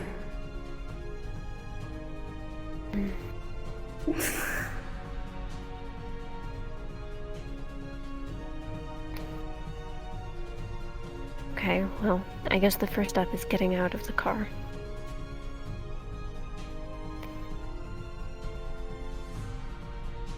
I wonder if there's anything useful in you. She starts. I don't see anything back here, but you could check the front seat. She carefully climbs into the front seat and starts kind of like looking around. Or do a soft roll. Okay. Yeah. You don't find anything. I want to end this with a gun. It's okay. She is sad now. Okay.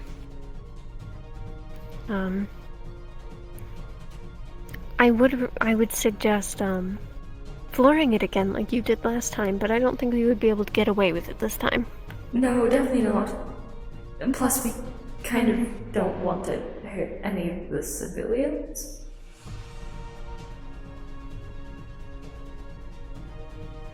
Yeah. Actually, I have an idea.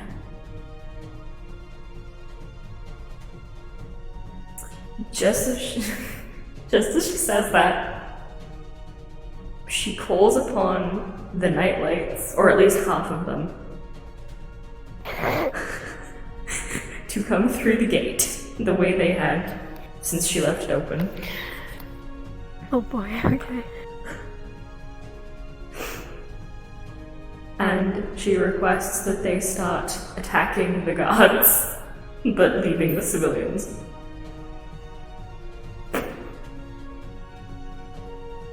Make a crit roll.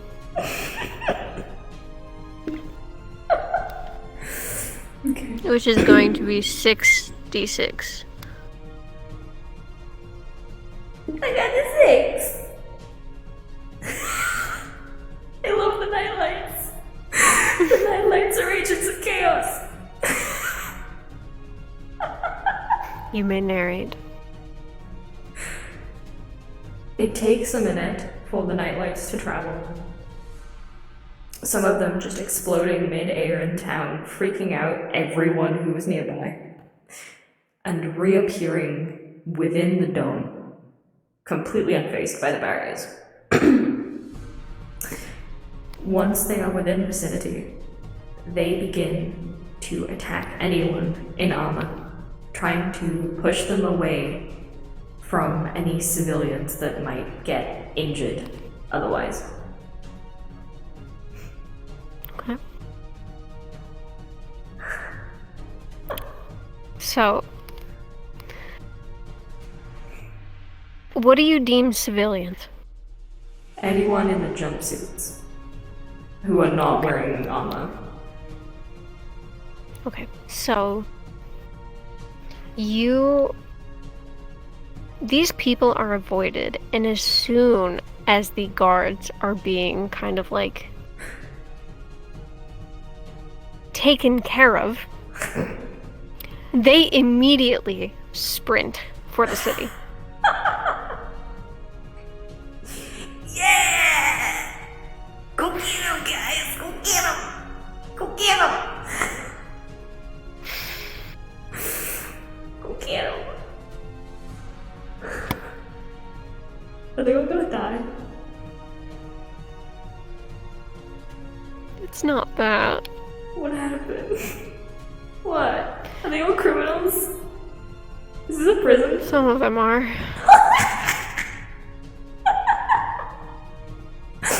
She has no idea. And you've just released some of them. Oh, I know. That's why I'm telling you, because she wouldn't know. In Indus's brain, these are all just poor innocent people captured by these demons. bitches. So, now's your chance. You can see Building 03.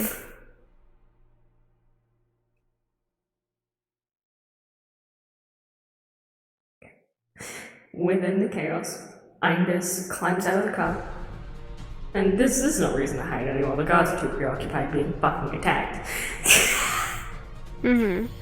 So she starts running to Building 03. Okay. Make another crit roll. Okay. 66 again? Yeah. 6 and a 1.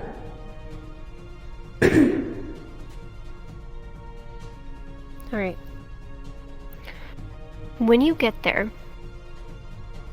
it seems as though someone forgot to shut the door. And you are able to run inside fully. Yeah! With Nyx following after you and Nightlight shortly behind. You are now in Building 03, and you take a moment and are able to shut the doors behind you.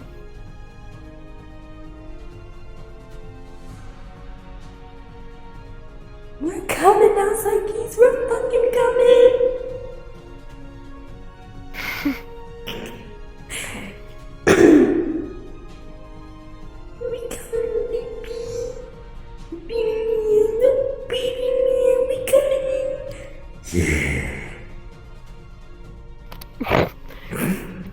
Alright. Chaos of the army of Netherlands.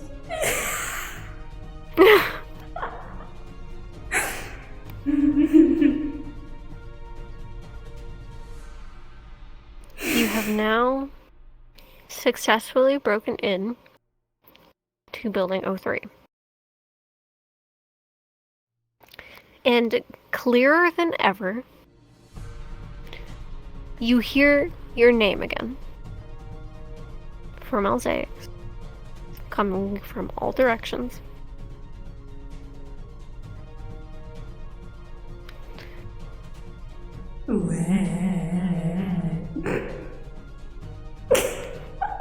This time, after he says your name,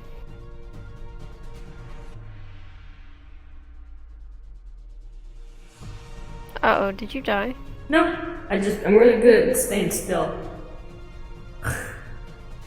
Sword, did you die? Now I have. Oh. No, it was funny. You just went, so, did you die? I said, no, I'm just really good at standing still. You died. and then I died. My It's God. okay. I'm loading back in. Okay. I'm loading back into my homework. Hotel Morningstar. It's okay. We're gonna have to reset up.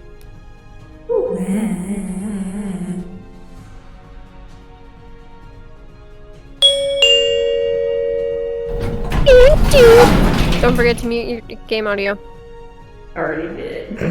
Okay. Then on. I could hear it. Hold on, I have to open a new instance. Wait, what do you mean you could hear it? I could hear the elevator noise coming through your mic. Man,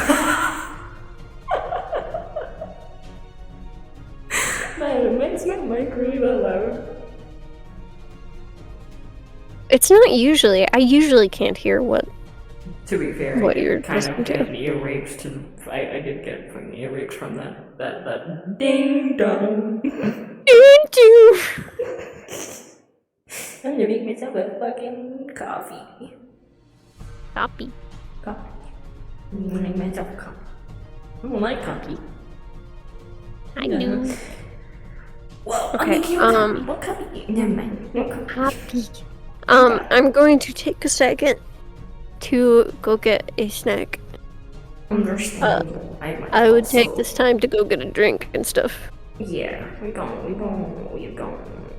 Yeah, small break. I'll be back.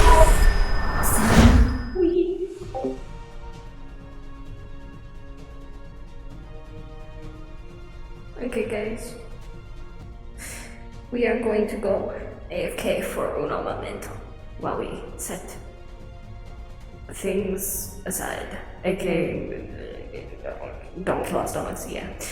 Be right back.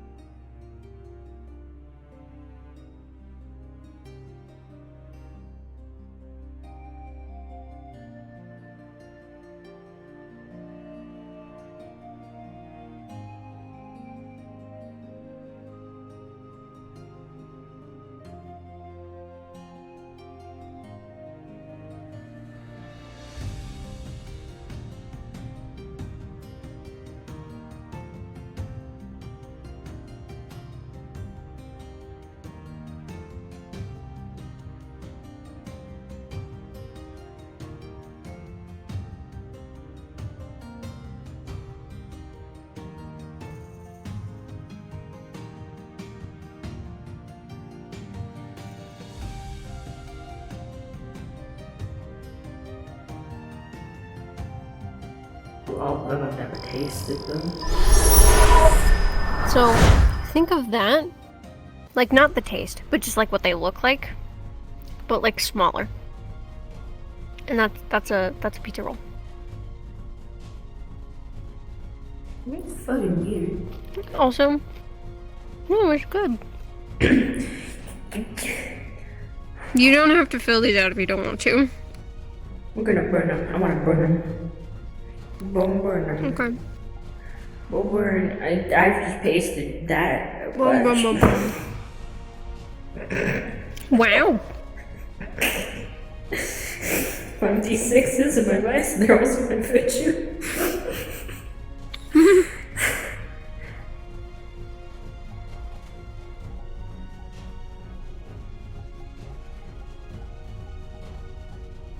Yeah. Nice. Thanks.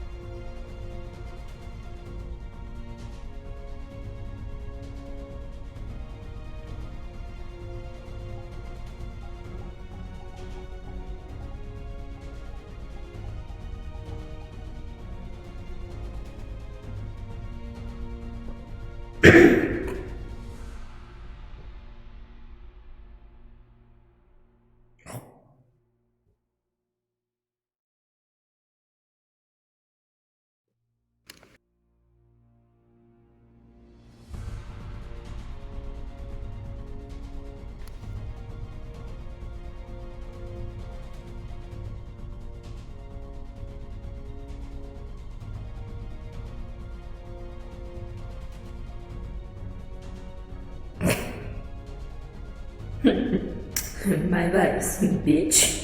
I never gonna stop them, you bitch. How many of these do we have to check out? Hold on.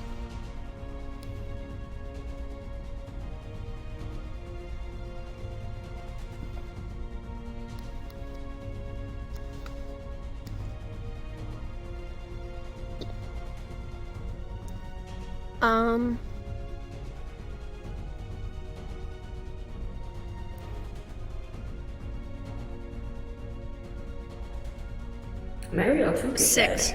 6, okay. 1, 2, 3, 5, 6. Yeah. Give me the dolls. Give me the dolls. Give me the dolls. Yeah. Can burn my house.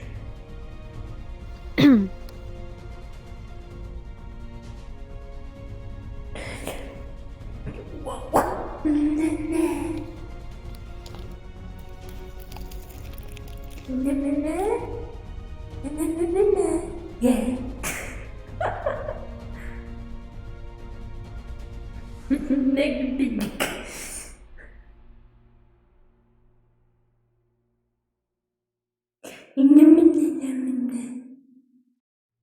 Goodbye.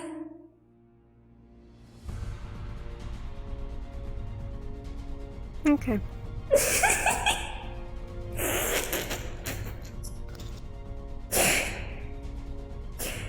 When I find Mega Bitch's eggs. You're on a mission to find Mega Bitch's eggs. Oh no, it's there forever now.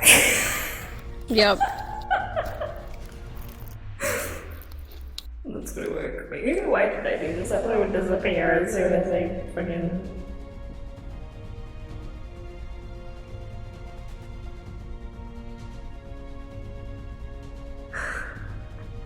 Anyway.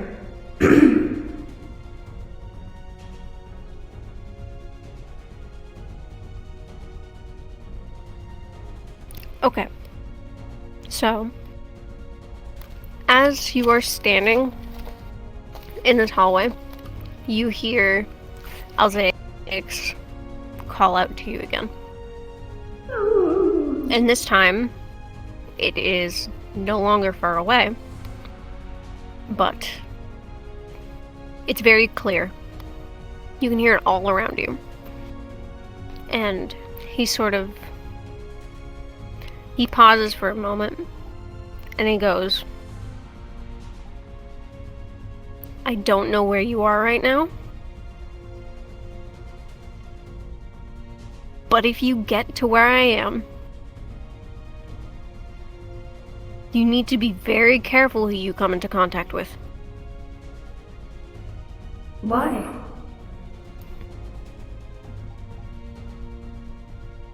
There is no response.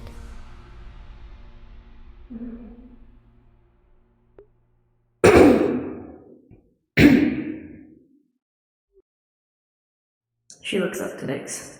He's definitely in this building.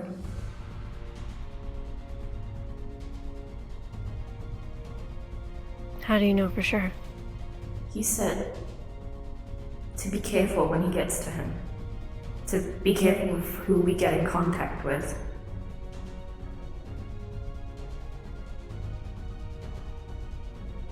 Mm-hmm. I've been hearing him a lot, but he's close now. It's been getting closer ever since we left. Mm. Okay.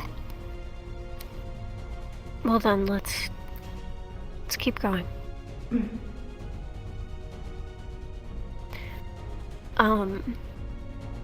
You see a fairly long corridor. Corridor. You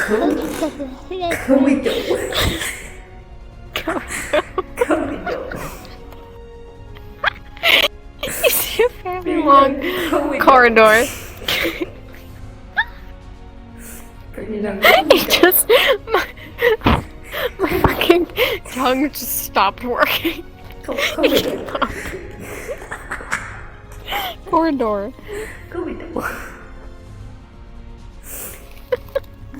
And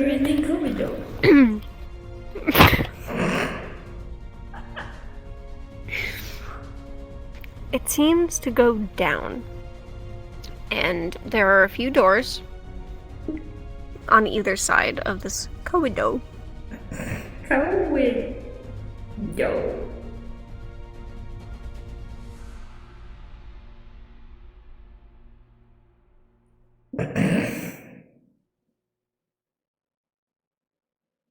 You're not a mentor, I must do this first. God damn it. Go.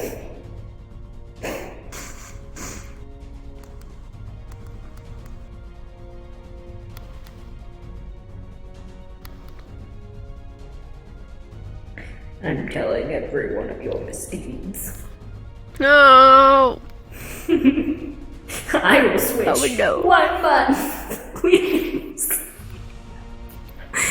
Wait, I forgot the context of that one. What was that one? You were gonna. You were trying to switch your headphones. Anyway, I will switch 1 month. I'm assuming I said 1 minute. Or 1 second. Yeah, you said 1 minute, but it cut out and said I thought you said 1 month. I will switch 1 month. We need to make that a new thing. Just instead of 1 sec, just 1 month. I'm gonna beat you. Do it, you won't. I'm so excited to beat me.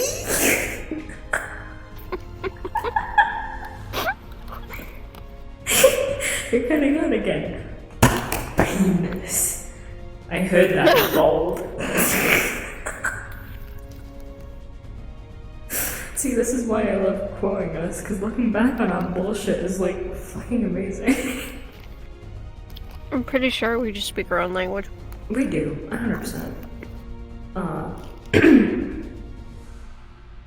Anyway, Kawido. What about the Kawido?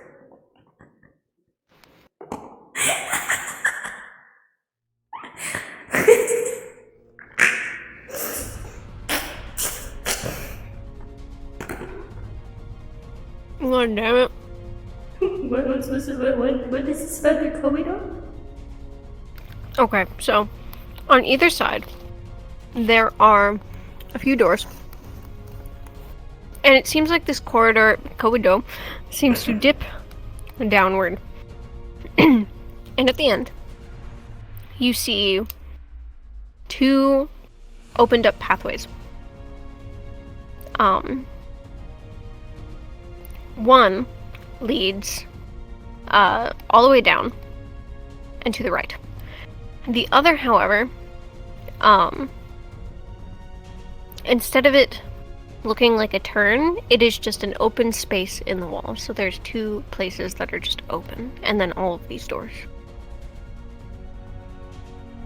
Agnes is going to go all the way to the bottom, because she knows how these things go. Usually the last thing is the thing you need. Do a soft roll. Okay. Hang on, get out of quotes. Gotta get away from Komodo.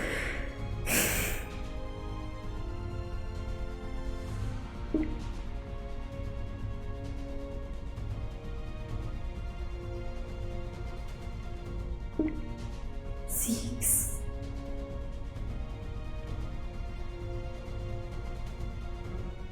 Narrate. I don't know what's down.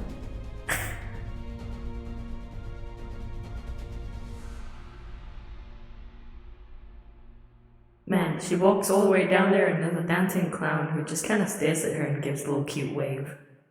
Okay, never mind. Okay. So, miraculously, without checking any of the corridors in the branching pathways, you walk past two guards that have their back turned to you.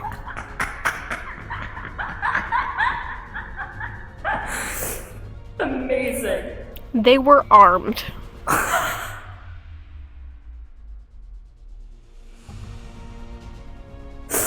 Amazing. And then you make it down to the other branching pathway down at the bottom, where there is a door.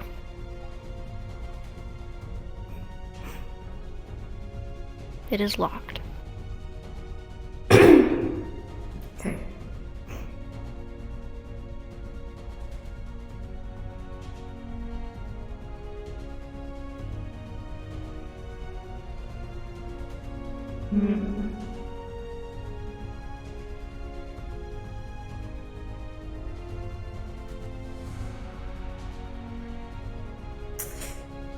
You know what?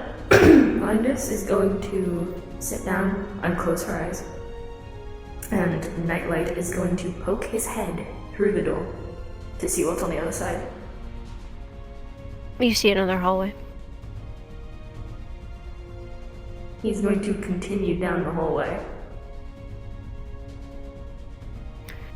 In this hallway, you see several different doors. You see one that is labeled Medical Center. You read one that is labeled Office. There's a few that are labeled Office.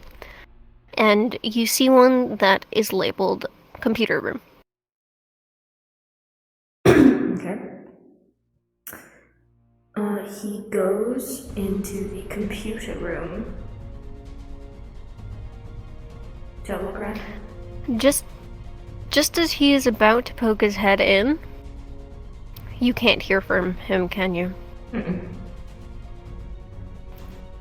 He goes through the door,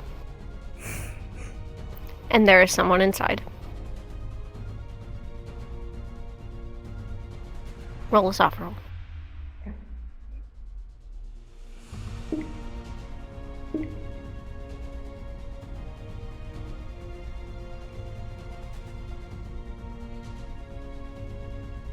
Okay. I was rolling to see if they would have saw you. Or saw him.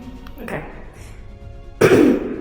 So the person in the room was facing away from the door when Nightlight poked his head through. He only stayed in there for a few seconds just to make sure that there was nothing of note before pulling his head out and trying another door. Okay.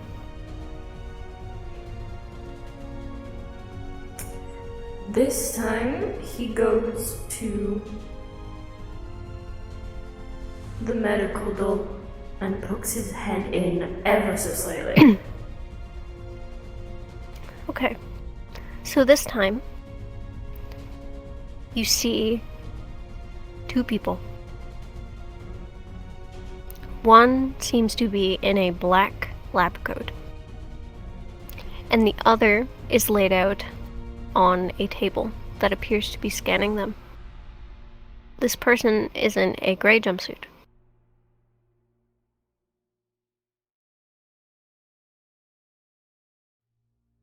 Okay.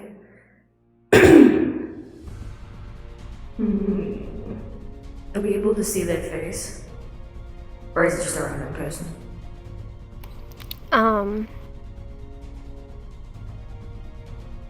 You would probably have to get a little closer to see their face. Okay. So, Nightlight is going to kind of maneuver his way so that he's always like halfway in the wall as he goes around the room.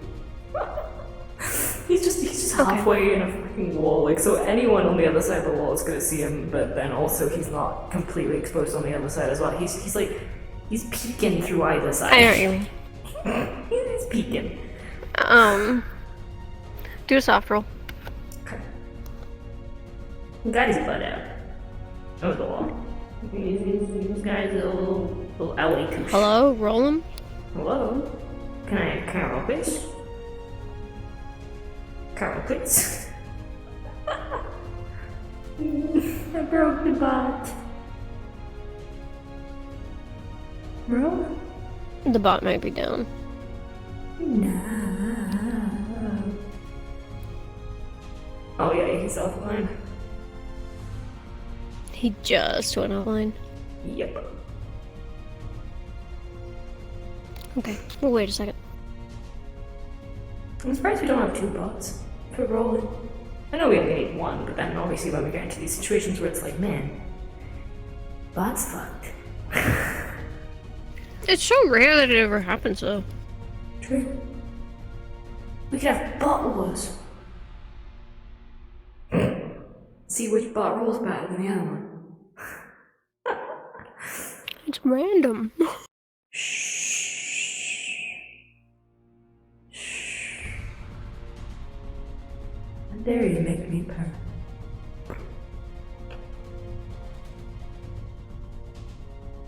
I have a barrier. I have.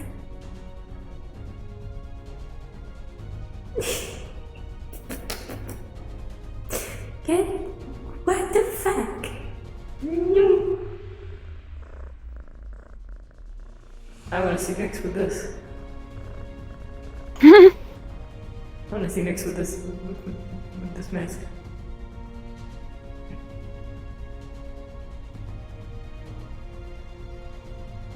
Man. It fits her face surprisingly well. I think it fits her face more than it fits Highness. Nah.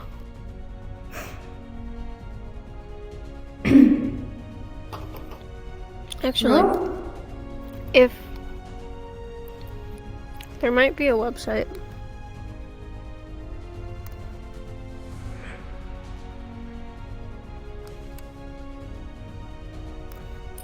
Why don't we just use the D20 app that we have? Or I have.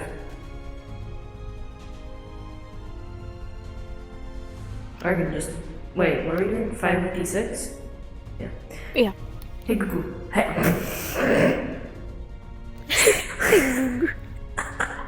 Roll a 5d6.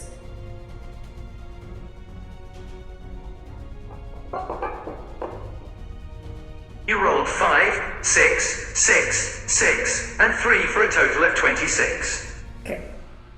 Okay. That was really loud. I really shouldn't have made that loud.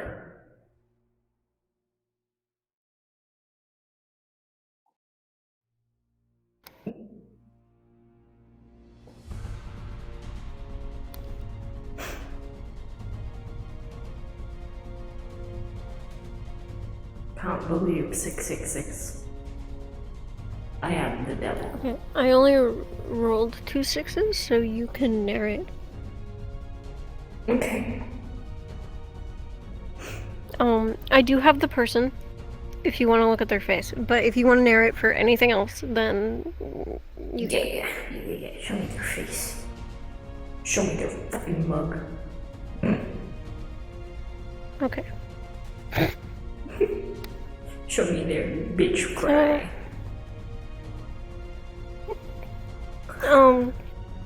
This person seems to have skin made of metal.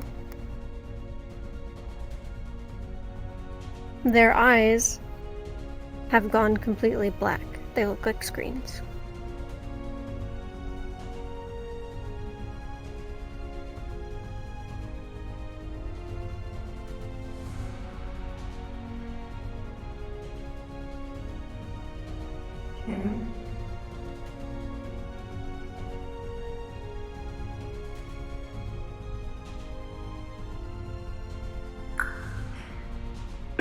Nightlight is going to go back the way he came.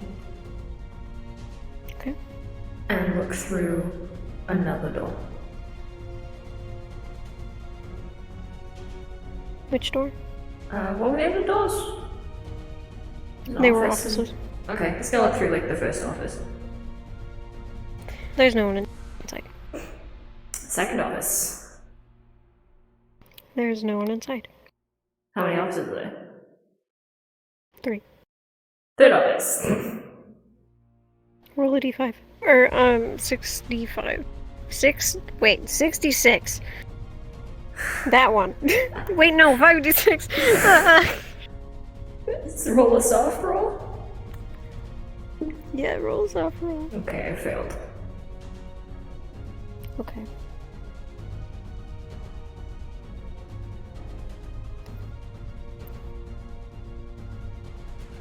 I also failed. So you may narrate. Oh yeah, the bot's back up by the way.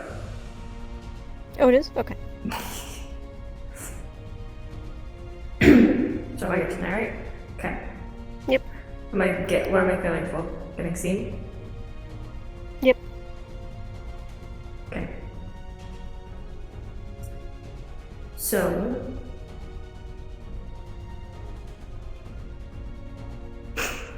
someone was in the room, in the office. And as soon as Nightlight pops his face in, it's bright. He's in one of his bright phases, so it's very noticeable, even at this corner of someone's eye. When they turn to look in Nightlight's general direction, they just see the face of an owl. just in the door. They're just staring at him with like so much confusion in their face. And they're like, what? But Nightlight doesn't move. He stays as still as he can, trying to keep his wings outside of the dog so they don't clip through. They don't clip through. It's just his face. And the person gets up to walk over to the door to investigate Nightlight.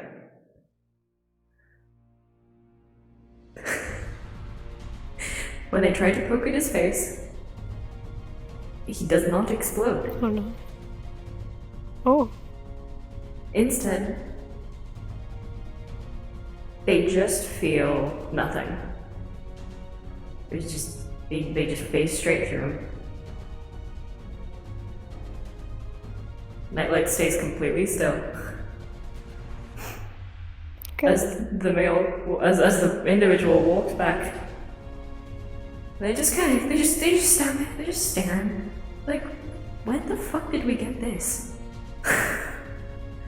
Is this like a new hologram or something? Did they decorate this place now? Oh my god. He's been noticed, but for now, he is not suspicious at the moment. Okay.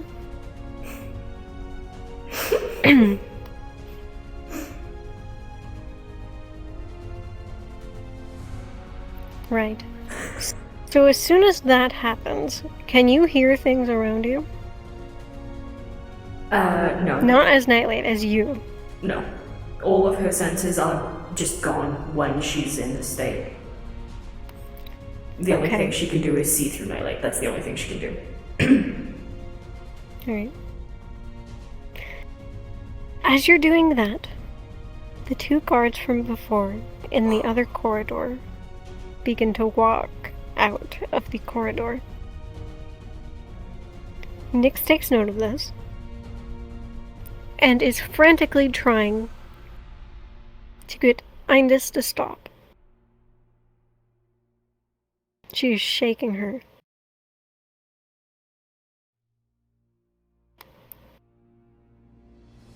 Okay.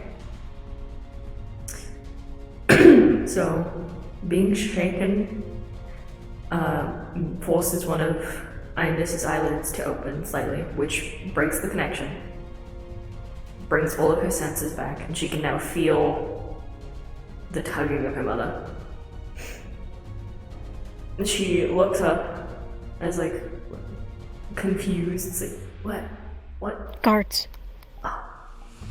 She like stands up, kind of looks around. She's like, what do we do?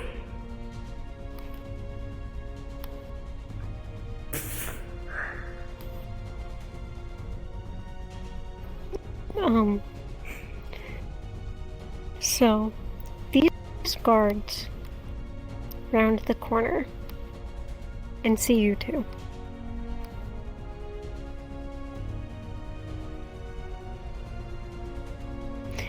And they kind of stand there for a second. And they are only half armored. They are armored from the waist down.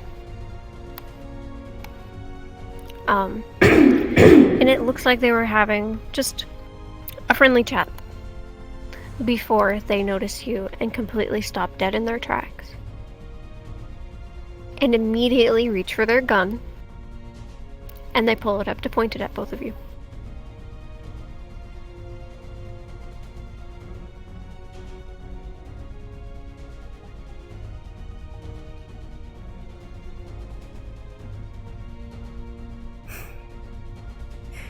Indus holds up her hands.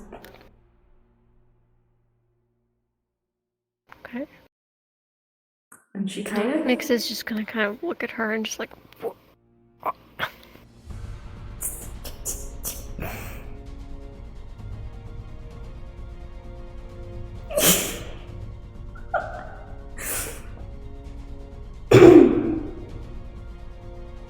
she's not gonna say anything, but you can kind of see with how she's looking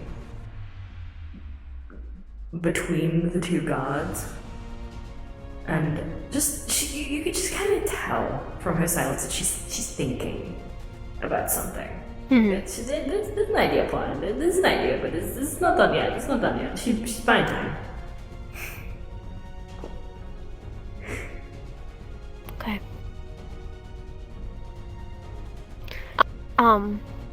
These guards, unamused with your silence, are going to further point their gun up at you, and they're just going, one of them is going to go,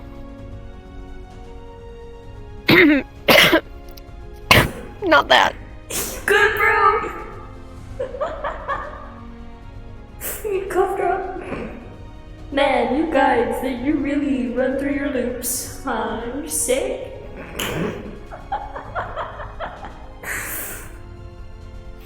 No. No, I'm not sick. So they're slowly advancing towards you, and one of the guards,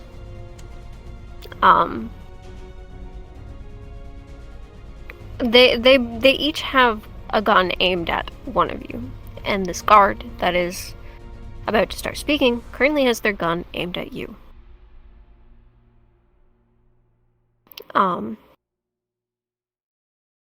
Fuck, I forgot what I was gonna say. What the fuck was I gonna say? Gun.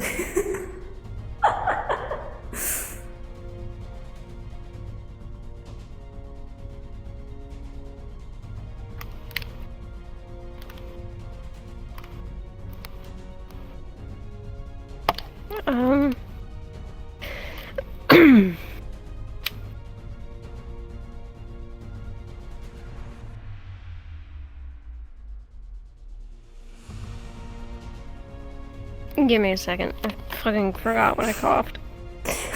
How? It's okay.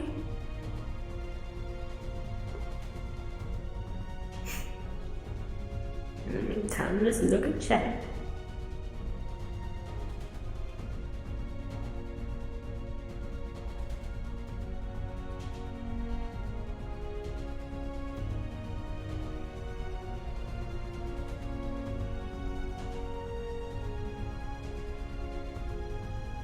Why was that so fucking hard for me to remember? I remember what I was gonna say. Yeah. This guard, who is pointing their gun at you, essentially just says, "Don't move a fucking muscle or I will shoot." Okay. She's going to keep her hands up, and she'll just say, "Look, we're just worried because there's a whole town of strange birds attacking civilians, and then we came for the guards, and then all of them have been chasing out a bunch of other people, and everything is just open, and everyone is going crazy, and we're really scared. So we came in here looking for more How did you guards." get in? Well, the door was open. The door was supposed to be locked. Well, the door was open. There's a bunch of birds going crazy outside. And are you staff in this area? No, we're civilians. We're from the town, but all of the guards were going crazy, and then they started just getting attacked by the birds, and then everything just kind of went everywhere. Okay, well, you can't be here. You need to leave. Well, can you come help us? People are getting hurt outside. No. There are guards out there stationed to help. Most of them are getting attacked by birds. They don't have time to help people. And I don't have time to help people either. I have my own duties here, and you need to leave. While he's talking, Indus kind of flinches her finger a little bit. And directly behind them, what appears to be the shape of an owl starts to form. It's not, it's very basic. It's not like a full-on nightlight. It is just the shape of an owl. Okay.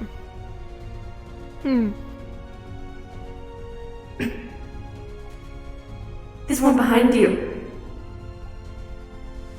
He's gonna turn around. It's like, what? As soon as he turns around, obviously the bird is going to stay there. It's going to float in midair. But Indus is going to reach forward and grip onto the other guard's gun. Okay. Roll a d5. Or Okay. fucking soft roll. I just got balls.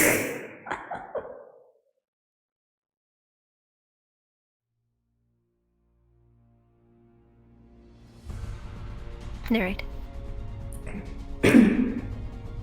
As Indus grabs the gun, the guard in question that was holding it was in the midst of turning his head. So he still has his gun pointed to Nyx, but his head was turned towards the bird, while the other guard was completely turned around towards the bird.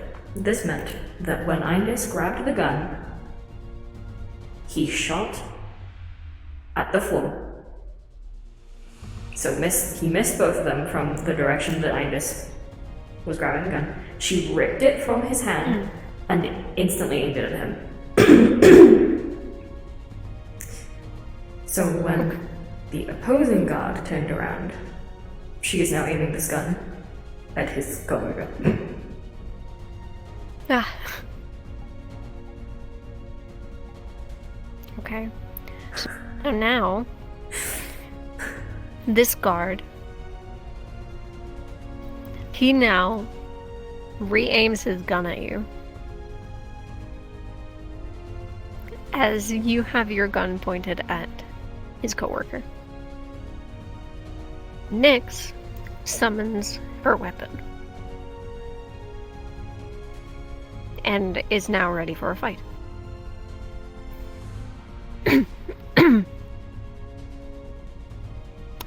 This other guard that you're pointing your gun at is sort of like,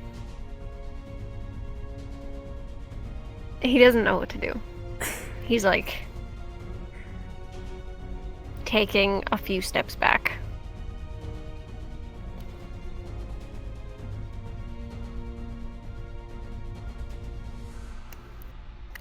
Okay. As this happens, the bird that she made fizzles into air behind them, right? It's no longer there. Ines is just staring at the one guard while pointing at the other, and she's like, you have one choice. You don't have to. Because the second choice isn't a choice, it is a cemented scenario.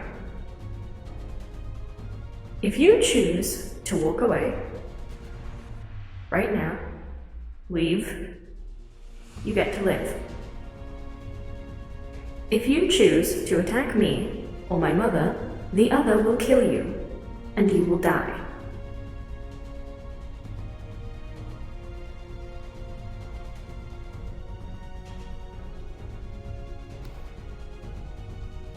He's silent for a second.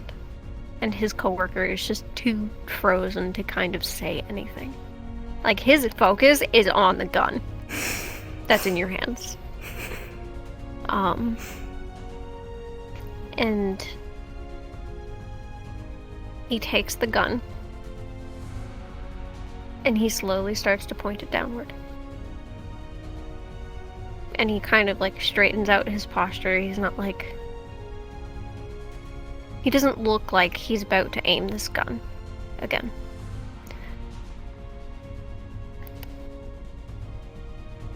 I want you to do a crit roll. It's not going to end your turn if you fail. Okay. We're on what number? We are... Oh, I guess it wouldn't matter. It's a soft roll. Just do a soft roll. Because I was making you do 66 before. Okay.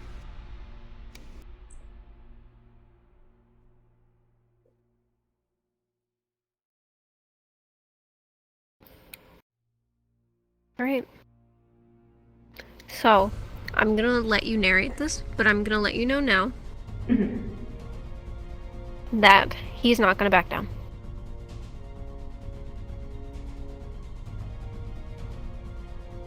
But I will let you narrate the scene.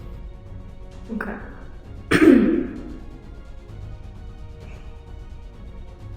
Boy. The god lowers his weapon, and he turns around. He motions for his coworker to leave. Once the coworker is out of sight, the guard slowly starts to walk away as well. Indus would slowly lower her weapon, but not fully, just in time for the guard to zip back around and instantly shoot in her direction.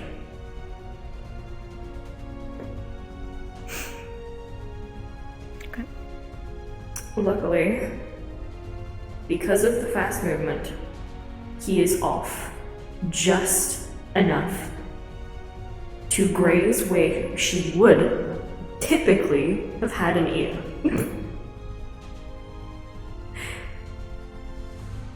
And hitting the door instead. Oh. In response, Angus raises the gun and shoots. Okay.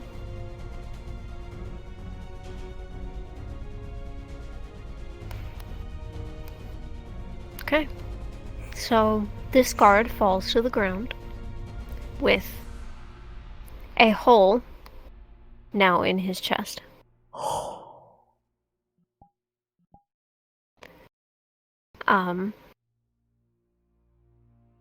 When he falls, the gun also falls next to him.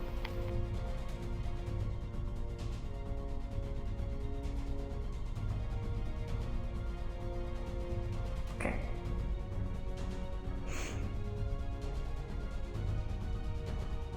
Indus is going to lower the gun. She's still gonna hold it, but she's going to rush over to the guard side and kind of like hold the gun that she was holding up to her mum, up to Nyx, as if to be like, take it. Nyx will hesitantly take it, but take it. Indus will grab the gun that the guard was holding and dropped, and she's going to put it behind her, so out of arm's reach from him, but still in reach for her. And she's going to place her hand onto the gun wound, or the bullet wound. And she's gonna kind of look down at him, like, to check if he's still alive, or if it was like an insta-kill. Oh no, he's definitely not alive. Oh, he's not alive? Damn. Her face is just fucking terrified as she lifts her hand and sees the blood. Oh. I didn't mean to shoot I wanted to shoot the foot or the leg or somewhere that I could heal when he fell, and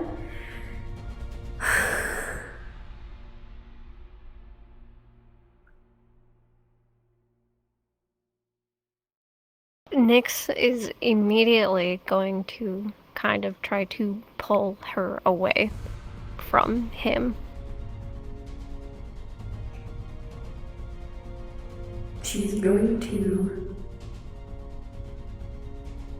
I just realized she's been holding the bat under her arm this whole time. There's just a gun and a bat.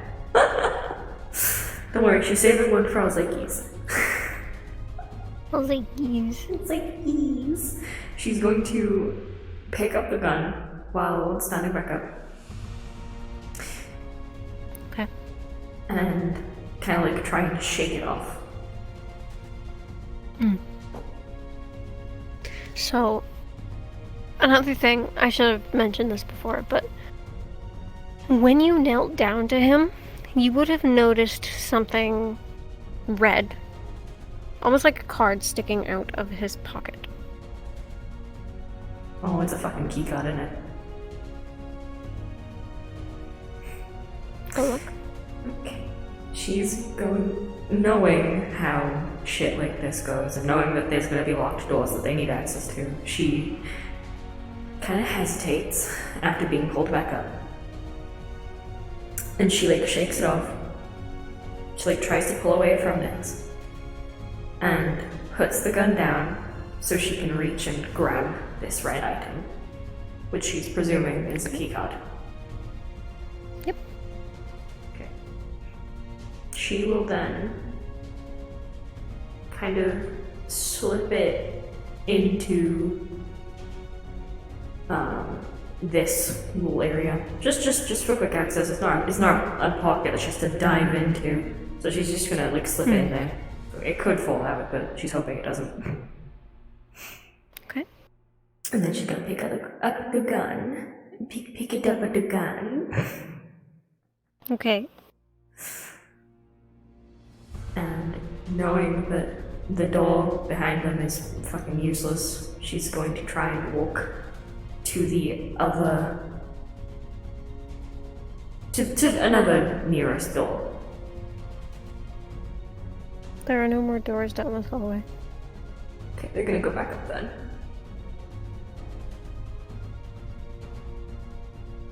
Wait, which door are you going to? Whichever The is the exit nearest. or the... Okay, well there's only two. It's the exit and the one that Nightlight was looking for. Okay, well, we're going to the exit then.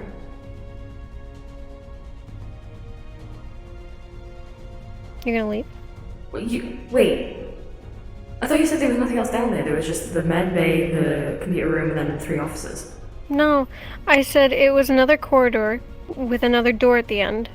But there are several doors on the hallway.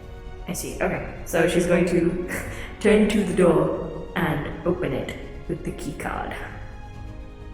Okay. You open the door, and as this door is opening, it lets out a... almost like it's letting out air. However, when the gunshot hit the door, it alerted the people that were in that room. Oh no. And now the door to the medical room is open. I'm assuming the people are gone.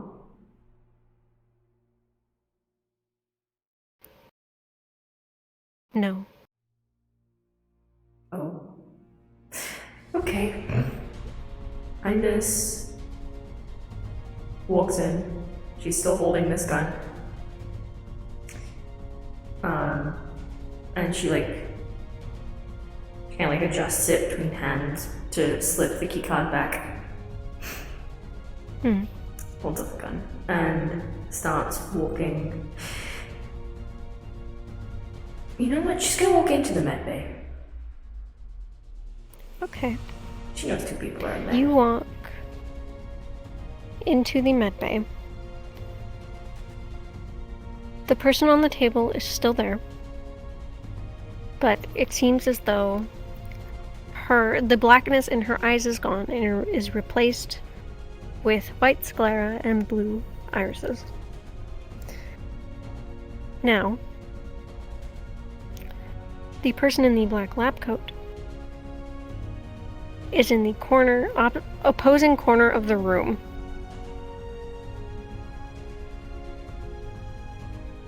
And is kind of looking in the direction of the doorway. Okay.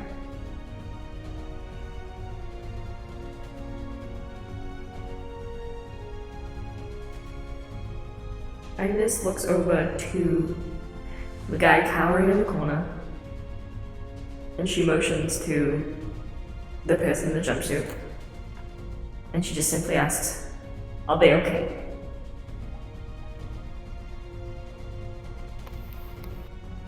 I assume you're asking the guy Yeah. in the black lab coat. Okay. He looks at you and glances back to the person on the table. And he's silent. Are they okay?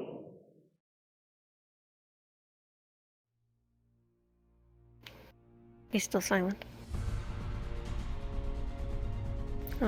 Here, let me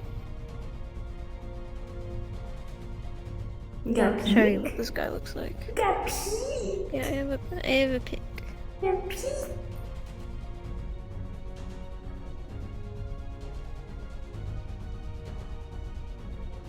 Man, I can't believe Ines is just saving a bunch of fucking criminals.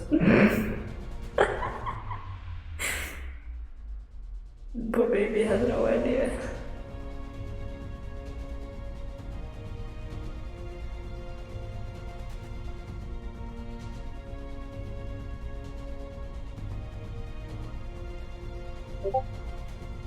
Oh, he's fucking creepy.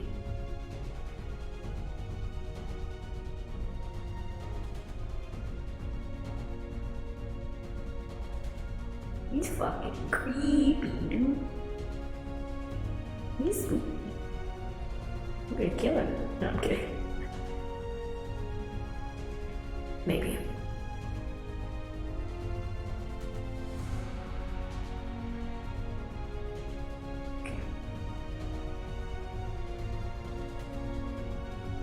My audio broken game.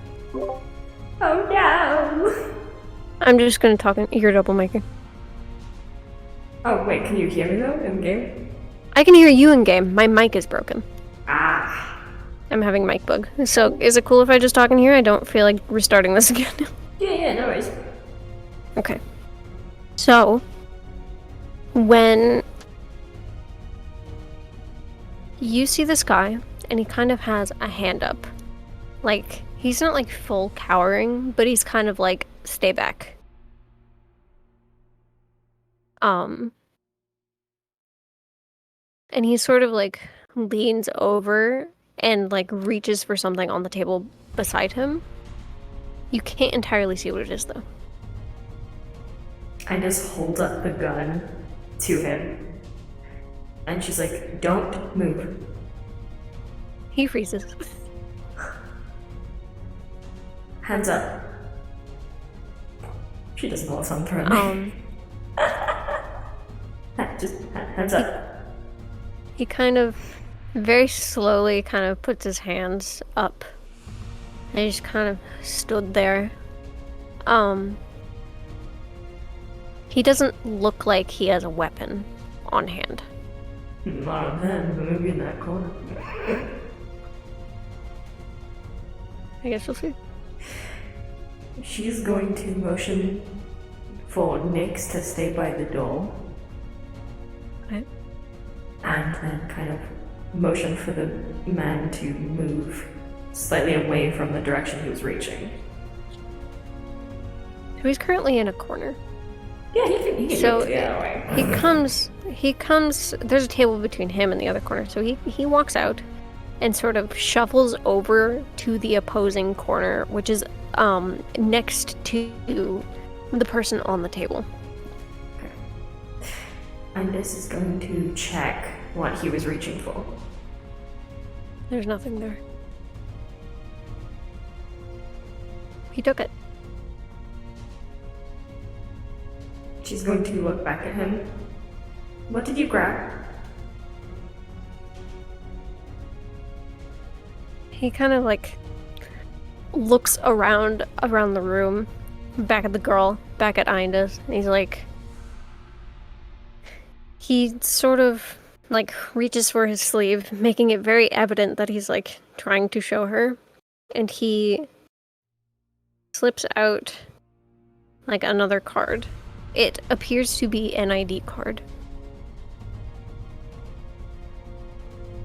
Okay. She lowers the gun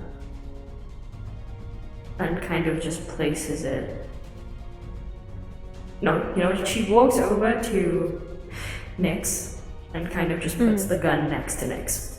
So, you know, he's not gonna fucking come over and grab it. Yep. She turns around, shows her hands, and walks over to have a look at the ID card. Oh. When you look at the ID card, it's got a photo of him, and it says Cygnus Tobar. Okay. and it has like some basic information.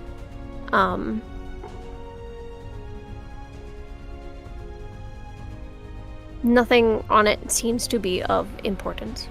Okay. So Ines is going to kind of briefly nod. Okay. Cygnus, Toba. I'm Void. You can put your hands down now. You can kind of slip the ID back into his sleeve and just kind of like...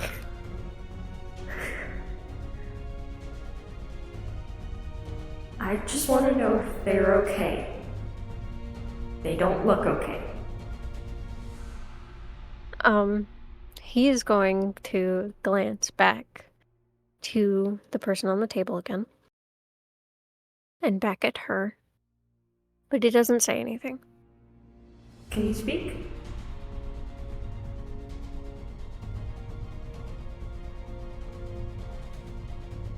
Can you write?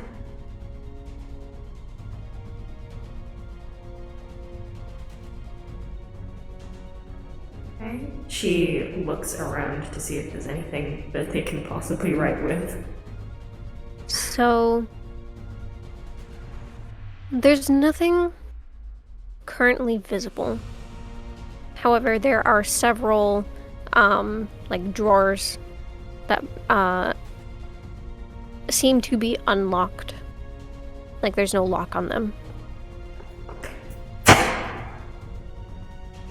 She's going to start looking through the drawers. Okay. So, there are three main drawers. Two of them look like a sort of filing cabinet. And the other one is a drawer that is just attached beneath the table.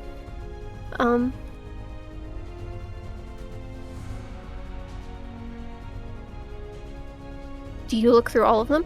Or do you only look through a few? No, You look she'll look through all of Okay. them. So, looking through the file cabinet, of course, it is a lot of documents. It is a lot of documents about the people who are within this building. As you can tell, if you glance at any of them, the front part of their folders all say 03, which is the number on the building. And they're all named. Now, how closely are you looking at these? Or are you just going to ignore them? Seeing that they seem to be documents, she's going to kind of like skim through them to see if there's anything on Alzax. So, you definitely see one on Alzax. And roll a d20.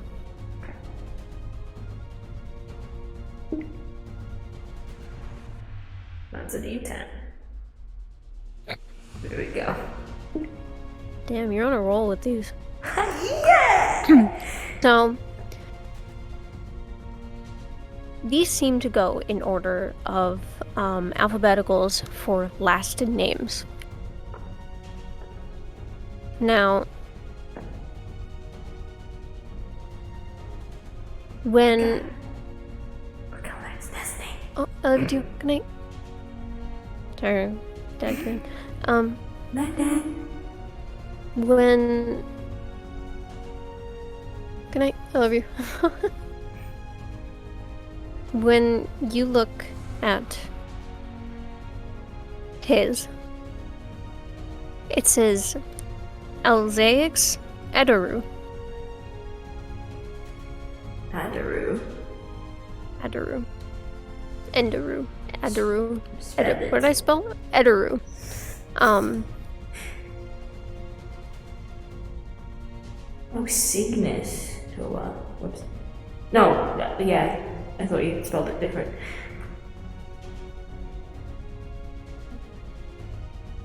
Ederu. Ederu. Alzaix Ederu. Now, something else that you're going to notice, just before that, there was another Edaru name. Oh my god, he has a fucking sister. It's that woman! She's his sister! Fucking knew it.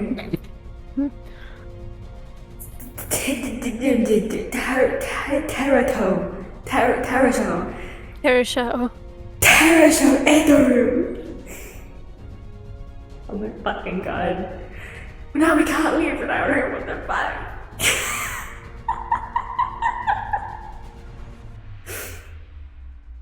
Sorry.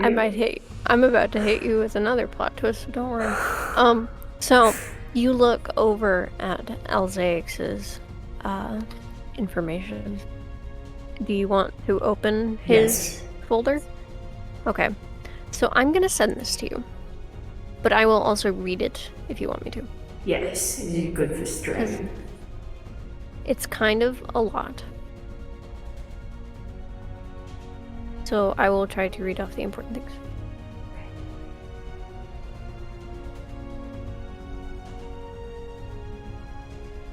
Ooh, that is it.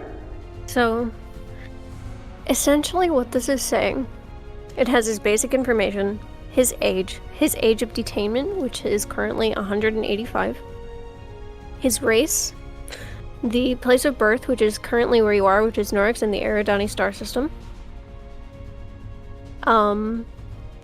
Now, it's his number! The number that you're going to recognize is 08631, which is the number that he gave you in your head.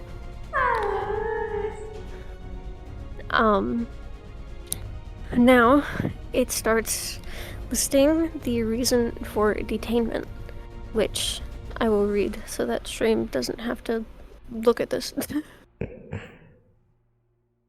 Okay, so 08631 gained access to forbidden areas of Sector 03 and has stolen military equipment during his training. Some other equipment has since gone missing and off the radar during this time, but the phenomenon has not been proven fact and will remain false until proven otherwise.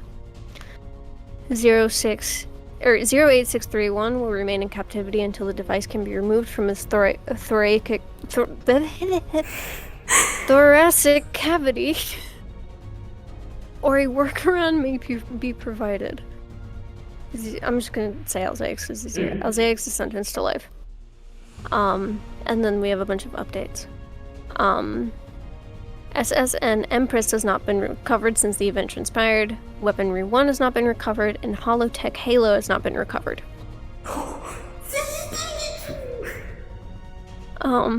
There are 3 updates which say Alzaix has remained unresponsive. One that says Alzaix responded negatively to the treatment, and that he remains unconscious. And the last one talks about how he responded negatively to the treatment, and Alzaix remains unconscious, but has begun vocalizing via screams in its sleep. There's been no successful safe way to remove the device from his throat. I'm not gonna say that word again. His chest. Staff concluded. Extreme measures must be taken and information given by it be less valuable than our mission.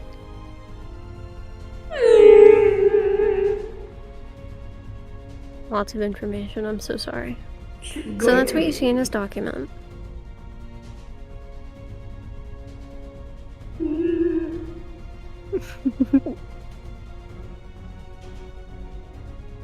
She's going to put the document on the floor and walk over to where the gun was. She's going to pick it up, go over to the document, and just start shooting the document. Ooh. She does not want any remnant of it. It's just on the floor. She's making sure she's not shooting like towards anyone. It is just, she's like directly on the floor. Okay. So as you start shooting, this guy that is currently kind of tucked away in the corner is sort of like starting to cover his ears. And the person laying on the table shoots up and immediately looks in your direction. Almost robotic in a way.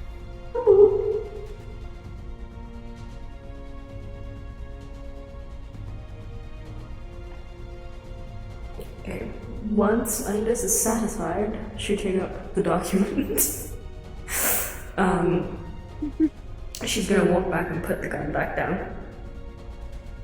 Then look over to the girl who's just shot up. She's still walking back to the cabinet so she can grab that other document. Okay. But she's gonna like, hi, you okay? This girl is gonna kind of like look at you and then look at Nyx, and she's going to fully turn her head back to the guy. They're just gonna kind of look at each other for a second. And he's gonna look at, Void again. I guess I'm okay. Okay, good.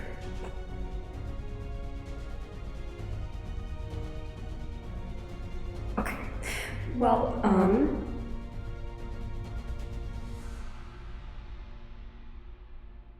most of the guards are being attacked by birds outside, so you'll probably get out pretty easily. Or you can accompany us. Where are we going? Well, I'm going to get my friend, and then we are going home. You can go wherever you like. Probably should try the other side of the planet. Very nice people over there.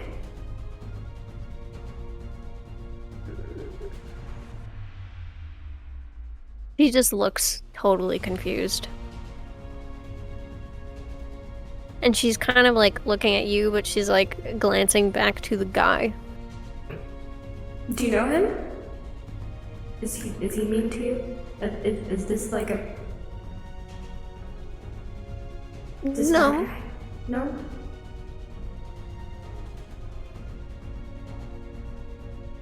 Is he a good one? What do you mean?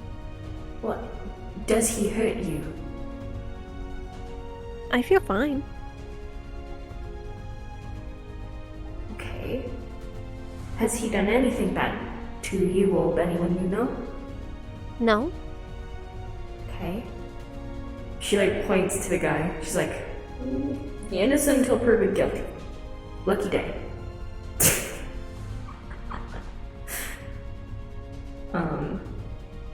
So she's gonna grab that document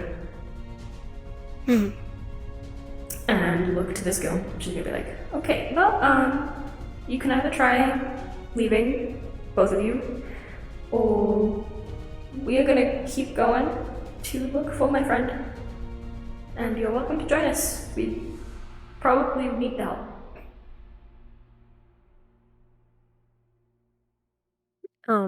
This girl is just kind of like, she still looks very confused, and she's still kind of looking back to Cygnus like she's relying on him. Oh. And Cygnus kind of looks at you and he's like,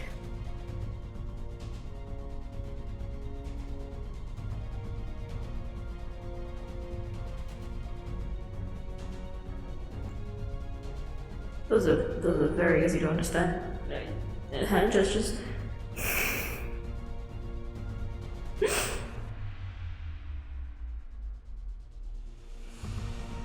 Okay. We're gonna go. Okay.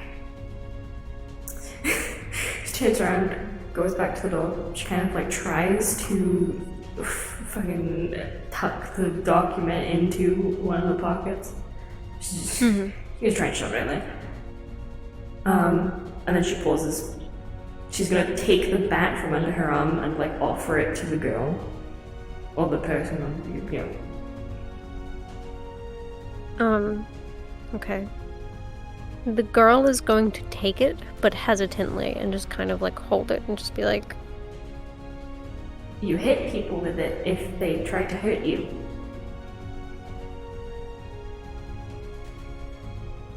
okay. Okay.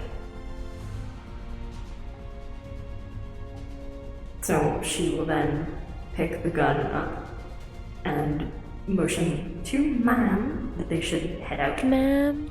Ma'am. Alright. So she follows.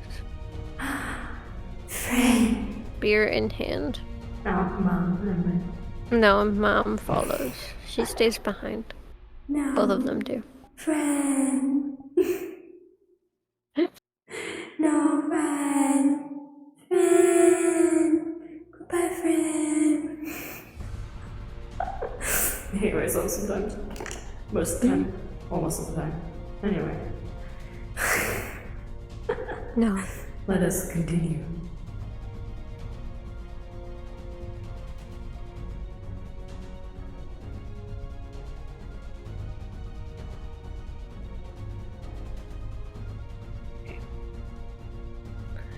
So, you guys now have the corridor before you, with the computer room and the 3 offices. You know what? We're gonna go into the computer room. Okay. So, you're gonna find that the computer room is now empty. Nice. The person that was in it there before is no longer in there. Okay. She's going to go up to the computers to see if there's anything on the screens. Okay. So, there are a small list of options on this screen. You looked up at my hand and I was very confused because my control was off. No, I was looking for my document. Okay, so there are a few different things that display on these screens. It is a control panel, and it appears as though there is a map of different locations within this sector. And it gives you a list of commands that you can use that mess with lights, radio systems, and satellites.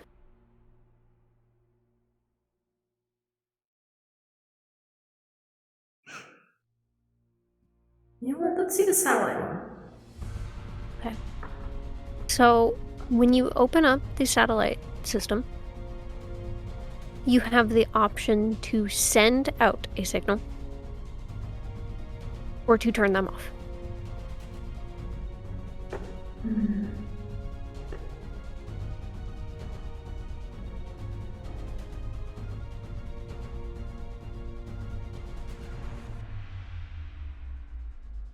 Okay, she's going to go back for now. Okay. You go back. Okay, I'm gonna look through. What were the other two options? Lights and what? Radio systems. Yeah, let's look at the radio systems. So when you look at the radio systems, you get the option for the intercom. You get the option for any like external information like messaging, internet, Wi-Fi, things like that. Radio systems, things that would either play music, quote unquote music, or like send and receive information from internal and external sources within this sector. You know what? She's gonna turn all of it off. Okay. You turn off all of the radio systems. She's then going to.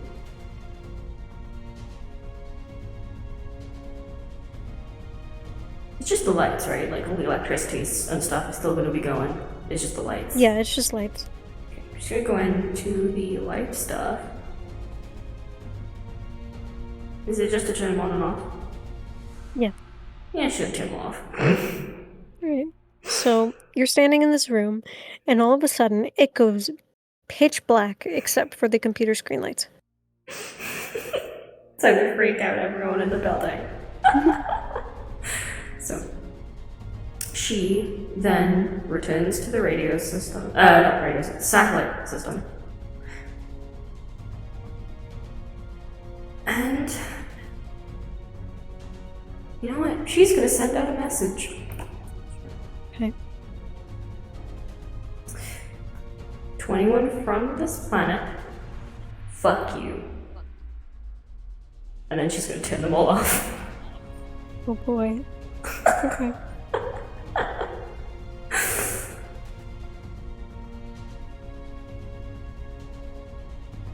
You know what? She's gonna turn off the computers and then head out. Okay. You leave. And this is coming from revenge. And you are met with the corridor again. And this time it splits into 2 areas. You could either go left or right. Which way did we come in from? Neither of these. Oh. Oh, right, okay. What's on either end? Or is it just blank corridors? There are doors you cannot see through. Okay. She's going to go left. Okay. You go left. And you are met with a shorter hallway with 1 door at the end. Going to keep going. Are you going to go into the door? Yeah. Okay. So, using the key card, you are able to unlock said door.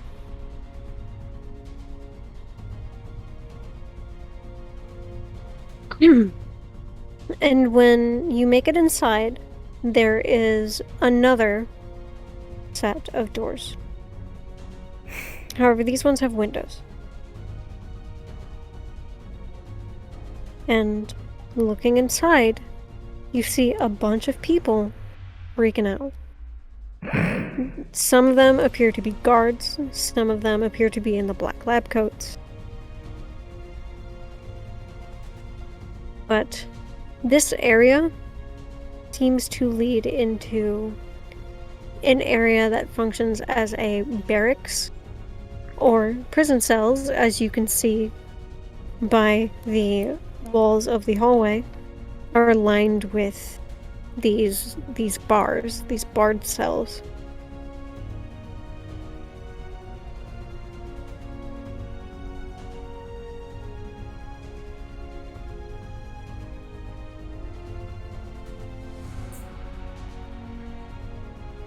Inez is gonna stand there for a second.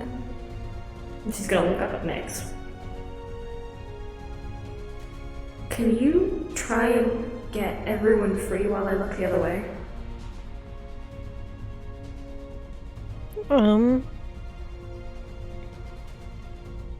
Yes. Okay. She turns around and she's gonna go straight down the hall to the other hallway. Alright. We will follow you for now, and I will give you Nix's results after. Nice. So I'm just gonna go down to the other door. So, you see a similar hallway. Except, this time, there is a door at the end that looks like 2 double doors. And there's one next to you. And it's labeled lab. Okay. Let's head into the lab. So you open the door. And it takes you to this smaller room. And it has a staircase leading up to the other door. You can hear people talking inside of the room that leads from the staircase. Okay. You know what? She's gonna get Nightlight to head up there to like poke his head through, see what's going on. Okay. Go ahead and do a soft roll. Okay.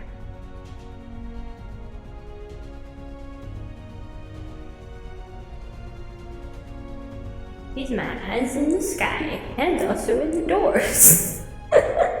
Hi. eyes in the doors. It's my eyes in the doors. Whew.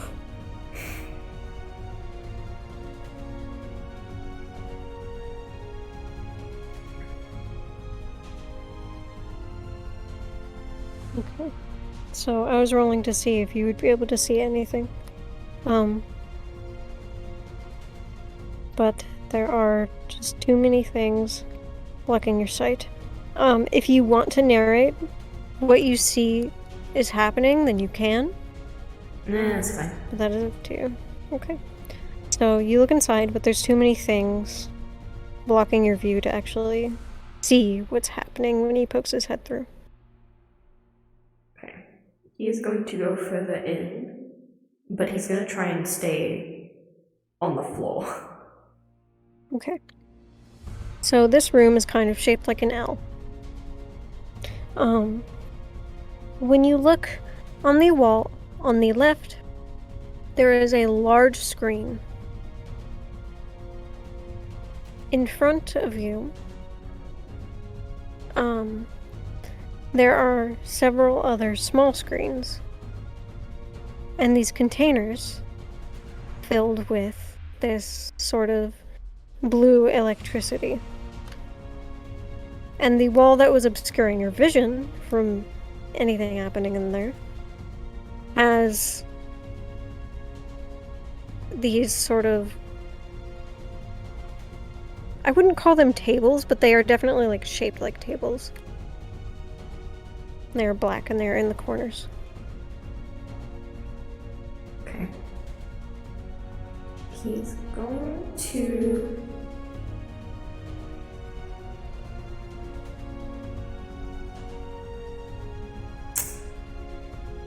He's gonna keep exploring. He's gonna go a little deeper, see if there's anything interesting in the room. Okay. He's a curious bird. Go ahead and roll a crit for me. Okay. Which is currently a... I think it's just a 5d6. Okay, so it's self-roll, but crit. Yeah. Yeah.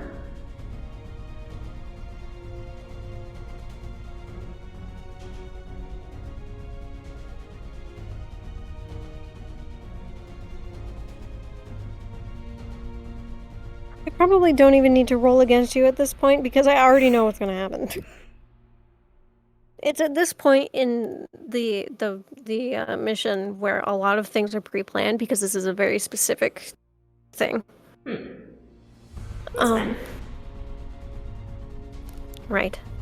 So you look inside and when nightlight goes deeper in, you see several tubes. They are seemingly filled with some sort of liquid. Most of them are.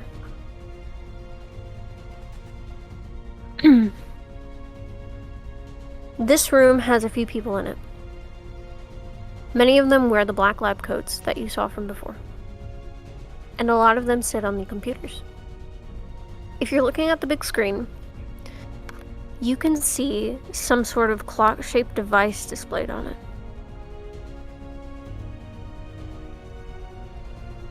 However, just as you're looking, someone spots you. Or spots Nightlight. And as they come up to you, just before they obscure your vision, there is a door in the back. It is made of glass. And if you're looking close enough, you can see some strikingly similar features to future Elzaics in that room.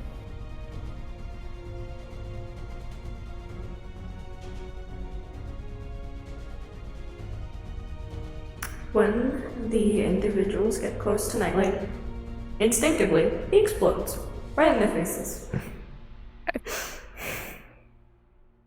And he reappears at Indus's side. she dies instantly. Yeah, and She dies. We're still at that spot. That is just the end of that scene. She dies instantly. It's the end of our. Okay. So she is going to adjust her gun. She's gonna kind of like place her hand on the halo. Just for a sec. And then she's going to try to get into the room. Okay. So, go ahead and roll a soft roll.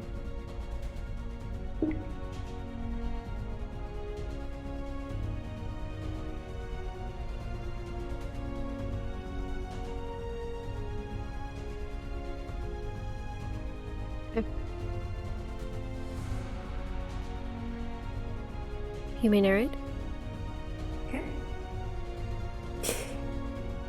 As Void enters the room, because all of the people are gathered up where the stardust has fallen to the ground where Nightlight used to be, she is able to sneak past them just in time before someone was about to turn around and see her. In this moment, Nightlight comes back into view and purposefully starts flying in the opposite direction towards the door, trying to lead the group out. Okay. Alright. Hello? Hey, I don't man. want any ads.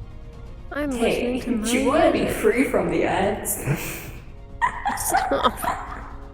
No. Okay. You don't want to be free from the ads?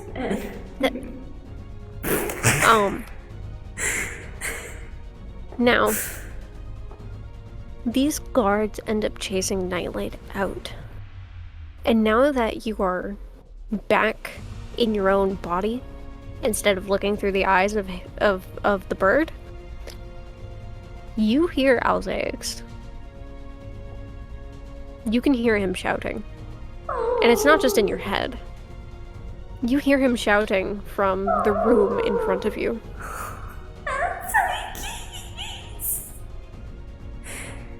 Oh.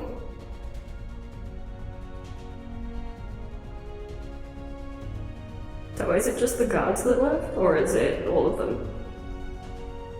So there were two rooms. There's the room that you're in, which had the people in it. There's people in the other one too, but the people in the room that you're in left. Okay. Indus is going to, hearing these yellings, she's going to run into the room, gun drawn, ready to be blazing. She's ready to blaze, baby. Right before you end up running into this room, the alarms in the facility start going off. Oh no, I did this! You run into this room. There are several guards and several scientists in this room. God, I did this. In the center, off in the back, is another one of those tubes. Except this time, instead of it being filled with the liquid that you saw before, you see a man with blue skin and white hair. He has the horns that future Alzaix had, and the same neck piece that he had from before. He's in a gray jumpsuit. He has his back turned to you at the moment. But he is knelt down with a hand on the glass and a hand against his chest.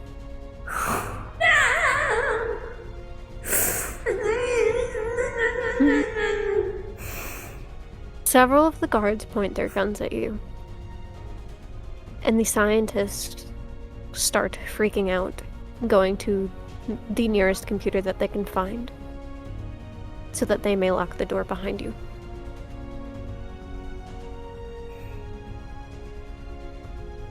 What do you do? Agnes is going to... Oh my god. She's going to focus her energy on every fucking sparkle on her body to make them brighten the fuck up simultaneously. She's a bright-ass light. She's basically trying to turn herself into a flashbang. Okay. Alright. Right. Go ahead and do a soft roll. She's not even planning anymore. She's literally just going. She's going. It's pure instinct. I need to let my cat out. He is crying. He's an angry little baby man. Hello, angry little baby man. Baby man. Oh, baby, Go on. baby man. Question, does this count as finding those eggs? Yes. Man, can I get my hope? Yes, you can get your hope. Damn. You will now have, you are back up to 5d6 on your roll. Oh no, wait, they reroll ones. I'm dumb. Yeah, okay, so you can now reroll any ones that you roll. Nice. Ones. Yeah. Head.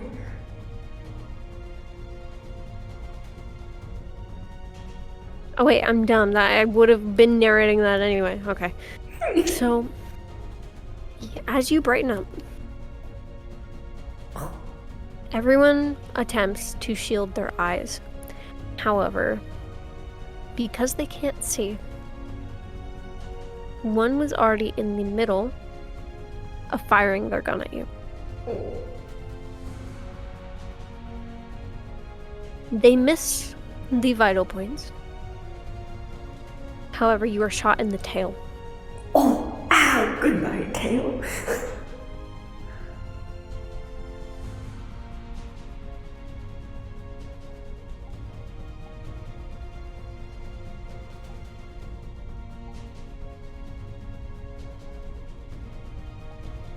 However, no one can see still. Okay. So, she doesn't know what just happened. All she heard was a gunshot. Now her tail's hurting. So, but adrenaline is kicking in. She can barely see herself. She's literally blinding everything, including herself.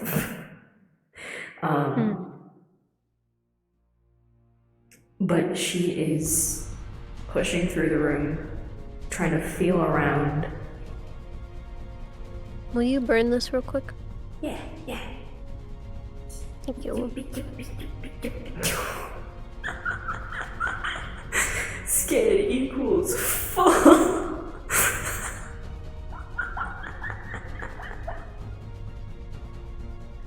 This is one that I just held. There was one I was holding. It disappeared. There it is! It's right here! When offend yikes. Yikes. Come back. Scared equals full. To bitch power. Bitch power. Yeah, bitch power. Power. Okay. Anyway, she's going to be trying to navigate this room based on feel alone.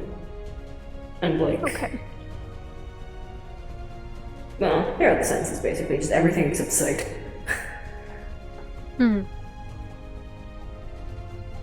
Alright. So, you feel several things. You feel a lot of metal. You feel a lot of tables. There's a lot of wires that you're touching. Go ahead and roll a 5d6.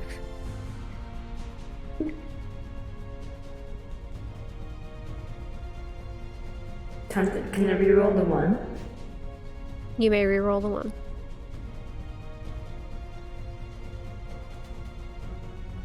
Fuck. Okay.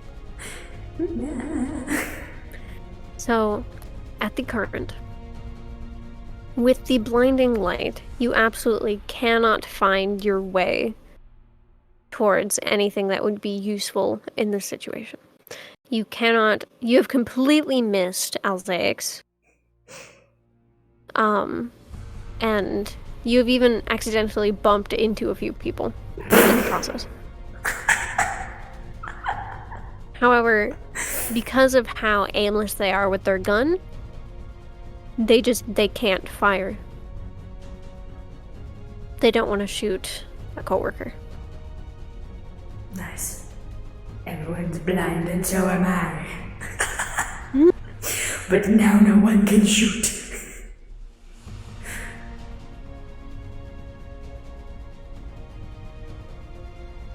Okay.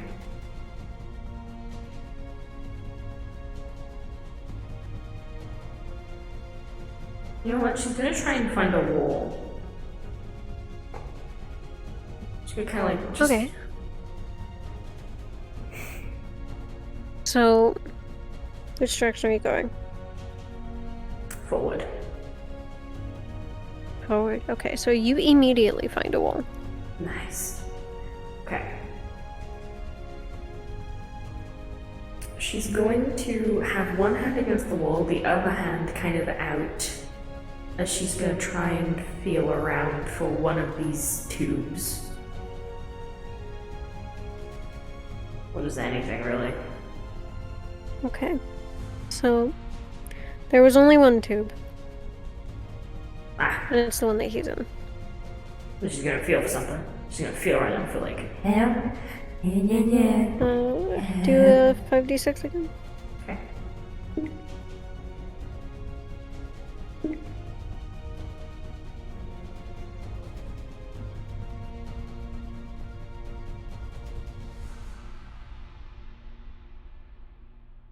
Okay.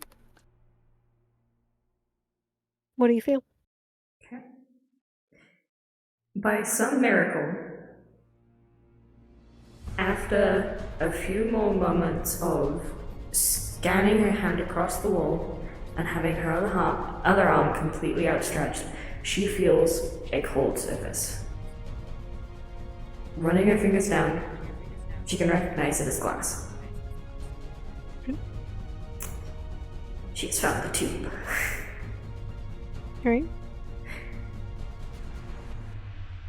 Okay.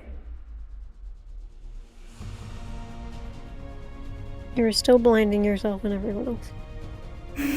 Blind. Okay. Even Alzaics at this point is kind of shielding his eyes the best that he can in the crook of his arm. Yeah, everyone's blind, but it's the safest method. Indus is going to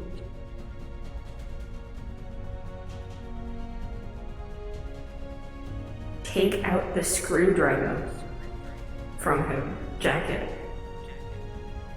and she's going to, with all of her might, smash it against the glass. So after all,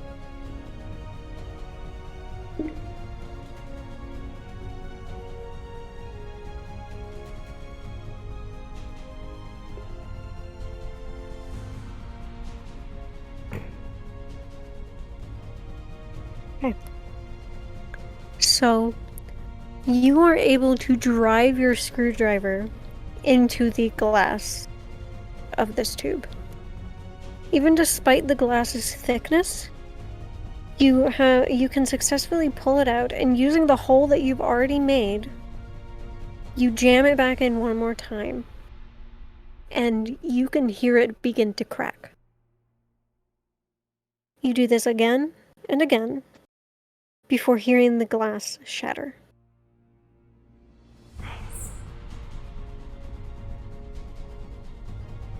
Nice. Okay.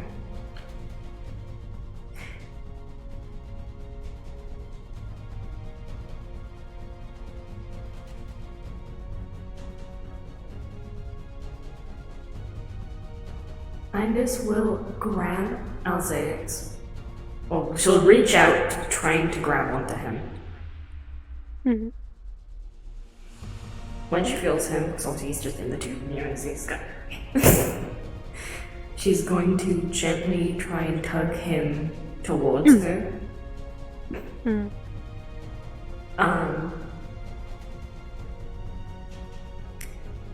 And she's going to try and pull him up against the wall so they can try and find some other shelter in the room. Okay. So you pull him, and for a second he resists because he doesn't know who you are. And it's not until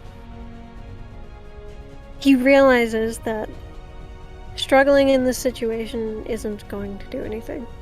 I can't see. He lets you take him. And you guys are now at this wall. You can't feel anything else around you. You know what? She's just gonna kind of lead him around. Hey. Hey.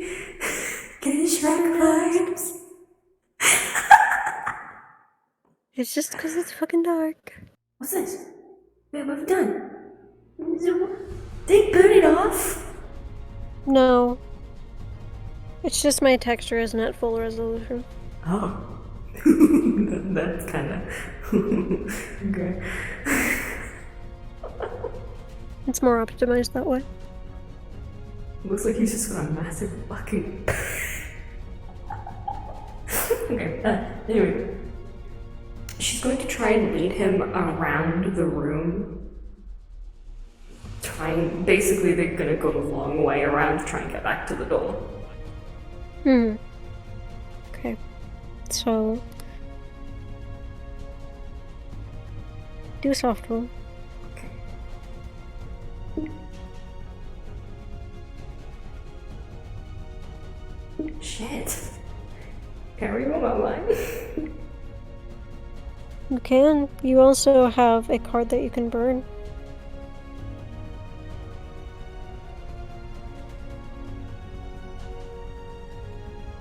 Nah. Okay. Not So... yet. We have 3 candles. you manage to find your way to the other room. However, the door is still locked. Okay.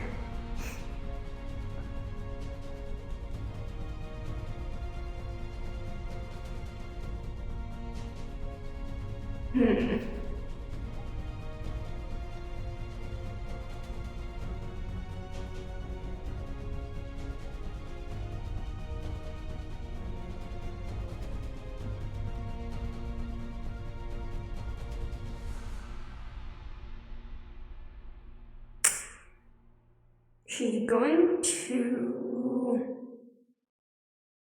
take a step back, bring Alzaix off to the side of the door. Okay. And she's gonna try and find some cover if there is any object whatsoever around that area. She's just gonna like look out for it with her hands. So there is a desk. There is a desk, and that is about it. That would provide cover. She's going to duck down and pull him under the desk and start shooting roughly where she thinks the door is. She's gonna fucking unload this gun on this door. Okay, do a soft roll. Okay.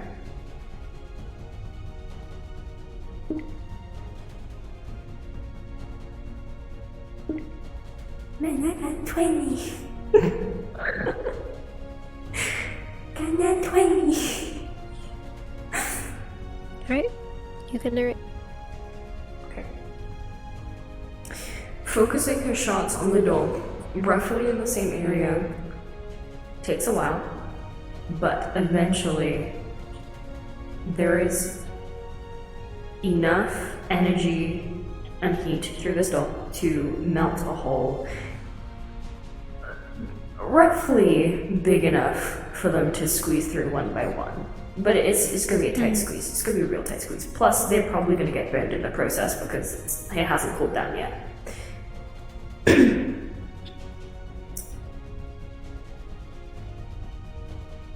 Obviously, hearing the gunfire in that general direction causes some of the others in the room to kind of, perk up. They aim their guns in that general direction, but they don't shoot yet. In a second, Indus fully dims her lights so everyone can see, but she keeps herself and Alzaix hidden underneath the desk.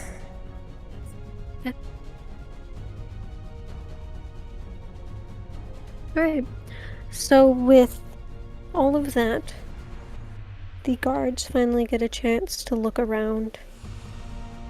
They all immediately draw their guns and are ready to shoot. They don't find anyone.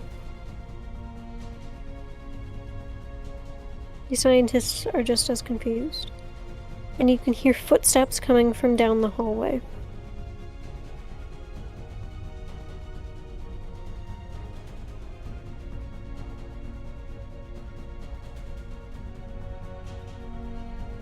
Coming from down the hallway or going down the hallway? Coming from down the hallway. Okay. She is just going to continue to sit under this desk with Alzaix. Roll a d20.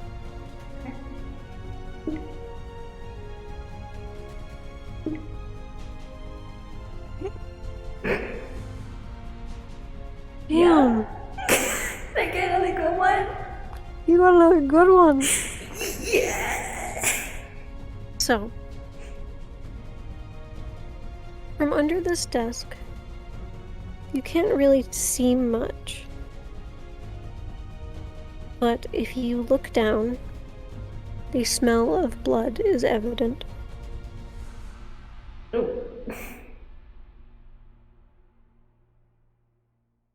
And when you had pulled him from out of the tube,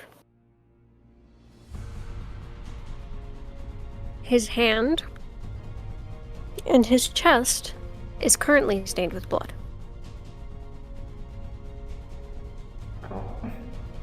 Question, are the other people still in the room?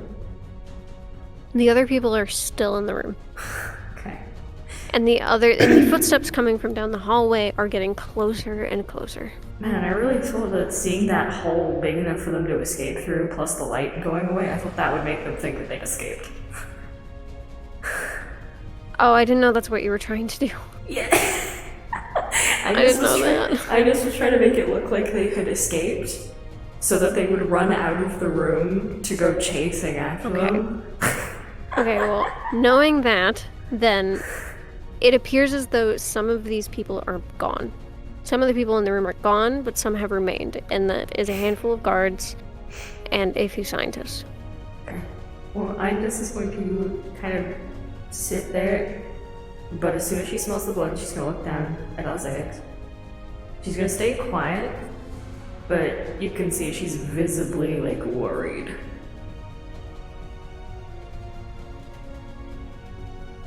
She, tries to grab his hand, and, with the other one, she's like, what happened?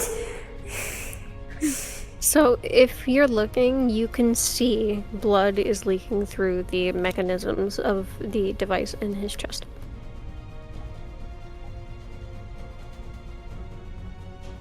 Oh no! She can't use that magic because it makes noise. And light. It's okay. And everything. Did you just die again? Oh, there you are. Hi. Yeah, it makes everything. Hi, welcome back. Okay.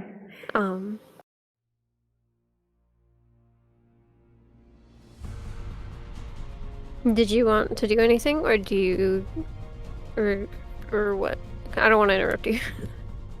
She's going to take off the jacket and like shove it really hard into his chest and like grab his hand to like tell him hold. Hold. Yeah, Hold it. okay. So he does as much and tries to not let out any amount of noise when you press the jacket into his chest that is currently bleeding. Hold it. Very evident pained expression coming onto his face, but he holds it. And you finally hear the footsteps come from the other room. And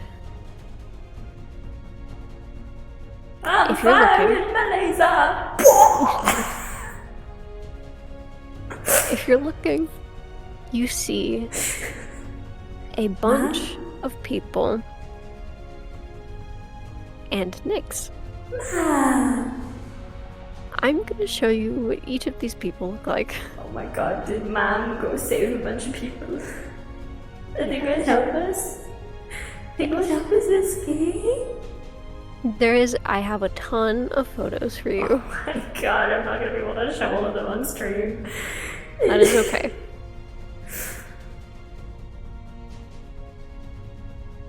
I'll show a screenshot. Okay. That'll work.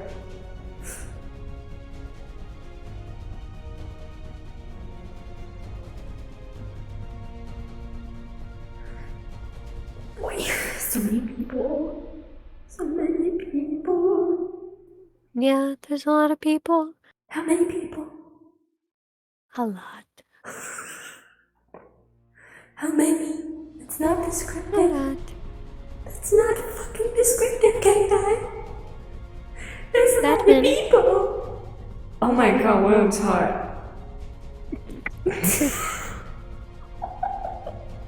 Oh my god, William's really cute. Oh my god. Okay, I need to take a screenshot of people.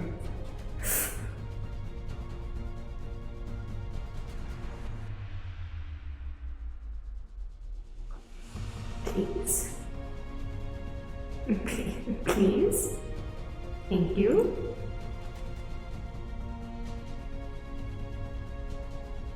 Lots of alien people. They're gonna help us escape. Yeah. Hold this. I needed to get the link. No problem. Thanks.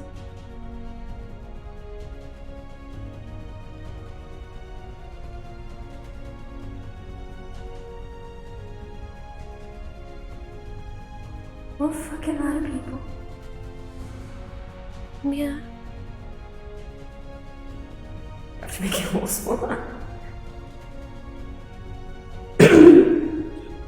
Okay. So, these are all the people coming to rescue. Nice. Okay. Then what happens? Okay. So, at this point, everyone who is coming in with Nyx has started going after the guards. The scientists in the room are unarmed at the moment, and so are kind of like in the back corner. Okay. So fighting ensues. Fighting ensues, and Ines instantly pulls the jacket away and starts trying to heal Arzaix. Okay. You have no problem trying to heal him. Yay. Once he's healed, she will pull him up. She's purposely trying to ignore the pain in her tail, but it is dripping behind her. It is leaving a trail. It hurts like a bitch. Not to mention the fact her shoulder is still fucked, and she has been moving it quite a lot. So that is... Ow! Yeah. But she's fighting through. She's finally got to her goal. You know, it'll be worth it. She pulls him up. And she passes him the gun. I have magic, you don't. Okay. He takes the gun. He very clearly is kind of nervous being with her for real for the first time. That's so cute. I love him. I love him so much. She's not even noticing. She's too busy in the moment. It's like, oh my god, we're finally here. We're gonna do this. We're gonna go home. We're gonna go home. We're gonna go to our home. Okay, while this chaos ensues, she puts the jacket back on, doesn't care about the blood. And then she pauses. She's like, wait a minute. She puts the jacket on him. Thank God. My god. He's gonna fully put the jacket on. Nice. Wait, let me take it off. She's She's also gonna give him the mask back. His mask. Thanks.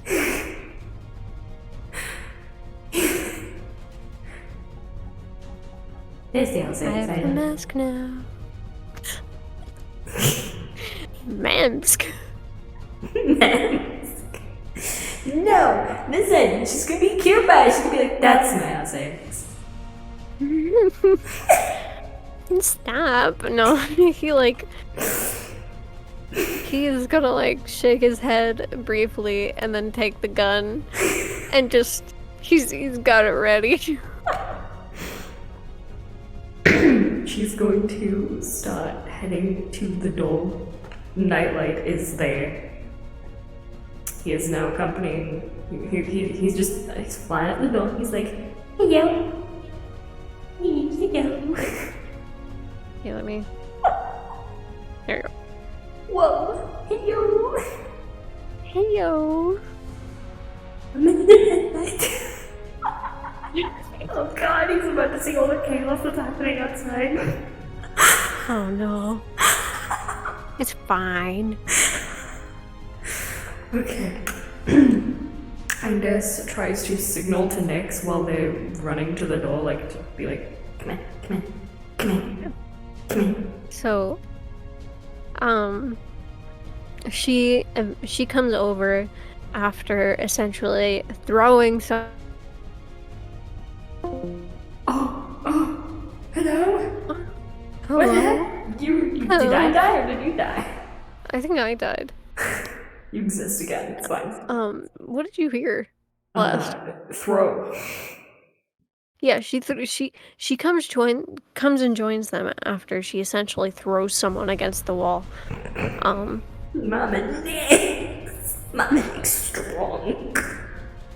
She's a strong woman. I love her. I love her so much. Best mama. And she begins essentially ushering them out of the store.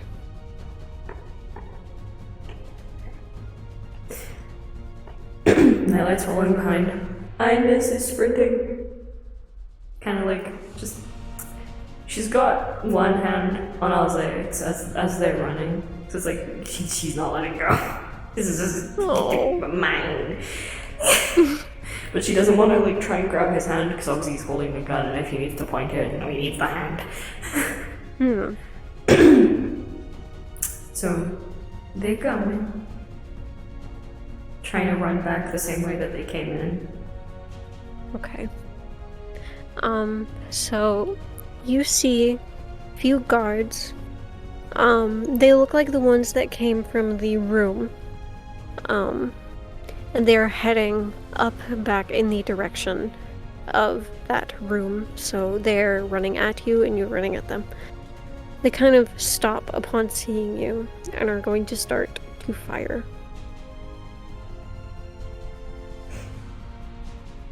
Okay. Indus is going to try and tackle Alzaix to get both of them out of the way.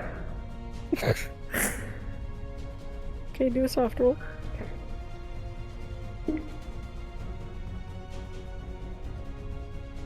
That's the wrong channel.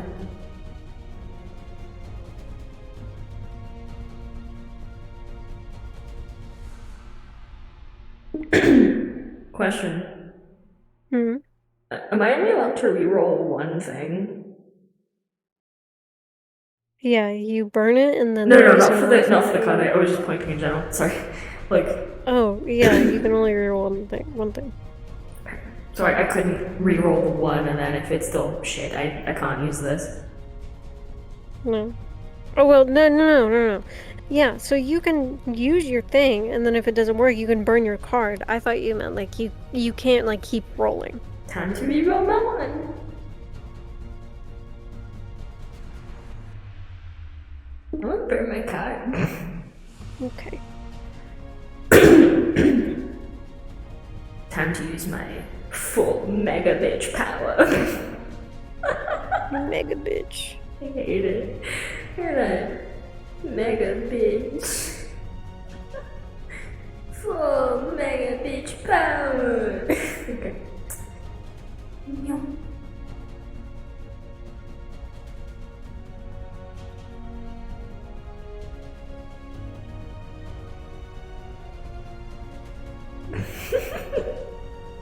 Control the Nice. scared full helpless power.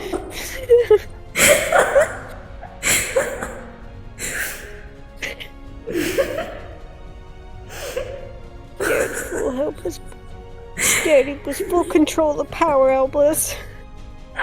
Which is better? Control the scared full helpless power, or scared full control the power helpless? I think the first one.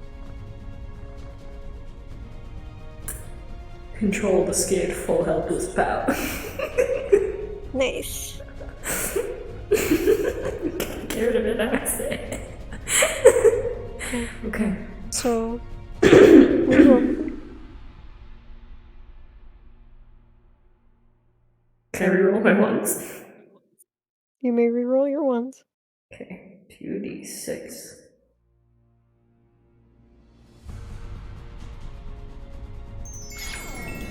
Six. Oh my god, Fire! Thank you for the bits! We dancing. We dancing. We Come dancing. on. We dancing. Come on. Dancing. We dancing. We dancing. Just in time for control the scared full helpless power. Okay. You may narrate. You must use your card. Okay. So, as they are in danger, Andis feels like her senses slow. Not hers, her senses heighten, and it's as if the world itself goes in slow motion. It is like every star in the galaxy is telling her exactly where she needs to go, what muscle she needs to move, in every reality, for a split second. Every reality is telling her exactly what movements she needs to make in order to move the way she wants, to make sure that both of them are safe. Using this knowledge and this heightened sense, she tackles Alzeix to the floor in just the right motion that the bullets skim them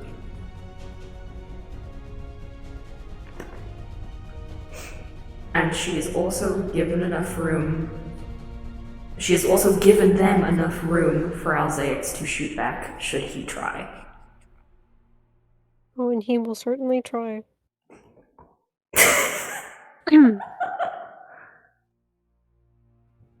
Okay. So, Yeah, I've been good. How have you been, okay. fine? Alzeix shoots, and they're positioned in a way where he can at least get at their legs and they collapse. Floor.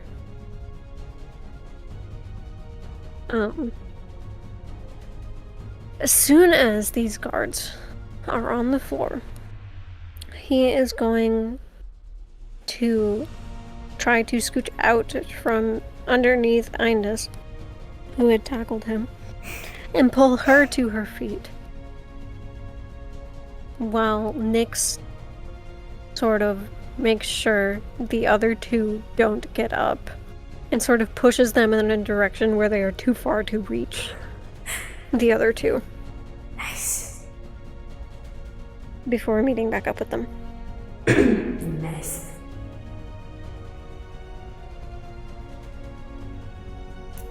I Just keep running. Wow! Angus is kind of, you can see her pupils are like very shrunk. There are slits. Her tails are like rigid behind her, and she's breathing very deeply. Her eyes also have an ominous kind of red glow to them, which you've never seen before. Oh boy. Okay.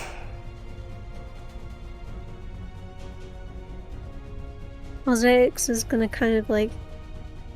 He looks kind of concerned upon seeing this, but is going to turn around and keep running. So you're gonna follow after him. Well. Running. Running.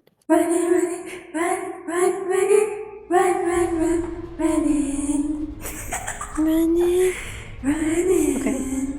So, you guys come to the final hallway where, you would see the doorways again.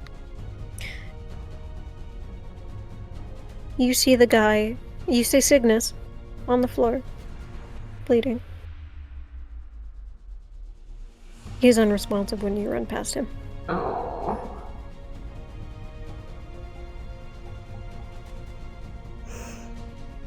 Ines doesn't even look in the general direction. She's got her eyes set dead on where they are running. There is no attempt to look anywhere other than where they're going. So you guys keep running. You don't encounter any more guards within the building.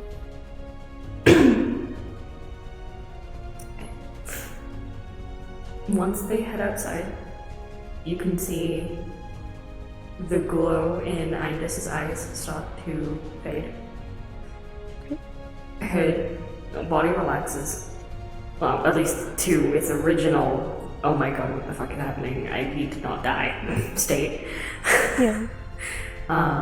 And her pupils seem to go back to normal. Yeah. Once they leave the building, the nightlights are still going fucking crazy. The nightlights.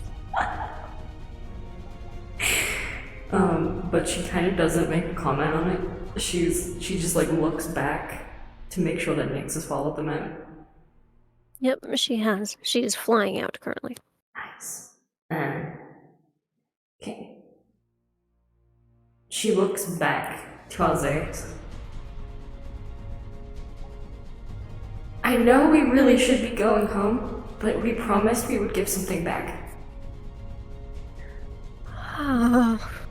Okay. You might really want to check it out. You'll see why. Okay. She starts pulling him towards the exit. Okay. He follows.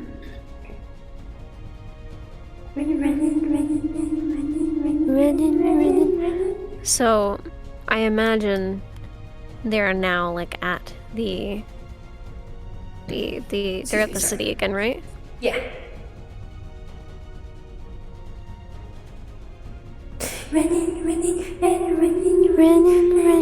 Okay, that heightened state, that was the Monarch. The Monarch was giving her access to her to all of the stars in every universe to figure out what to do. That's so cool. I love that. It was because the Monarch was like, if he dies, my ship dies. No. I am giving you ultra god power for a hot minute. Oh boy. Yeah. Okay. So you're at the city. Okay.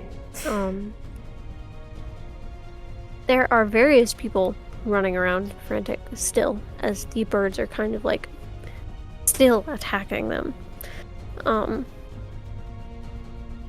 Where do you go?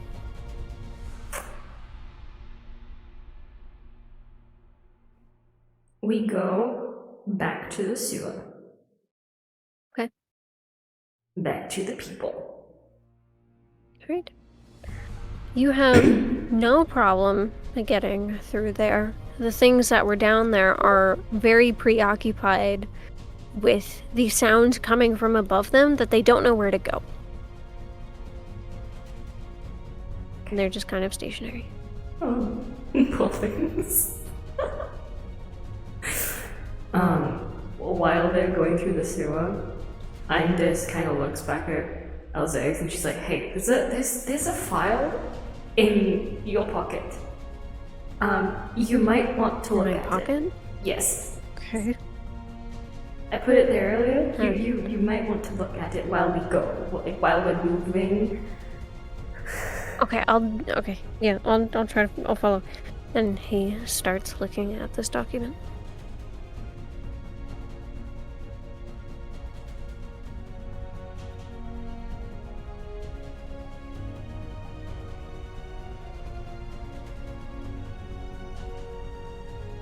He's gonna keep reading it until we get there. Okay. We're gonna go. We're gonna get there. They're going. Going. You get there. The door is still latched shut. Nightlight pokes his head through and coos as loud as he can. And he starts squawking. He's like impatient. Like, get the fuck over here. Come here. Okay. Come here. Upon hearing this bird, you can see, fucking, I forgot her name. The girl with the four horns. Rashandi. Her. She starts running over to the door. And unlatches it and lets you guys in. Indus kind of stumbles in, and she's just kind of looking around for the other girl. Okay. The other girl kind of pokes her head out upon hearing the bird and her friend run away. And she sees you guys. Indus is going to instantly go over to this girl and kind of gently like usher her out while looking directly at Elzex. Okay. Roll a d20. Oh my god.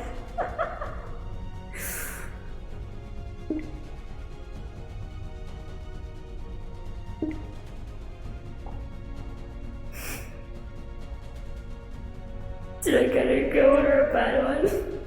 You got a bad one. No! I'm upset. So, you start bringing this girl over to him, and he's kind of like looking through this document. And he's looking at her, he's looking down.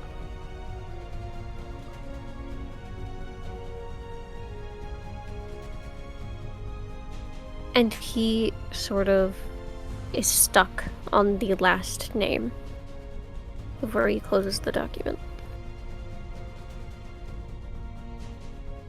The girl is sort of really confused as you're pulling her over.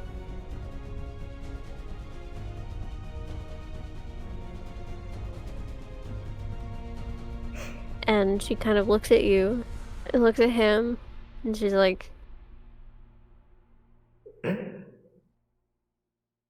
did I do something wrong or something? No. But we might be able to do something right. Maybe.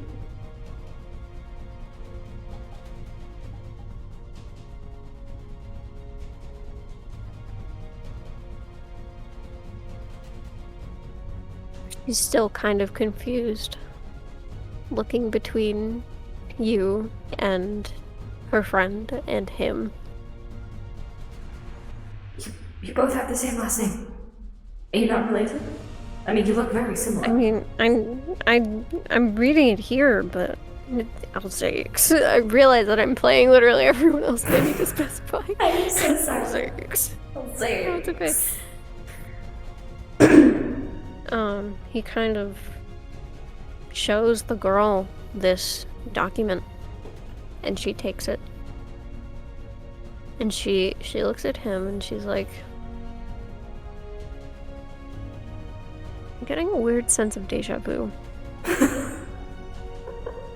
Can't seem to put my finger on it though.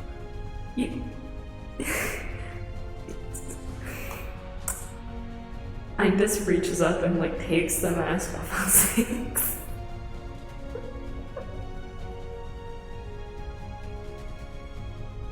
Go ahead and roll another d20.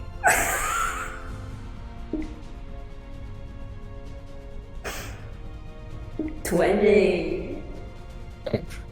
So bad. Still uneven. Is that bad? Kind of.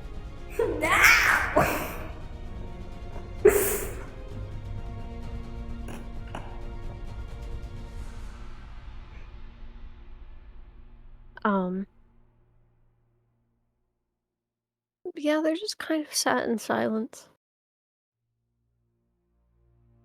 Really know what to say.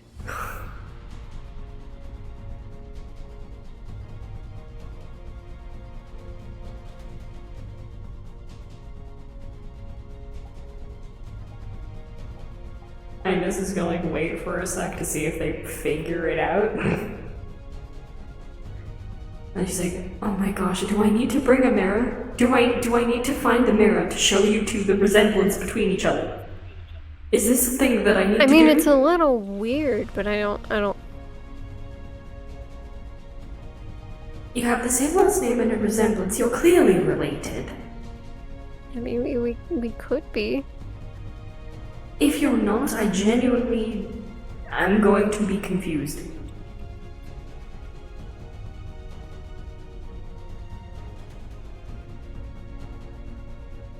Okay. I just... Anyway, she reaches into the coat to pull out the card and like holds it out to one of the two girls. The four-horned girl very happily takes it, and she's like, so it did it work? Yes. Okay. You wouldn't be here if it didn't. Well, I mean, Good point. I still would have blown up the gate. He might have still been here.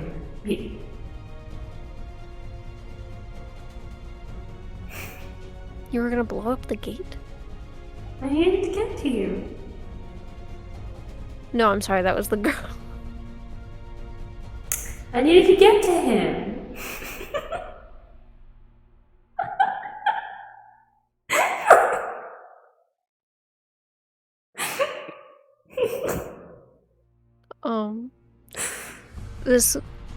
She's just kind of like, okay, well, I'm glad this worked. I'm glad you found him.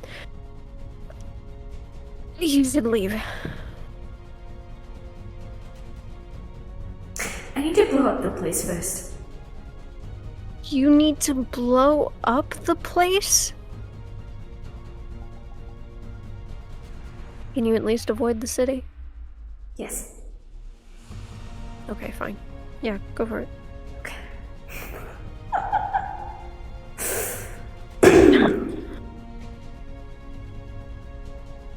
She's gonna look up at Nyx and she's gonna be like, there is a high chance I pass out after the spell. I'm not going easy on this place. And she looks down at her and she's like, okay. Okay. I'll be right back. And okay. Nyx is going to go with you.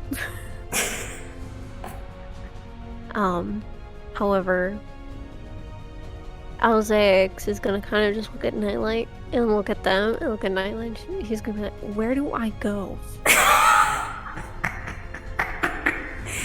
Nightlight is going to go up to Alzax's face and kind of like nuzzle into him before quickly running off after Andis.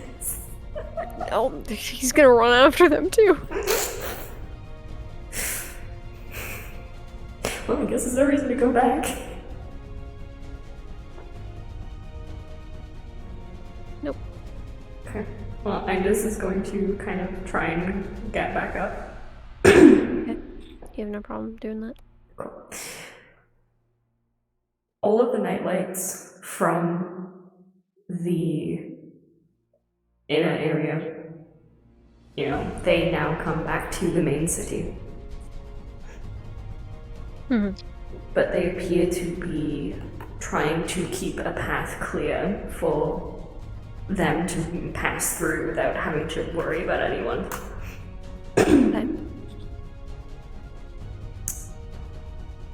I'm just kind of just walks, she like speed walks through the gate and then starts walking up into the sky. So she can have a clear view of this whole vicinity. Alright. She's then going to literally muster every single bit of mana except like the smallest sliver to create a compressed version of her. I can't freaking remember what I called it. Yeah, I know what you're talking Yeah, about. that spell. She's going to compress it more than she did during the backrooms instant.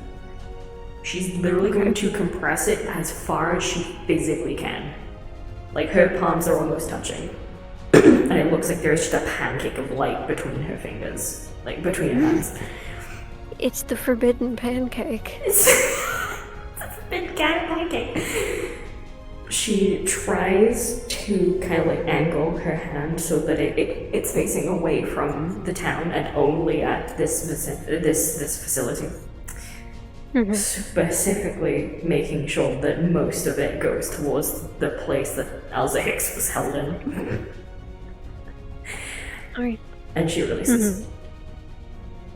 Okay, so as soon as you release, there is a blinding light that emits from your palm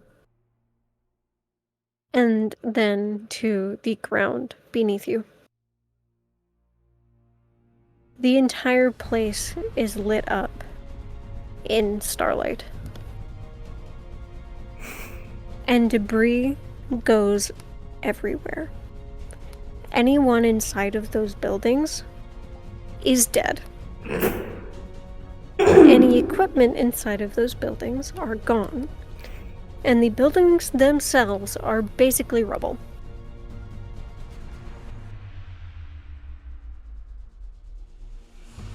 And all the city can do is just watch.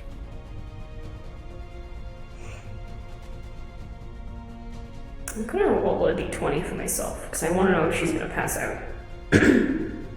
Sounds a big fucking spell. Oh yeah, she's going down. Okay. Alright. So, after releasing the spell, while she had mana left, all of her energy, like physical energy, is just fucking gone. And you see her just start to lean backwards, and with her body weight now being off from her feet, she starts to plummet. Oh, okay. Fucking collapse. Seeing this, Nyx is immediately going to fly up to meet her halfway and catch her and essentially just carry her to the ground. It's at this point that, with the explosion that just occurred, they will start moving out of the city as quick as they can. And I assume one by one these birds will start following. Oh yes, they are all following. They are probably going to meet them at the ship, where they are going to perch directly on top of it. Alright, so they make it to the ship, and they come across Charla, who is currently passed out in the ship. She's knocked out cold. She's asleep. These birds, they file in the best that they can. There's so much fucking birds. And Nyx is still holding Indus, while Alzeix immediately gets to turning on the ship and trying to take them away from the planet so that they can go back to Indus's realm.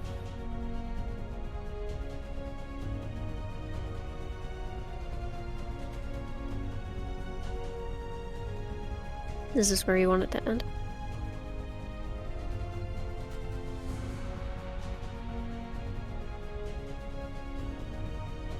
Are you tired? Not really.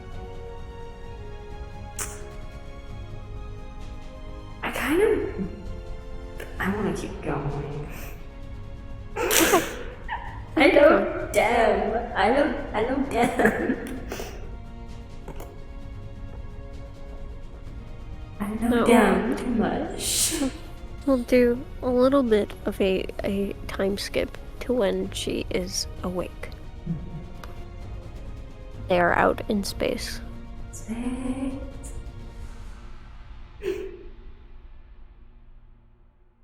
Space.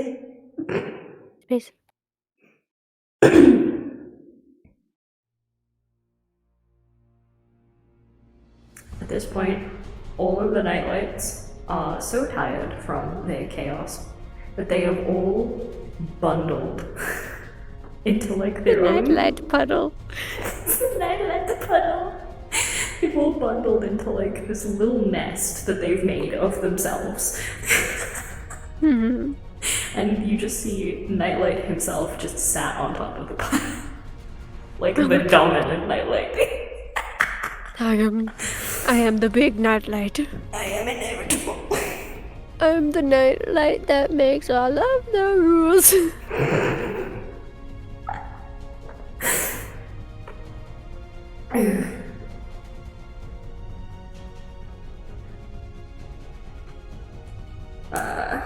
Where did Nyx put Indus? I would say that Indus is currently in one of the, like, rooms on the ship. Some of the Nightlights have cocooned with her. Oh. So you will find a bunch of these Nightlights just fucking scattered all over the ship. Like, they just sleep in everywhere. Night-night. Night-night.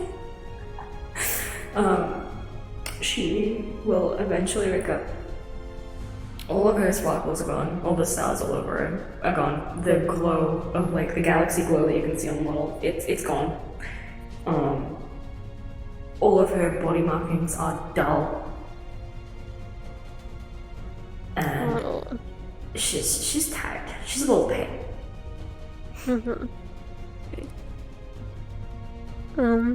Okay. Alzeix is going to kind of... So currently, since he was the one that repiloted the ship to go back, it's sort of just cruising to its destination at the moment, so they have time to breathe. So he is going to leave and go check on her.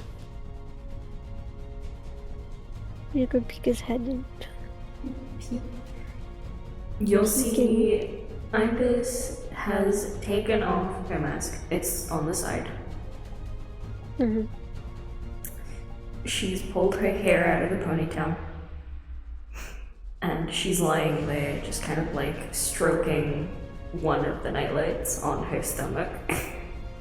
Mm-hmm. She's in that state where it's like, I can't move. can't move. I can't move. There's a pet, and it has chosen me, and I cannot move now.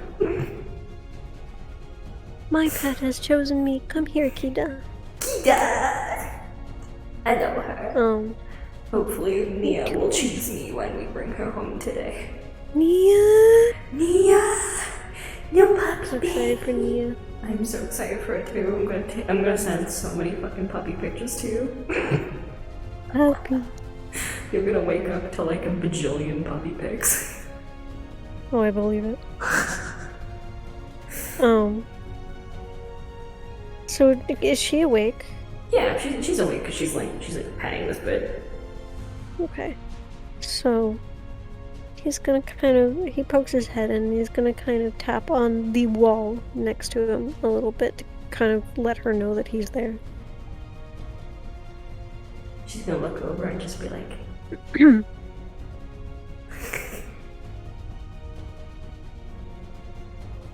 I come in? no, you're not allowed. You're banished to the dark realm of outside bedroom. No! The dark realm outside bedroom. It's so dark out here. Come on, Andres, please. She like looks down at the nightlight and she's like, I'm banished to bed.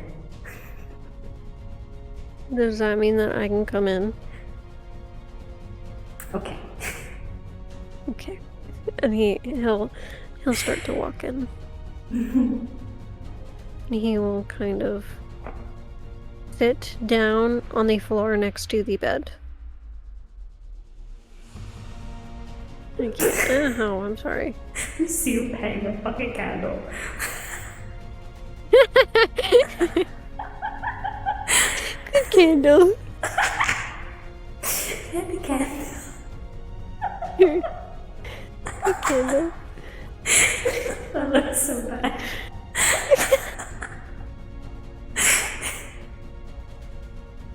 Okay. She is going to, like, she's gonna switch arms, put the other arm over the nightlight, and then like reach out to like grab his hand. She's just doing this on the side of the bed. Okay. Yeah, he will very happily give her his hand. Hand. She's just gonna sit there and be like, I really wish I asked for your gun before we left. Oh, I should have given it to you. Oh, I'm sorry. My tail hurts.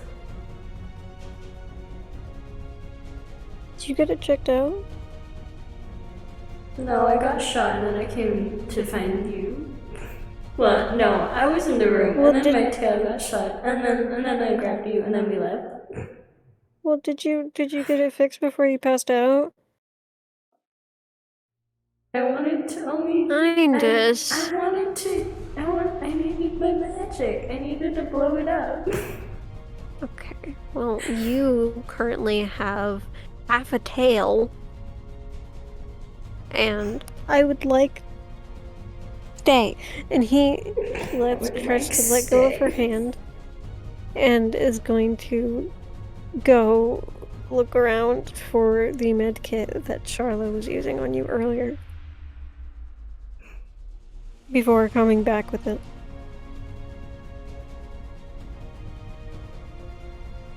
Did I do a good job? I think you did a good job. Good. I'm never doing that job again. I don't think I want you to even have to think about doing it again. I don't want to think about doing that again. That sucked. I mean, it was fine. I'm here now. That's the good part. But you know, it sucked. Almost as if, like, as a memory came back, her expression just instantly falls. Oh.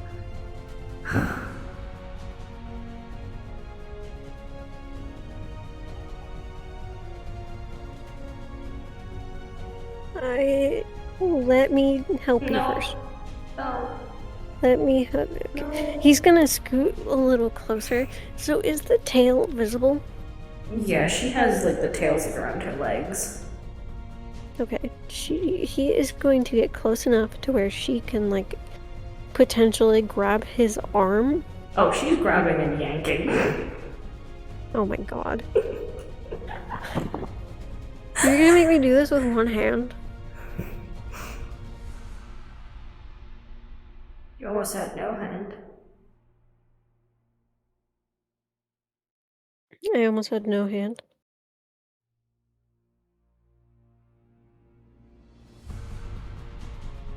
Nightlight messed up the stuff the first time, and we went. Well, things happened. We went back, and then we went too far forward, and then I told, "Oh, maybe you're still around," and then I still forget you, and then we go back, but then I found you, but then you wouldn't.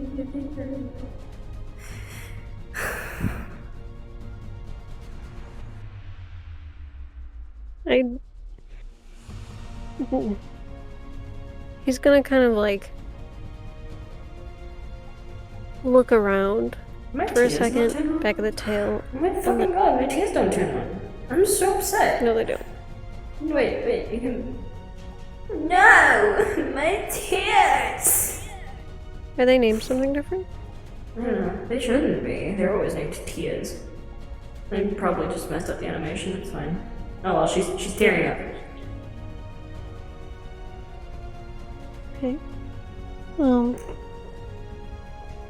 So he's kind of looking around for a second and then looks back at her and just kind of, like, holds her hand tighter.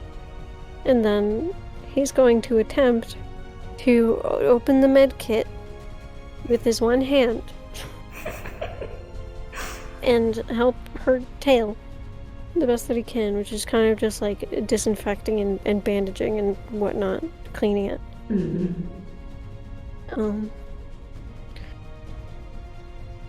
It is soft, where it is not covered in blood. It is like cloud soft. Soft. So, what do you mean? We went too far in the future.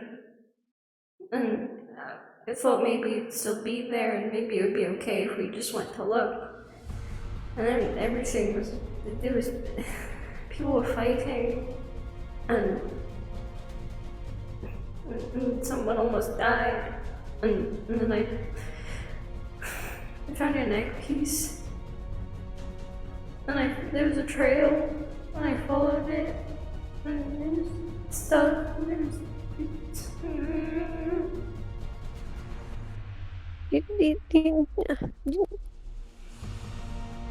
I'm sorry, I didn't realize you were gonna start explaining something like that.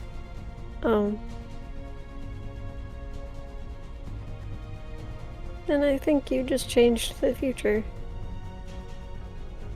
Okay, I didn't like that future. Well, yeah, I'm not disregarding it, I'm just saying.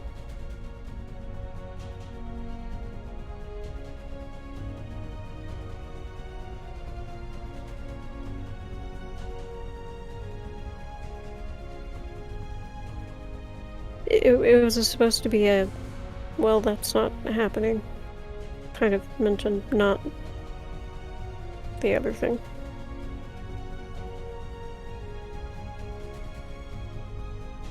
She like pulls. It's not like a major pull. She's still pretty weak, but she's pulling with all her might. It's not much. She's a weak baby right now. He is going. Hold on, let me bandage your tail. Do it later.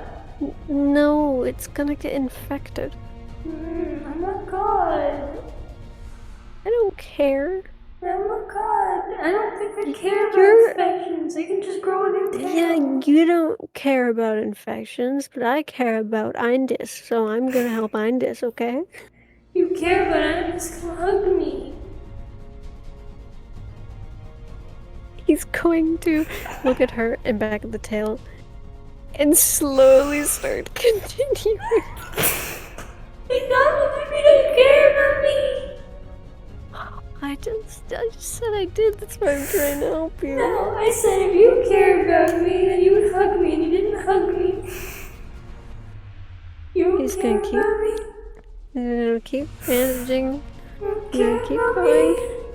And then he'll close I the can't believe thing. you're gonna take my then- mom. Oh, I can't believe I you cannot saw my believe you're bringing mom. that up again. And then he's gonna get up. And he's gonna get closer. And he's gonna hold her hand again. You're gonna take my mom. I don't want to date your mom. You don't care about me because you want my mom.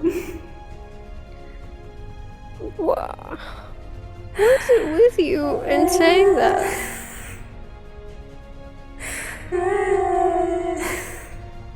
Goodness. I can't believe you're on my mom, not me. Goodness. Why do you want my mom? Goodness. Thanks. Goodness. Thanks. Goodness. Thanks.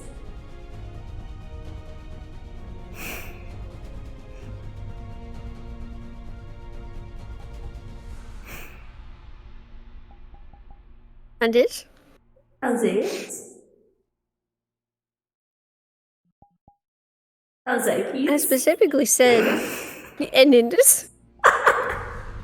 We can play this game.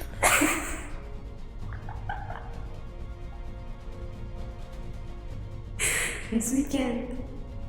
And I'm happy we can.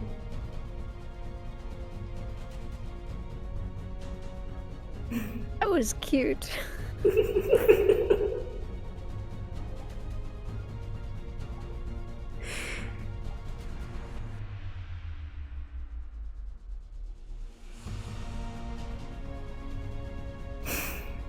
Wouldn't let me bandage your tail. No, you still haven't hugged me.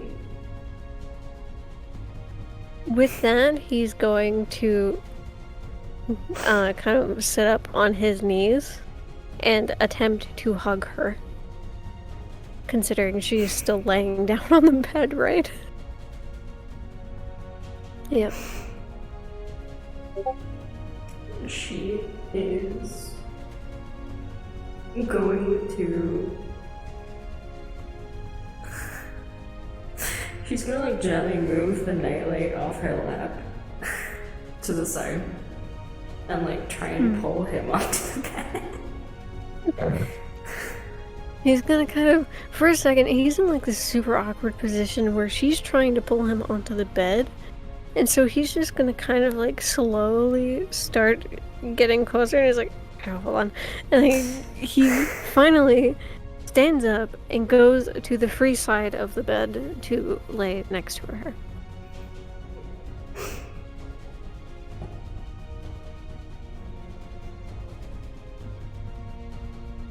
Which side is the free side? Is it the side? I don't know. We'll pretend it's this side, otherwise she's gonna not be able to lean on her own. Yep.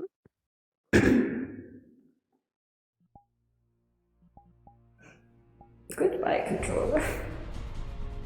Goodbye. Goodbye. High five. Yeah. Anyway.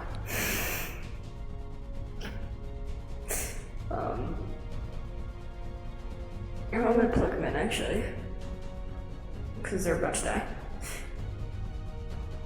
She is going to kind of like turn over in her seat. In a laying position, not seated. In her seat. Man, I can't believe she's sitting while lying down. Two completely different motions simultaneously. She's slaying. She's lidding. Oh, she's already slayed. Okay, she's slayed enough today.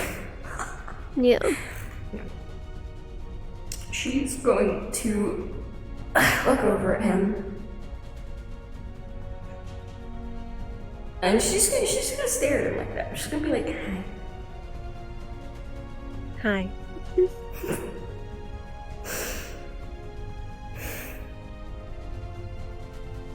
sorry, Kita. Kita baby, no. She got so mad. Here, you wanna snuggle? Yeah.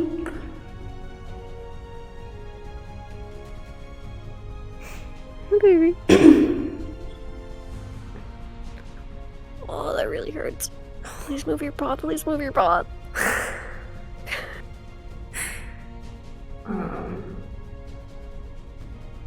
I'm just gonna look at him just like, hi. Hi. Hi for real. Yeah, you're right. Hi, for real. It feels really weird You're so blue. saying. I sure am. You didn't say you looked different. I didn't think of it. That also would have been very nice information. What if I'd started going around being like, oh yes, I'm looking for my friend Alsace, he looks like this, and then like no one would know who Listen, you are. when you spend so long in basically another version of yourself, you just forget what you look like. You look like you need a haircut. I really hate the long hair.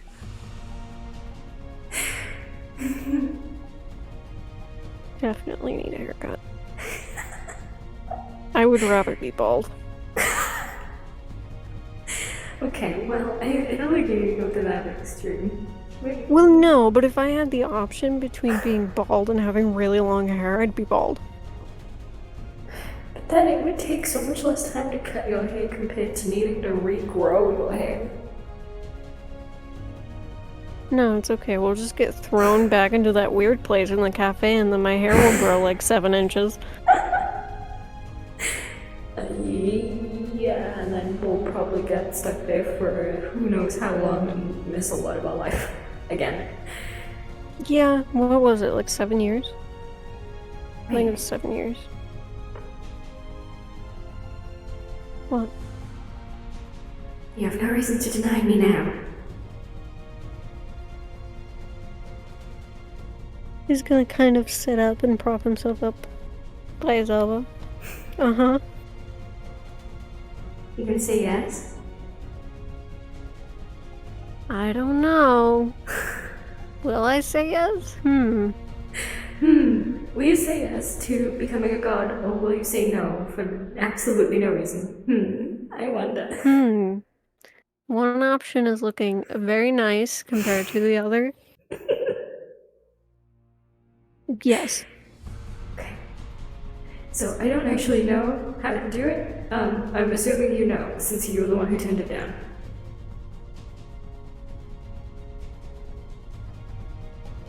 I think that we should talk about that part first when we get back. Why is it a difficult process? Well, I can't actually remember. Did she tell him in the past? Yeah. Because she How basically does that would. process work again? Well, basically, it's just when you get married to a god, you just become a god. Okay, I wasn't sure if there were more steps to it. Okay, yeah. I mean, there was none specified. We could have just made that up. I was leaving it vague in case we wanted to make it up as we went. Alrighty. Okay. Yeah, I just wanted to make sure I don't want to say anything wrong. Yeah, no worries. Well, so you don't know. No, but I will in a few minutes when you tell me.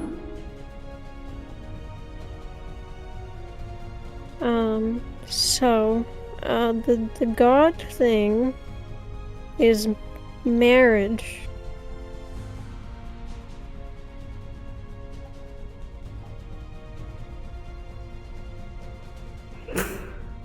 Don't kill me now. Hello. Sorry, I exist. Hello.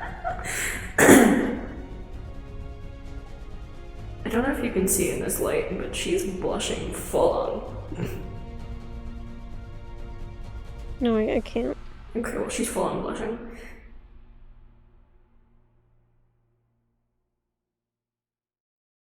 He would likely be too. I don't have the toggle on my model. Did you just say yes to marrying me? I thought you knew. Yeah, I did. What about it? I mean, she like turns back. She just turns onto her back to look back at the ceiling.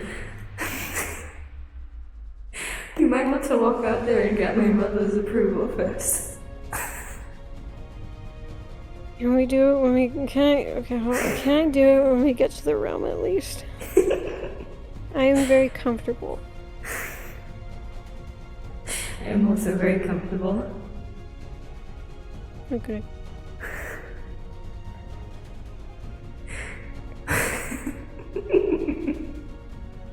Don't laugh, I thought you knew. How would I know? I only brought it up as a joke in the past. And then you made it all serious and said that I actually asked you, and I was like, oh, well then you know how to do it. I don't need to research. You already know how it works. Surprise! Marriage. Surprise marriage. Surprise marriage. So I asked you to marry me, or did you ask me to marry you? In the past? Yes. Well, I think pretty sure it was you, considering that was the first time I was hearing of even becoming a god through marriage. So.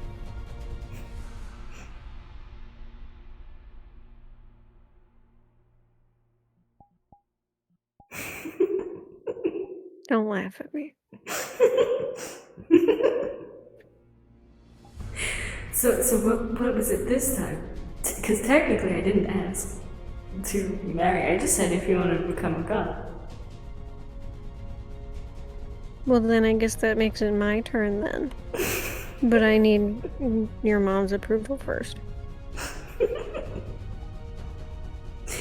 Make a good impression. The only time she's seen you is actually, have you spoken to her since we left?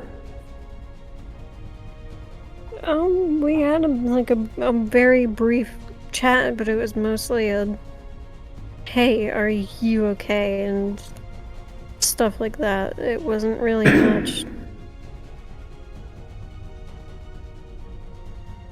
Is she okay? I think she's okay. She seems tired. And worried. She was worried about you a lot. Well, she's my mother. Kind of good job. I think I would be more worried if she didn't worry about you. I don't think she would have come with me if she wasn't the type to worry about me. Yeah, that's fair.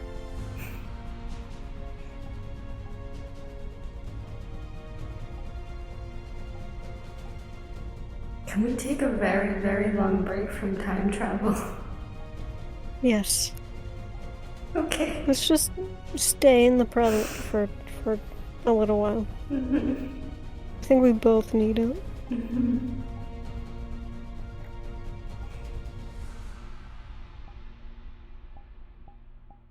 Did we take that girl back? The girl with the green hair? Mm. No, she's still on the ship. I think we need to take her back. We could. I mean, unless she wants to come with us? Did you ask? She's asleep.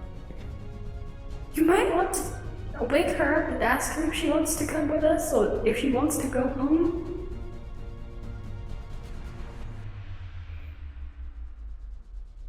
Yeah, I can talk to her. I mean, not right now. It wouldn't take us very long to get her somewhere safe, at least. But we can talk to her later. Or I can, or whatever.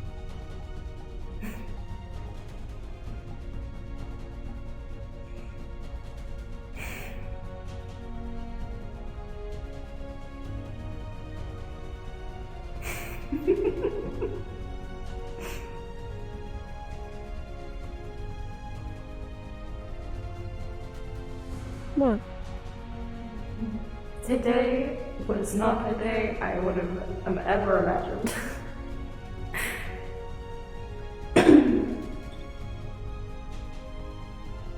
No? No. Sorry, I Why don't know. Because so much happened.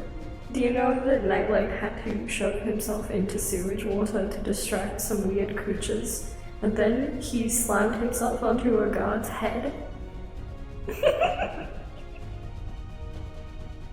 Okay. 1. You went into the sewers? 2. What? We all went into the sewers, you were there. How do you think we found that group? Oh, you're right. We were there. My head is a little fuzzy, I'm sorry.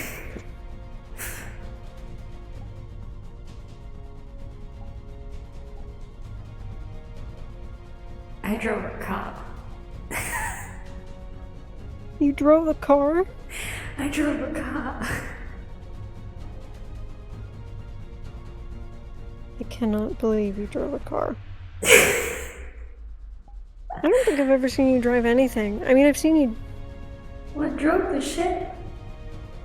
Yeah, but I didn't see you do that. Well, I did it, like, 4 times. 4 whole times. Yeah. You're learning. I know, I want to do it again. I know. Listen, if I can help it, you won't have to. Oh, wait. She takes off the halo and just kind of pulls out.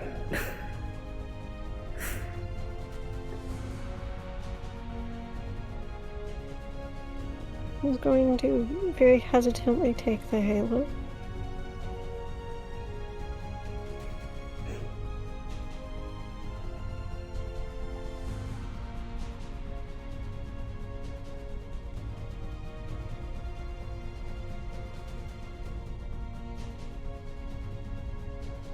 I can't believe you ignored me when we were apart.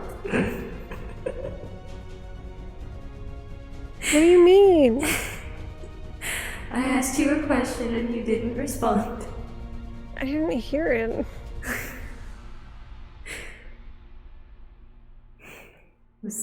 That also would have been a nice warning. The whole, I can talk to you in your head. I did. When? Like right before you left. That's why I gave it to you. I think I was a bit preoccupied with the whole goodbye part.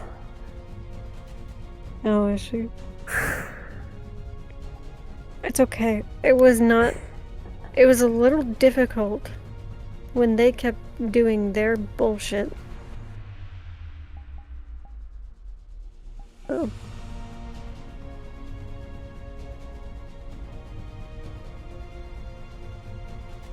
You okay? Yeah, I'm fine now. Are you 100% okay? I think so. It's, this is still sore, but it's fine.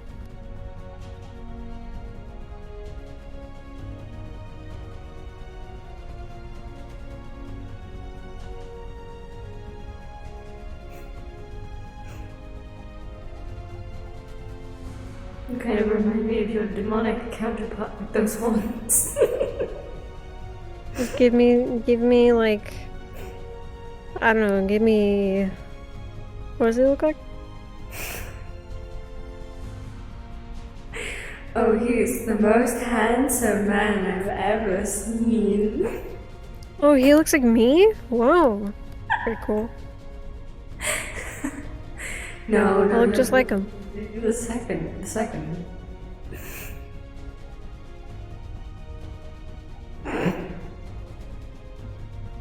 What's that supposed to mean?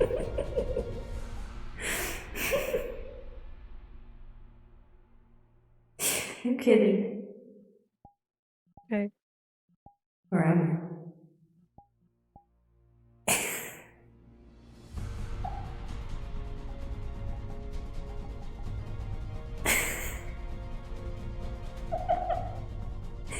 I'm kidding. Can't believe it.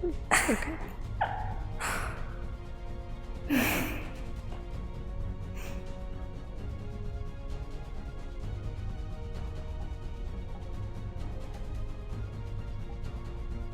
She looks down and turns her eyes and sees all of the blood. It's new, too. Well, we can put it in the wash. It's covered in blood.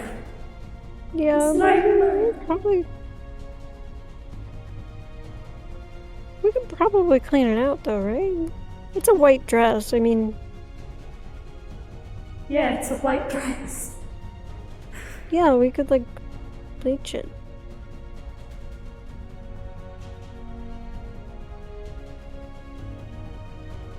Aren't you supposed to wear white dresses to your wedding? Yeah, you don't have to, but that's kind of like the typical thing. Doesn't that mean it's going to look like I'm just wearing a normal dress on my wedding day? No. Just because it's white doesn't make it normal. If it's for the wedding, then it's a wedding dress. It can be special however you want. You could wear the first dress that we met in, and it could still be a wedding dress. Anything could be a wedding dress. That's kind of my point. My point is that I could wear any kind of dress and it would just look like my normal attire. Oh, well, I was making the point of you could wear literally anything. You could start wearing black and it'd still be a wedding dress. Like, it's just an example. I'm not saying that you should. I don't like black. Not on me. On you, it's fine. Okay, I mean, it was just an example. Listen, I could have said, like, yellow, and that would have been just as bad, I think. That would have been terrible. It would look like I I'm wearing just, a pea you dress. could wear a pea dress. A possess. No! Yeah. No. A pet. No. Stop. A beast? Peace! She puts a hand on his mouth. Do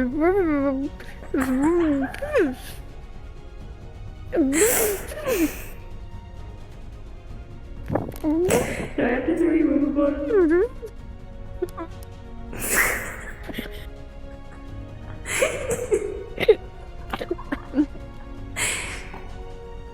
Fuck. Don't die now. All of this can't be for nothing just because you choke. On my own saliva, nonetheless. I know as I'm dying. God damn it. Sorry, Mom. I've never heard you swear before. Oh, you should have heard me on the intercoms. Oh. Yeah, it's a little hard to hear through the glass. No, not the intercoms, the satellites.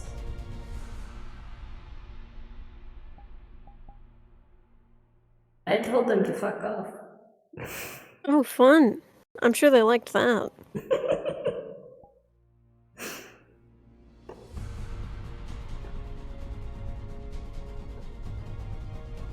I don't know, I turned them off afterwards. I turned everything off afterwards. Yeah, it's probably for the best. That means that they couldn't, like, call for backup or anything. Did I do a smart? Yes. Good.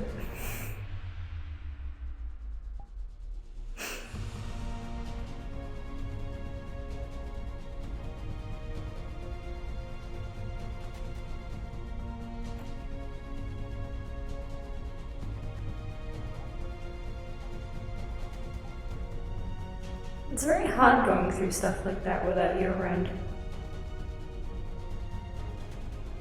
I don't know whether that's a good thing or a bad thing. I don't know what to do most of the time. Because usually you come up with the cool plans. And I just follow along.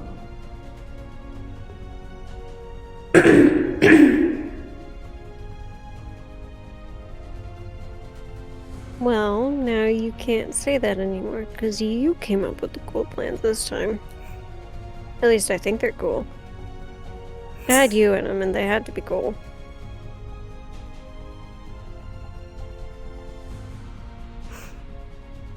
Really? Yeah. That was terrible.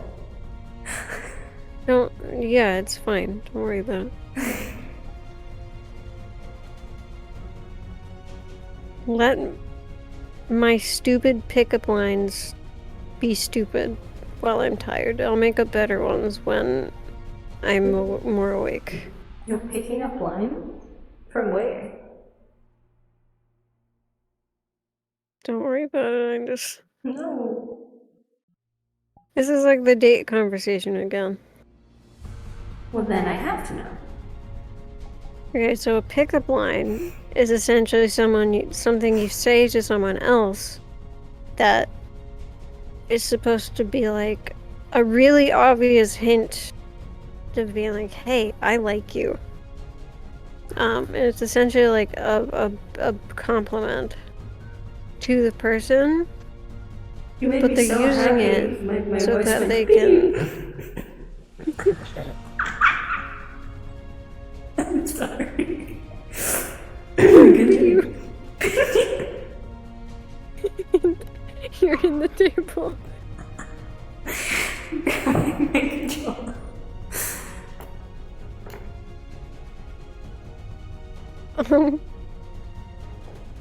And it's like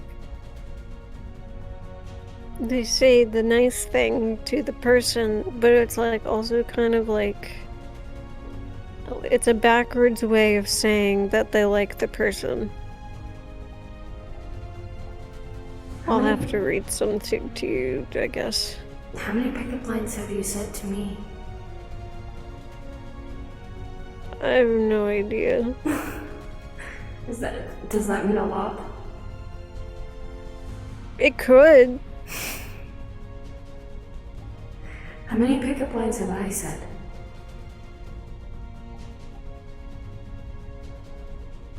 This version of you?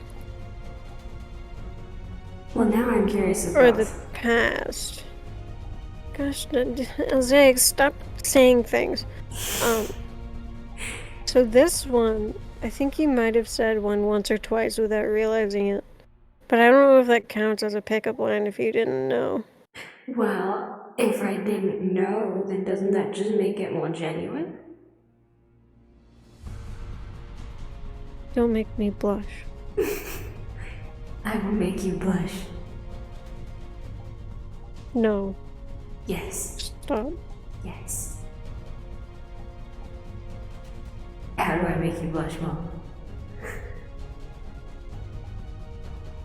Oh no! Would you look at that? He's kind of like...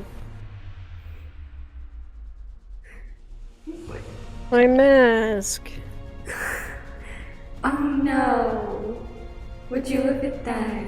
I'm about to go back to sleep. No! I mean, yes, go to bed. No. Oh no, would you look at that? I'm gonna go see my mother. And leave you all alone, locked in this room with a bunch of nightlights. You can just get up. No, you can't. Wanna Okay, know because why? you can't. Why? She picks up one of the nightlights and plops him on his lap. No! You are stuck. Kindness. I will never move again. I just got free and now I'm trapped again. Pat, pat, pat, pat, pat, pat, pat.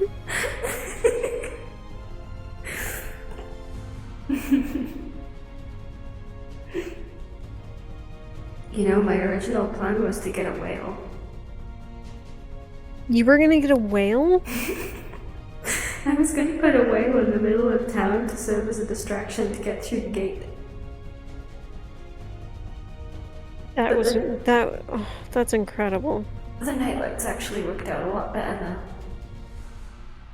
though. Ah, Because then I split them in half and got half of them to start attacking the guards in the main grounds. oh yeah. I guess that would be a little helpful. I was wondering while we were running past, there was a bunch of them. Oh. And we got a bunch of the civilians out, I think. Which was nice. Because the nightlights were only attacking the guards, they started escaping. Did you let all of them out? Mm-hmm. Find us? Mm-hmm. Some of those people were criminals. It's fine. Well, I mean, if we left them in the facility, then they would have died. So... Right, but what if they escaped? it would have been better than them dying. Okay. They can deal with their own problem. I don't really care about that anyway.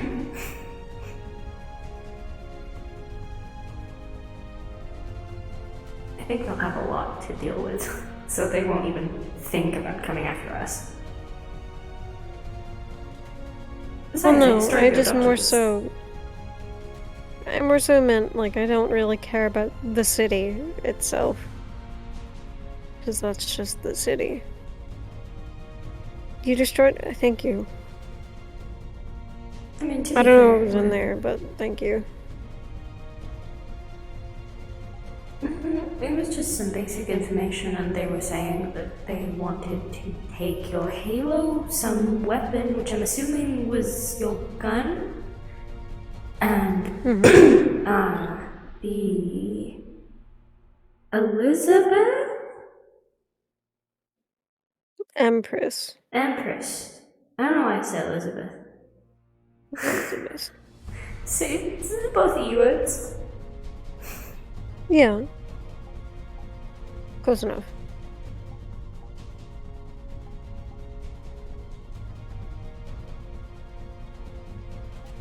And they said you were unresponsive a lot. Because of the halo. And then they said they were going to use extreme measures, which is why I started going. Yeah. Oh, I see. Yeah, it's probably good that you ended up getting there when you did.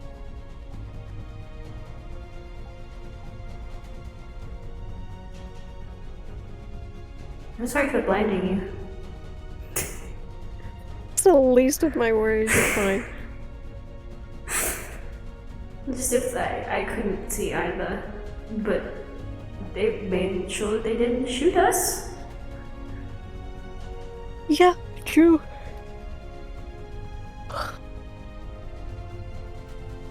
Very lucky.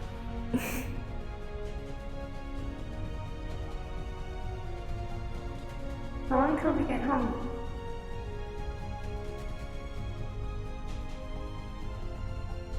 Well, considering the state that the ship is... The state, not the state. The cruise type that the ship is currently on is slow, so it could take a few hours to a day, but if we sped it up, we could be there in no time. I think we can relax. Yeah.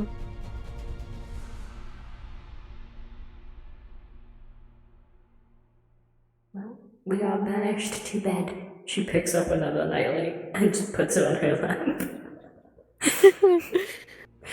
Cronus is just kind of like a thumbs up. His eyes are already like starting to close. Man's is exhausted. Just vanished to bed. Good night. Vanished to bed. Good night. Vanished to bed. Vanished to bed. I low down. Same. I low down so much. Same. Ah, we did it! We saved our psyches! Oh my god. Yeah. Okay, I was not expecting the whole marriage proposal, yes. But when she was like, man, you have no reason to say no to me now, I thought he was gonna be like, hey, maybe wait. Cause that means marriage. He was mostly joking, and then they got into the conversation. And he was like, well, because he thought that she knew, and when he found out that she didn't, he was like, okay, let's talk about this first. Oh my god, did you just say yes to marrying me? Shut up. You're really doing me Shrek in this world. I know, it's the fucking lighting. It makes my skin look green. Green boy. My skin is blue. This is Shrek. Rick. Shrek. It really looks like you just had a fucking bite chomped out of your arm. Yeah. It's just because my resolution is really low. Because massive textures cause really bad performance on avatars. Wee. 8K textures. He's in 8K. Sometimes it's fine, but usually when you put too many textures in one atlas, it's not. The problem is whenever I'm doing an INDIS model, if I make it any lower than 8K high quality crunch, the lips look absolutely disgusting. I see. Yeah. There's atlas settings in Blender that I found, Oh. and it makes your stuff smaller. Like it makes like you know how sometimes you always have the giant transparent sections Yes. that are just fucking useless? There's a setting in the cat's atlas system where you can make it stop doing that 90% of the time. Oh my god. And I only learned that on Tuesday. You know what? When I'm alive and not dealing with Pupper,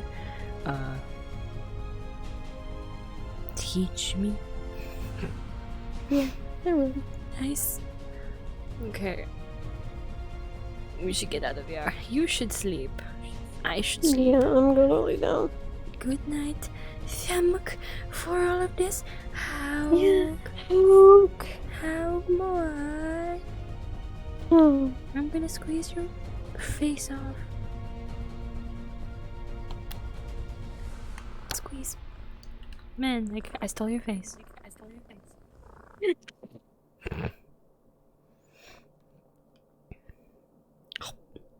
I eat candles. Nice. Okay. Yeah, we should just have a social with these two. Just chill. Yeah. Just chill after everything. I need to put him in an actual outfit, so yes. We'll probably need to do text RP for the Nyx conversation. Oh yeah, probably. Yeah, because I don't think you've learned how to clone yourself yet. Yeah. No, yet it's coming. Yet it's coming. Hey, this is around the corner. It's coming. Coming. This is on his way. I'm gonna go to bed. Good night. Good night. Thank for RP. Thank for plan. This was really fucking fun. Nice. I'm glad.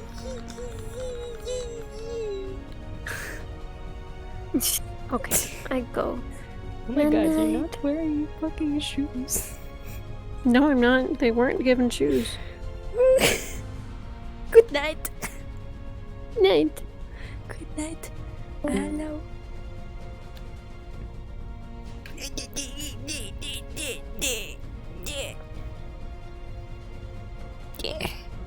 Yeah.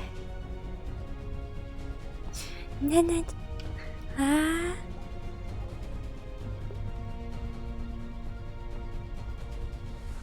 Oh, I died. Oh, there we go. Okay.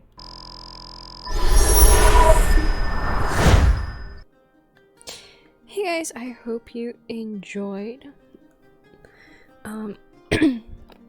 If you would like to keep up with my content, you can. Oh, wait a minute. Did I just hear it? I feel that's not. No, it is. Weird. It looks bigger. Sorry, with the new Twitch guidelines, I'm like kind of skidding around the whole ad only allowed to take up 3% of your screen thing. Anyway. So, if you would like to check out my other socials, then they are currently on screen. You can join my Discord server, The Battlefield. The link is currently on screen. To keep up with all of my content, whether that's voice acting, art, just random screenshots or clips from roleplays that I participate in. You'll also get news of all of my streams, whenever I'm playing multiplayer games, all that stuff, and obviously YouTube videos. Everything will be posted to... Well, okay. So, the only exception is VODs. VODs on YouTube don't get announced because obviously I don't want to do a double announcement for the same kind of episode, since I will stream them on Twitch first. So you'll get the notification for the stream, not the VOD. Anyway, you can use the command !Discord to get a link straight there. You can also use !YouTube in order to get the link to my YouTube channel, where I will post videos that I'm not going to stream, usually like intros and outros to roleplays. Excuse me. Anyway, as always, we are sponsored by Dubby. If you want to head over to dubby.gg, you can use my promo code XX or XX to get 10% off your order of a clean, sugar-free energy drink. They're really cool, really nice.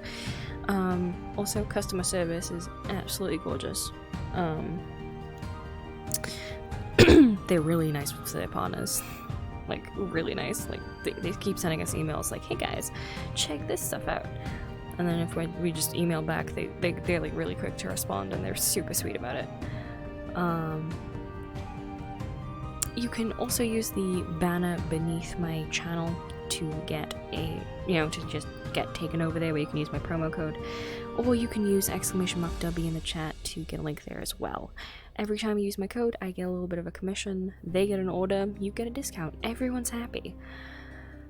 As always, I am accepting donations. I'm currently saving up for some USB to USB-C cables for my full body tracking, because mine are about to fucking snap, and I try not to use them, which is why I don't really go in full body as much anymore. I usually only go in full body for either recording sessions, if I'm, well, no, not even that, because I'm the one recording, never mind. I only usually go in for roleplays. I don't go in full body unless I kind of have to these days. But yeah. So stay sharp, slice your problems, and I'll see you in the next stream. If you want to see some cute new puppy pics for when we get my new puppy Nia today, I would also make sure to join the Discord, because I'm going to be posting a shit ton of puppy pics. But yeah, stay sharp, stay problems, and I'll see you in the next stream from the Silent Swordswoman.